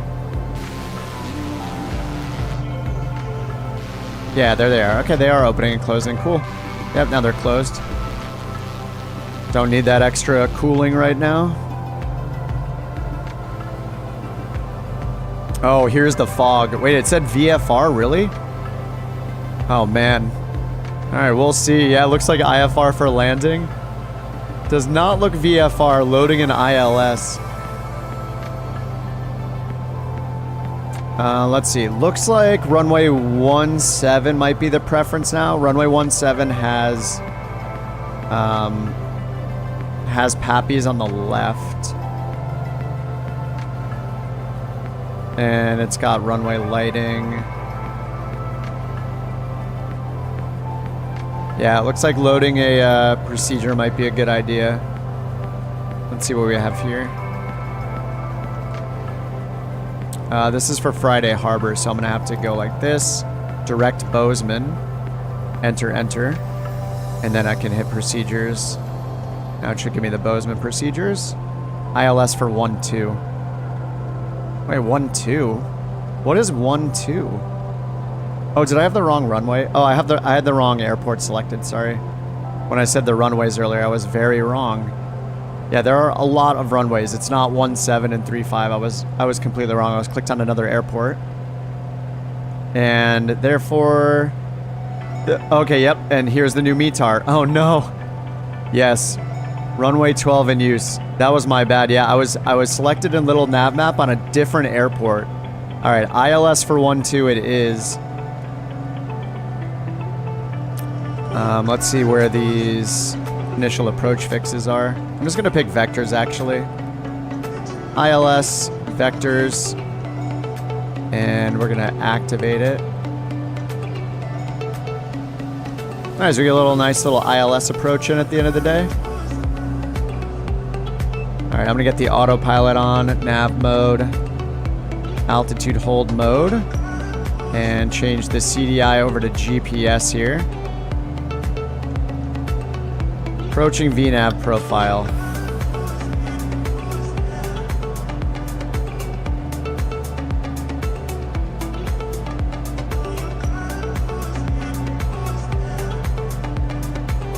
I'm going to look up the ILS for all of us real quick.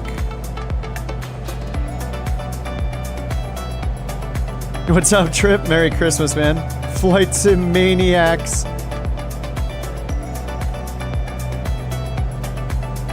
Alright, let me check this for us. KBZN. I'll pull up the ILS to give us our minimums and stuff here. Our GPS was in suspend. There we go. I have Manny. Approaches. ILS runway 12.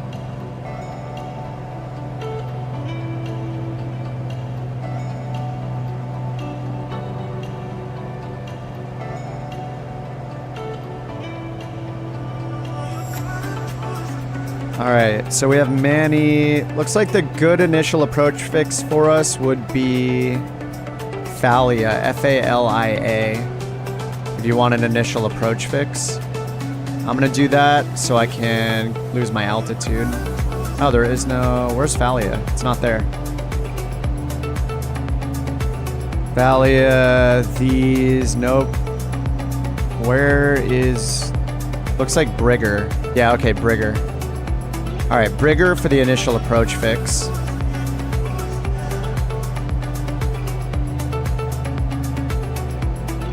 Alright, nav mode, there we go. And we're going to want to get down to 6,800 feet. So 8,000 feet should be our first altitude. We're going get down to 8,000 if you're using the initial approach fix. If you're not, you're going to want to get down to about 6,800 for the final approach fix to grab the ILS.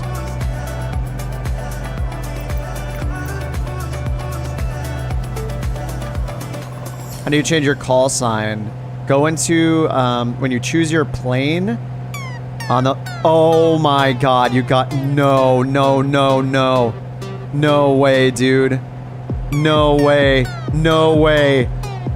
Oh my god, okay, I'm pulling my throttle. Good luck, guys. I have to do a forced crash landing. Oh my god, no way, dude. What are the chances? I'm turning to the right. I can see the ground to the right. This is such garbage. I did not trigger that. There's no way.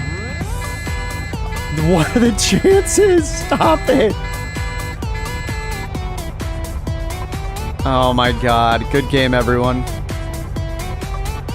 I don't know the best glide speed in this, but I'm gonna go with, say, I'm gonna go with like 80. I'm turning around. Alright, I'm getting the gear down. I pulled the mixture. I pulled the mixture, and you know it because you can see I have 0 fuel flow, even when I'm giving it throttle, so... Oh my god, I'm stalling, I'm stalling. Oh my god, I gotta pitch down hard. It's bigger than... I think I need like 100 knots. I am pitch trimming down like crazy. Alright, landing gear lights are good. I am still pitch trimming down, and it is pulling up like crazy. Alright, there. Alright, pitch trim is good. Alright, looks like I can get maybe 90 to 100 knots for glide. There's some field. These areas look crappy. I think I have to go over here. This is too hilly to the right. It's all mountainous. I think like over here, maybe a little spot over here. 100 knots. I don't know the best glide in this. Gear is down. Isn't V-tail supposed to be an extremely dangerous plane to fly? Kind of right in front of us looks pretty good, actually. Oh my god. What are the chances? This is such crap. Alright, we're pretty smooth, though. This is not bad. Alright, I'm gonna get my notches of flaps out. Raising our stall speed.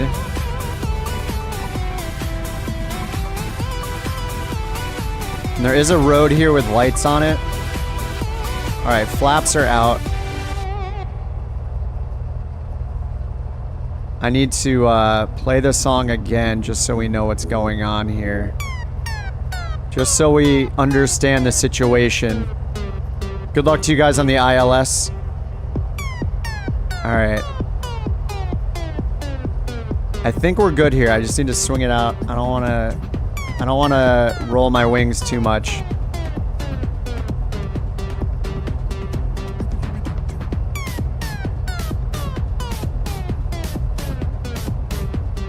I think I'm gonna roll to the left. This area looks kind of clear.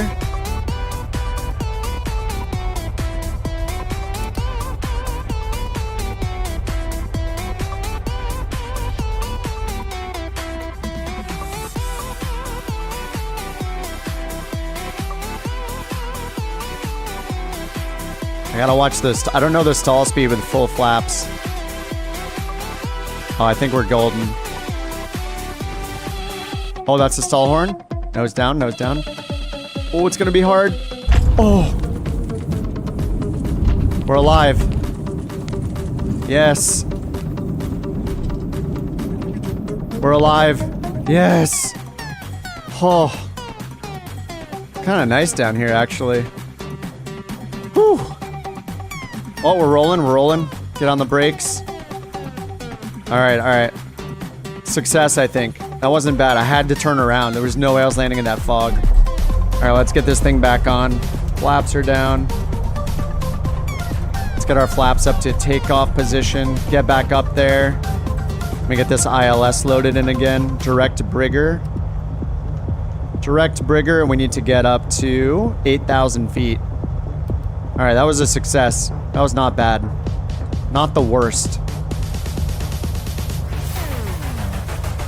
Is this autopilot, like, off? Oh no, it's not. Where's our selected altitude in the autopilot? Oh, it's down here.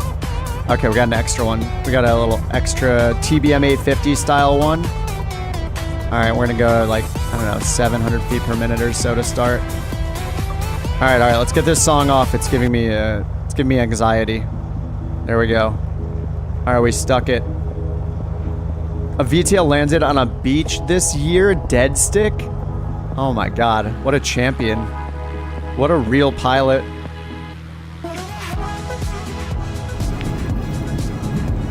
All right, got it leaned out. Can we actually move here? What's going on? Oh, there we go. All right, we're moving. All right, let's see if this thing can get enough traction to take off. Whoa, whoa.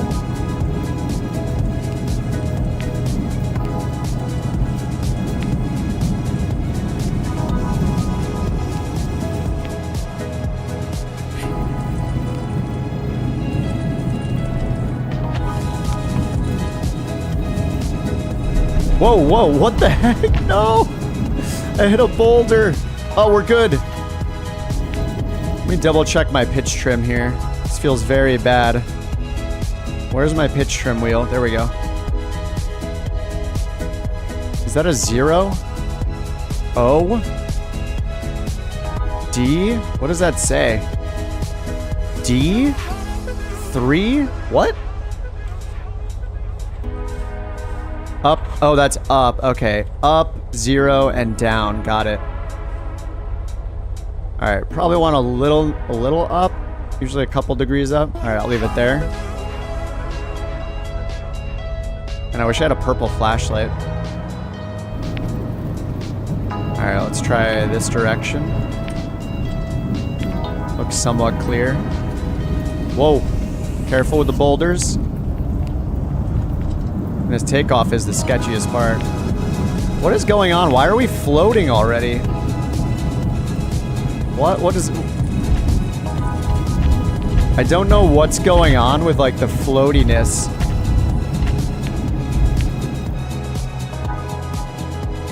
Alright, horrible takeoff. We're good. Ish.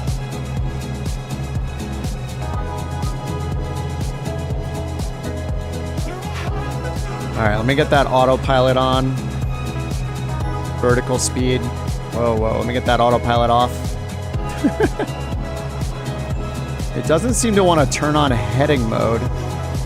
Heading. Huh.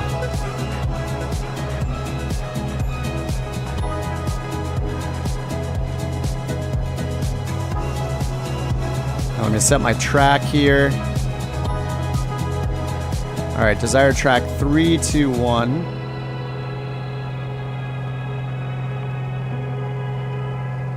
Watch my vertical speed.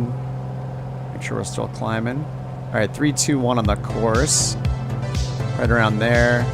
There's heading mode. All right, let's try the autopilot again. All right, vertical speed is armed and altitude capture armed. Try 1,000 feet per minute, see how that goes. And 8,000 feet. I'm not sure if that's actually working. Doesn't say armed.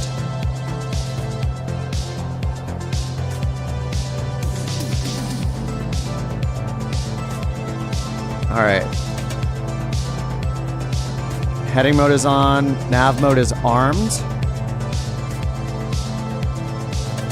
We're gonna go up here to Bridger and then turn around. We're gonna do a reversal and then that'll put us on... Let's see, where is Bridger? Bridger's up there. I wanna go to Thalia, but I don't think I can. Bridger's to the south. Why is it turning us around? I don't need a reversal. Oh, I don't really need Bridger. All right, we're gonna turn around and we're gonna advance to the next waypoint after Bridger. All right, we're gonna go activate the leg to Manny. Desired track 124.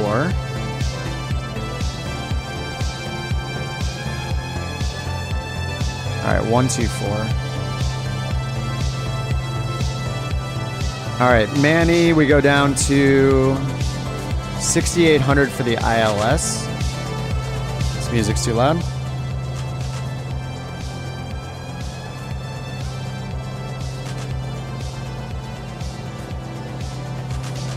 $6,800. All right, we're at 7,000.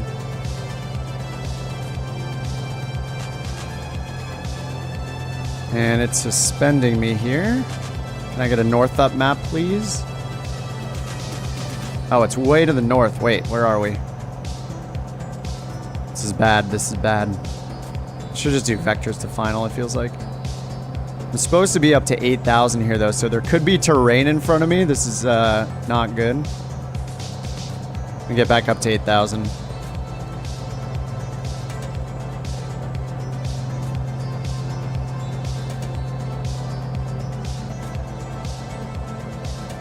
Autopilot. Where's vertical speed? Over here. Engage. Oh, it was engaged. Engage.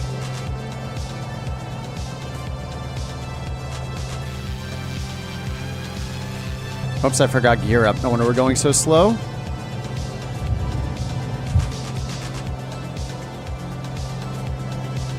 All right, 8,000 feet.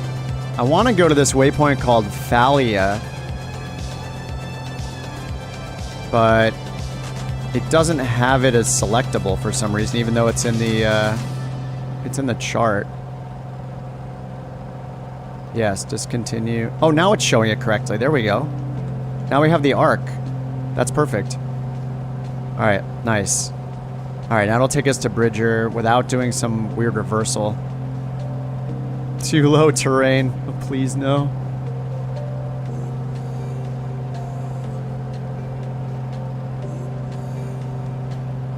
All right, I need to switch to the right tank as well. All right, fuel pump is on. Oh God, which way do I turn it? Whew. Little flip of the coin there. Never know with a mouse wheel whether to go up or down.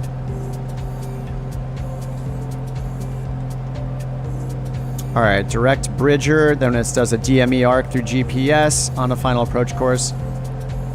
Bridger 8,000, no procedure turn for the DME arc. All right, let me bring this up on Navigraph just so you guys can see it here.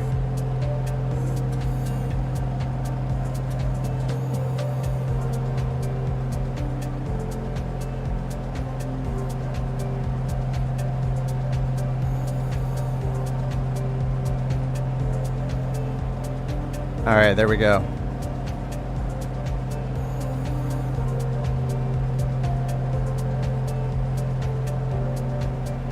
Power. You just made me check my power real quick. I was like, wait, am I good? Still got a little sunlight.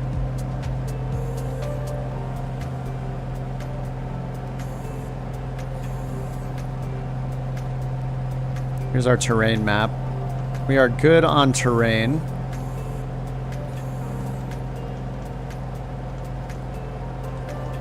All right, now we're going to start the DME arc part of the approach here.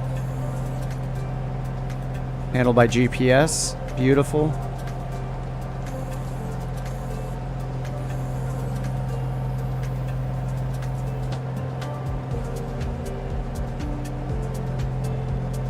Nice, Thomas just caught the ILS. Speaking of ILS, let me double check the frequency, 109.3. Yep, that's in right there. We already got it identified, IBZN. That matches the ILS identifier right here. Final approach course, 123. All right, 324 is our current course. Let me change this. 324. There we go. Keep that heading bug synced. And then once we spin around, we're gonna have a final approach course right here. 123. And then we need to be at 6,800 to capture the glide slope at DME 7 from the Boseman VOR, which is on the field. All right, then our minimums are 200 AGL, 4643.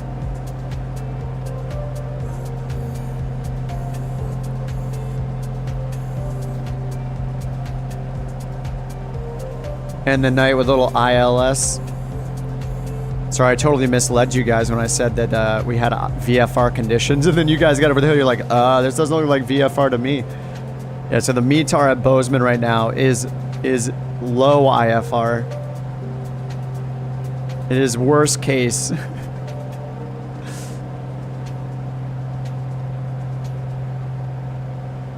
Altimeter 3021. Winds are calm. Quarter mile visibility. Fog. All the way to minimums. Yeah, maybe even be below minimums. Alright, there we are on the moving map on the chart. 15 DME arc. So if we look at the Boseman DME, can't see it actually. We do have it tuned in. Oh, actually, sorry. Boseman is on 112.4. Do I have a second nav radio here? We do right here. So we can go 112.4. And where is our... I don't know if we have DME. Oh, we do. Nice. Beautiful. So we have this little DME instrument here. So if I turn this to nav 2, we can see our distance from our nav 2 nav aid right here, which now is tuned to Boseman. So over here, this is the Boseman VOR that's on the field, 112.4. So I tuned into that, and then that's what the DME arc and the final approach fix is based on, is DME distance to the Boseman VOR. So if we look here and we see 15 nautical miles, it's doing its job of keeping us 15 nautical miles DME from the Boseman VOR in an arc. So it's just doing that precisely for us. Otherwise, we would look at this number, and if this got to like 14.5, we would turn to the right a little more to, you know, close that gap. We would be to the left of this arc, so we want to get closer. And if it was less than 15 DME, then we're too close. We need to aim to the left more to keep that arc going. And we do that until we hit this. We would do that until the localizer needle centered for the localizer for the... or actually, we may need to use DME there as well if we can't pick up the localizer this far out. So then, yeah, once we get here, we need to identify Phalia. Like with GPS, it's easy. Without GPS, we know it's 15 DME from Boseman, but on a specific radial. Oh yeah, it's showing us a radial to another VOR. Wait, which VOR is this? So it says the radial 061 radial for HIA. What is HIA? That's not the Boseman VOR. HIA is off this direction somewhere.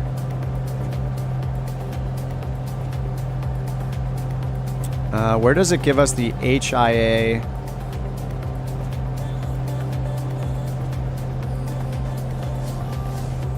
Looking for the frequency for HIA. It's another one based 061 radial for HIA. Am I blind? Where does it give us HIA? Sometimes it's on the very edge of the plan view. Oh, right here, sorry. 113.7 is HIA right there. Okay. So sometimes it takes a while to find that. Yeah, along the edges of the plan view here is a good thing for me to remember too, to figure out where those are. So 113.7. So if we didn't have GPS, we had two nav radios, we could tune in simultaneously to Boseman and whatever HIA is. That would give us that would be the way that we identify this fix without GPS. So it's giving us all the information we need. When we're 15 DME from Boseman, like read through here, and then we would have to tune in, say we tune VOR 1 to here for HIA up here instead of Boseman, then we would use, or sorry, instead of the ILS, which is what we're on here, we would dial in that radial on our second VOR instrument. We have another CDI somewhere. I don't know if this one has a second CDI. I don't see one. We just have this one that's here. But yeah, we would have to do that. Or we could just swap back and forth between the two, I guess. But it's telling us that based off that other VOR, off the 061 radial. So if you draw an imaginary line from wherever that VOR is over here, a 061 radial would touch this point. So when our needle centered tune into that radial from that VOR, that's how we know we're crossing over this point. GPS does so much work for us. It's absolutely amazing. Sorry to not see you guys land. I had to do the emergency landing.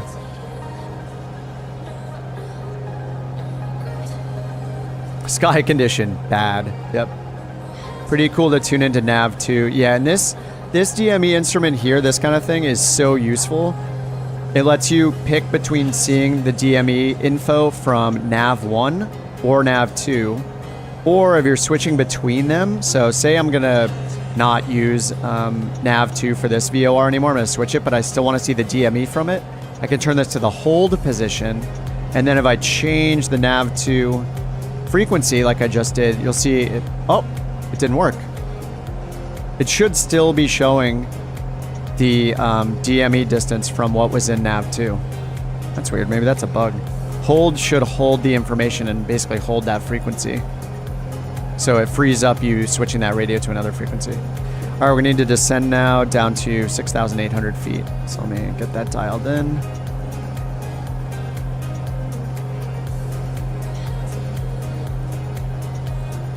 All right, vertical speed down to 6,800. Wonder if it auto arms that or not. Hopefully it does. Hopefully it stops us at 6,800. We'll find out. All right, and the final approach fix is identified by being 7.6 DME from the Boseman VOR. So now we watch 13. When this goes down to 7.6, that's how we know that we are at the final approach fix, and we'll get the vertical guidance. All right, let's update our course here to 123, final approach course.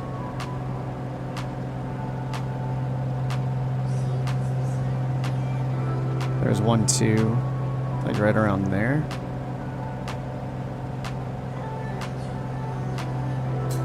And okay, we have VLOC on here, Boseman, 119.3. We don't have any DME info from the ILS. We don't always get it from the ILS itself, though.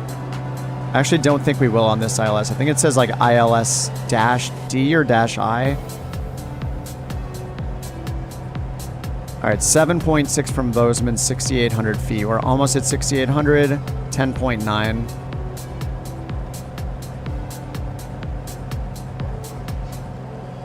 Oh, here's our other instrument, duh. We have one right over here. This is our CDI for VOR, or nav2, right there.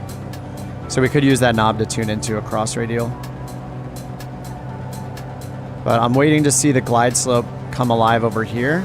You can see where it says GS on the corners of the HSI. There's a little yellow arrow peeking out right from there. We're gonna see that come down. That's how we know when the glide slope's active on this instrument. All right, we're holding at 6,800 feet. No, we're not. Let's go up 100 feet or so. 100 feet per minute. And we're on the final approach course, so I'm gonna activate approach mode.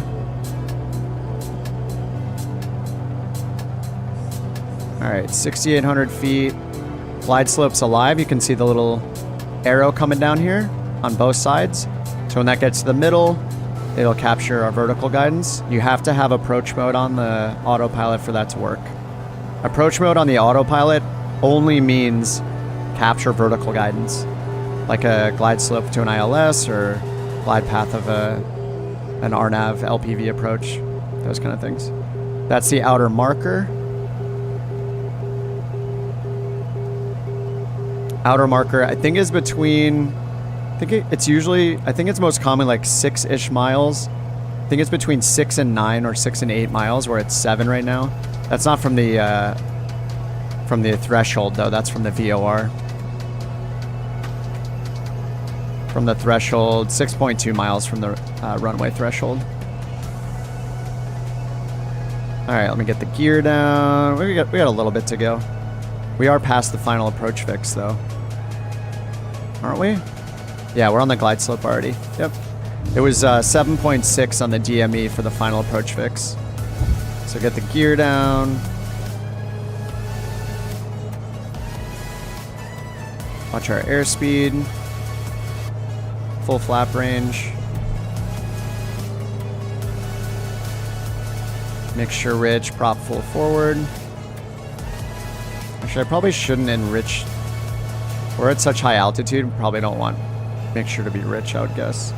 Fuel pump is on, landing lights on. Alright, 4.7 miles from the threshold. And we're stalling. Putting my flaps up.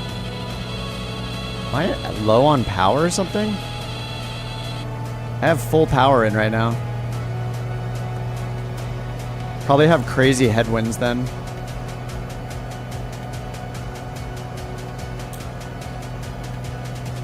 Damn, this thing stalls super early. We might just have crazy headwind. But the METAR said calm winds, so that's kind of weird. Could be ice buildup too. Yeah, I have all the anti-ice on.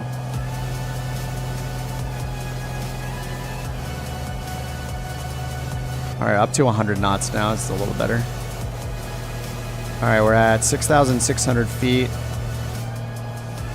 Minimums are 46, 43. Sorry, 5,000. 5,400. Alright, 46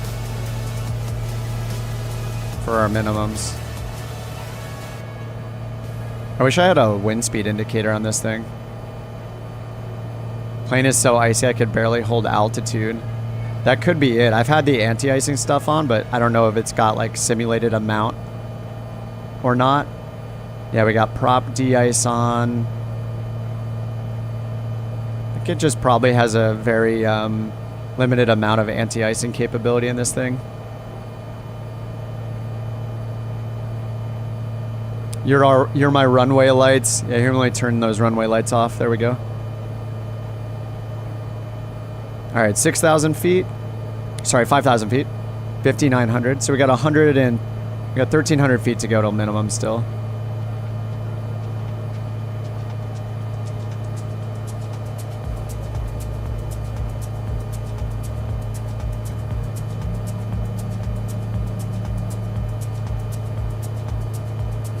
Yeah, probably is icing because it's just stalling like really early.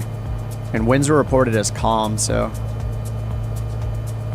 I can see the ground.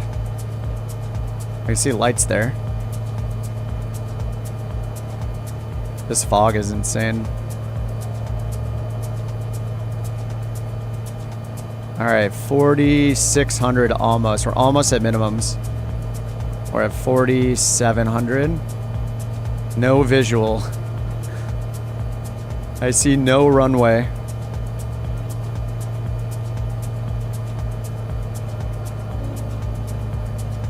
Here comes 4,600. There it is right there. Oh my god. Alright, autopilot's off.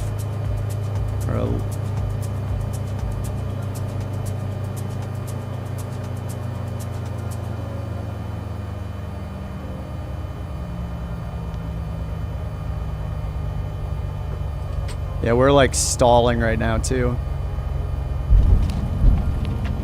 Oh my god, that is terrifying.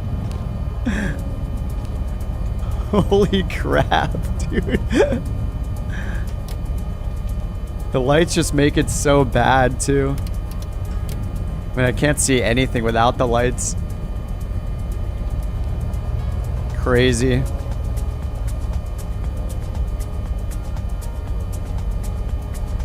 What a way to end the stream. Alright, looks like I want to exit to the right up here. Alright, let's take a look outside. That is crazy.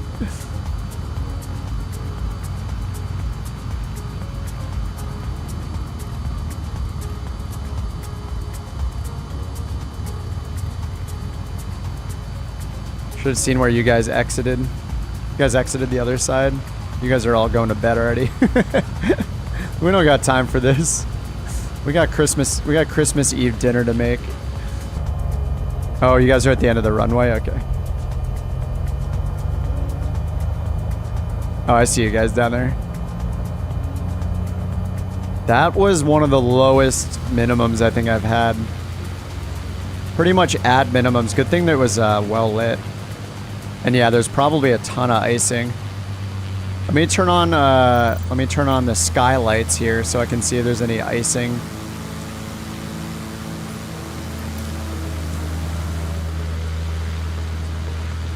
I mean, I don't see it visually, but it's probably it probably is simulated. That fog was intense, yeah. Looks really cool with the sun being out though. Love the feeling of putting all your trust in the instruments. Sure enough, out of the gloom, the runway lights appear. That's a fun way to end the day. It's totally unexpected. We're just VFR all day long.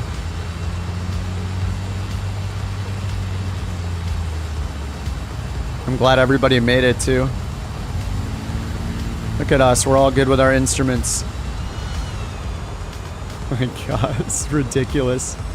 Ridiculous weather.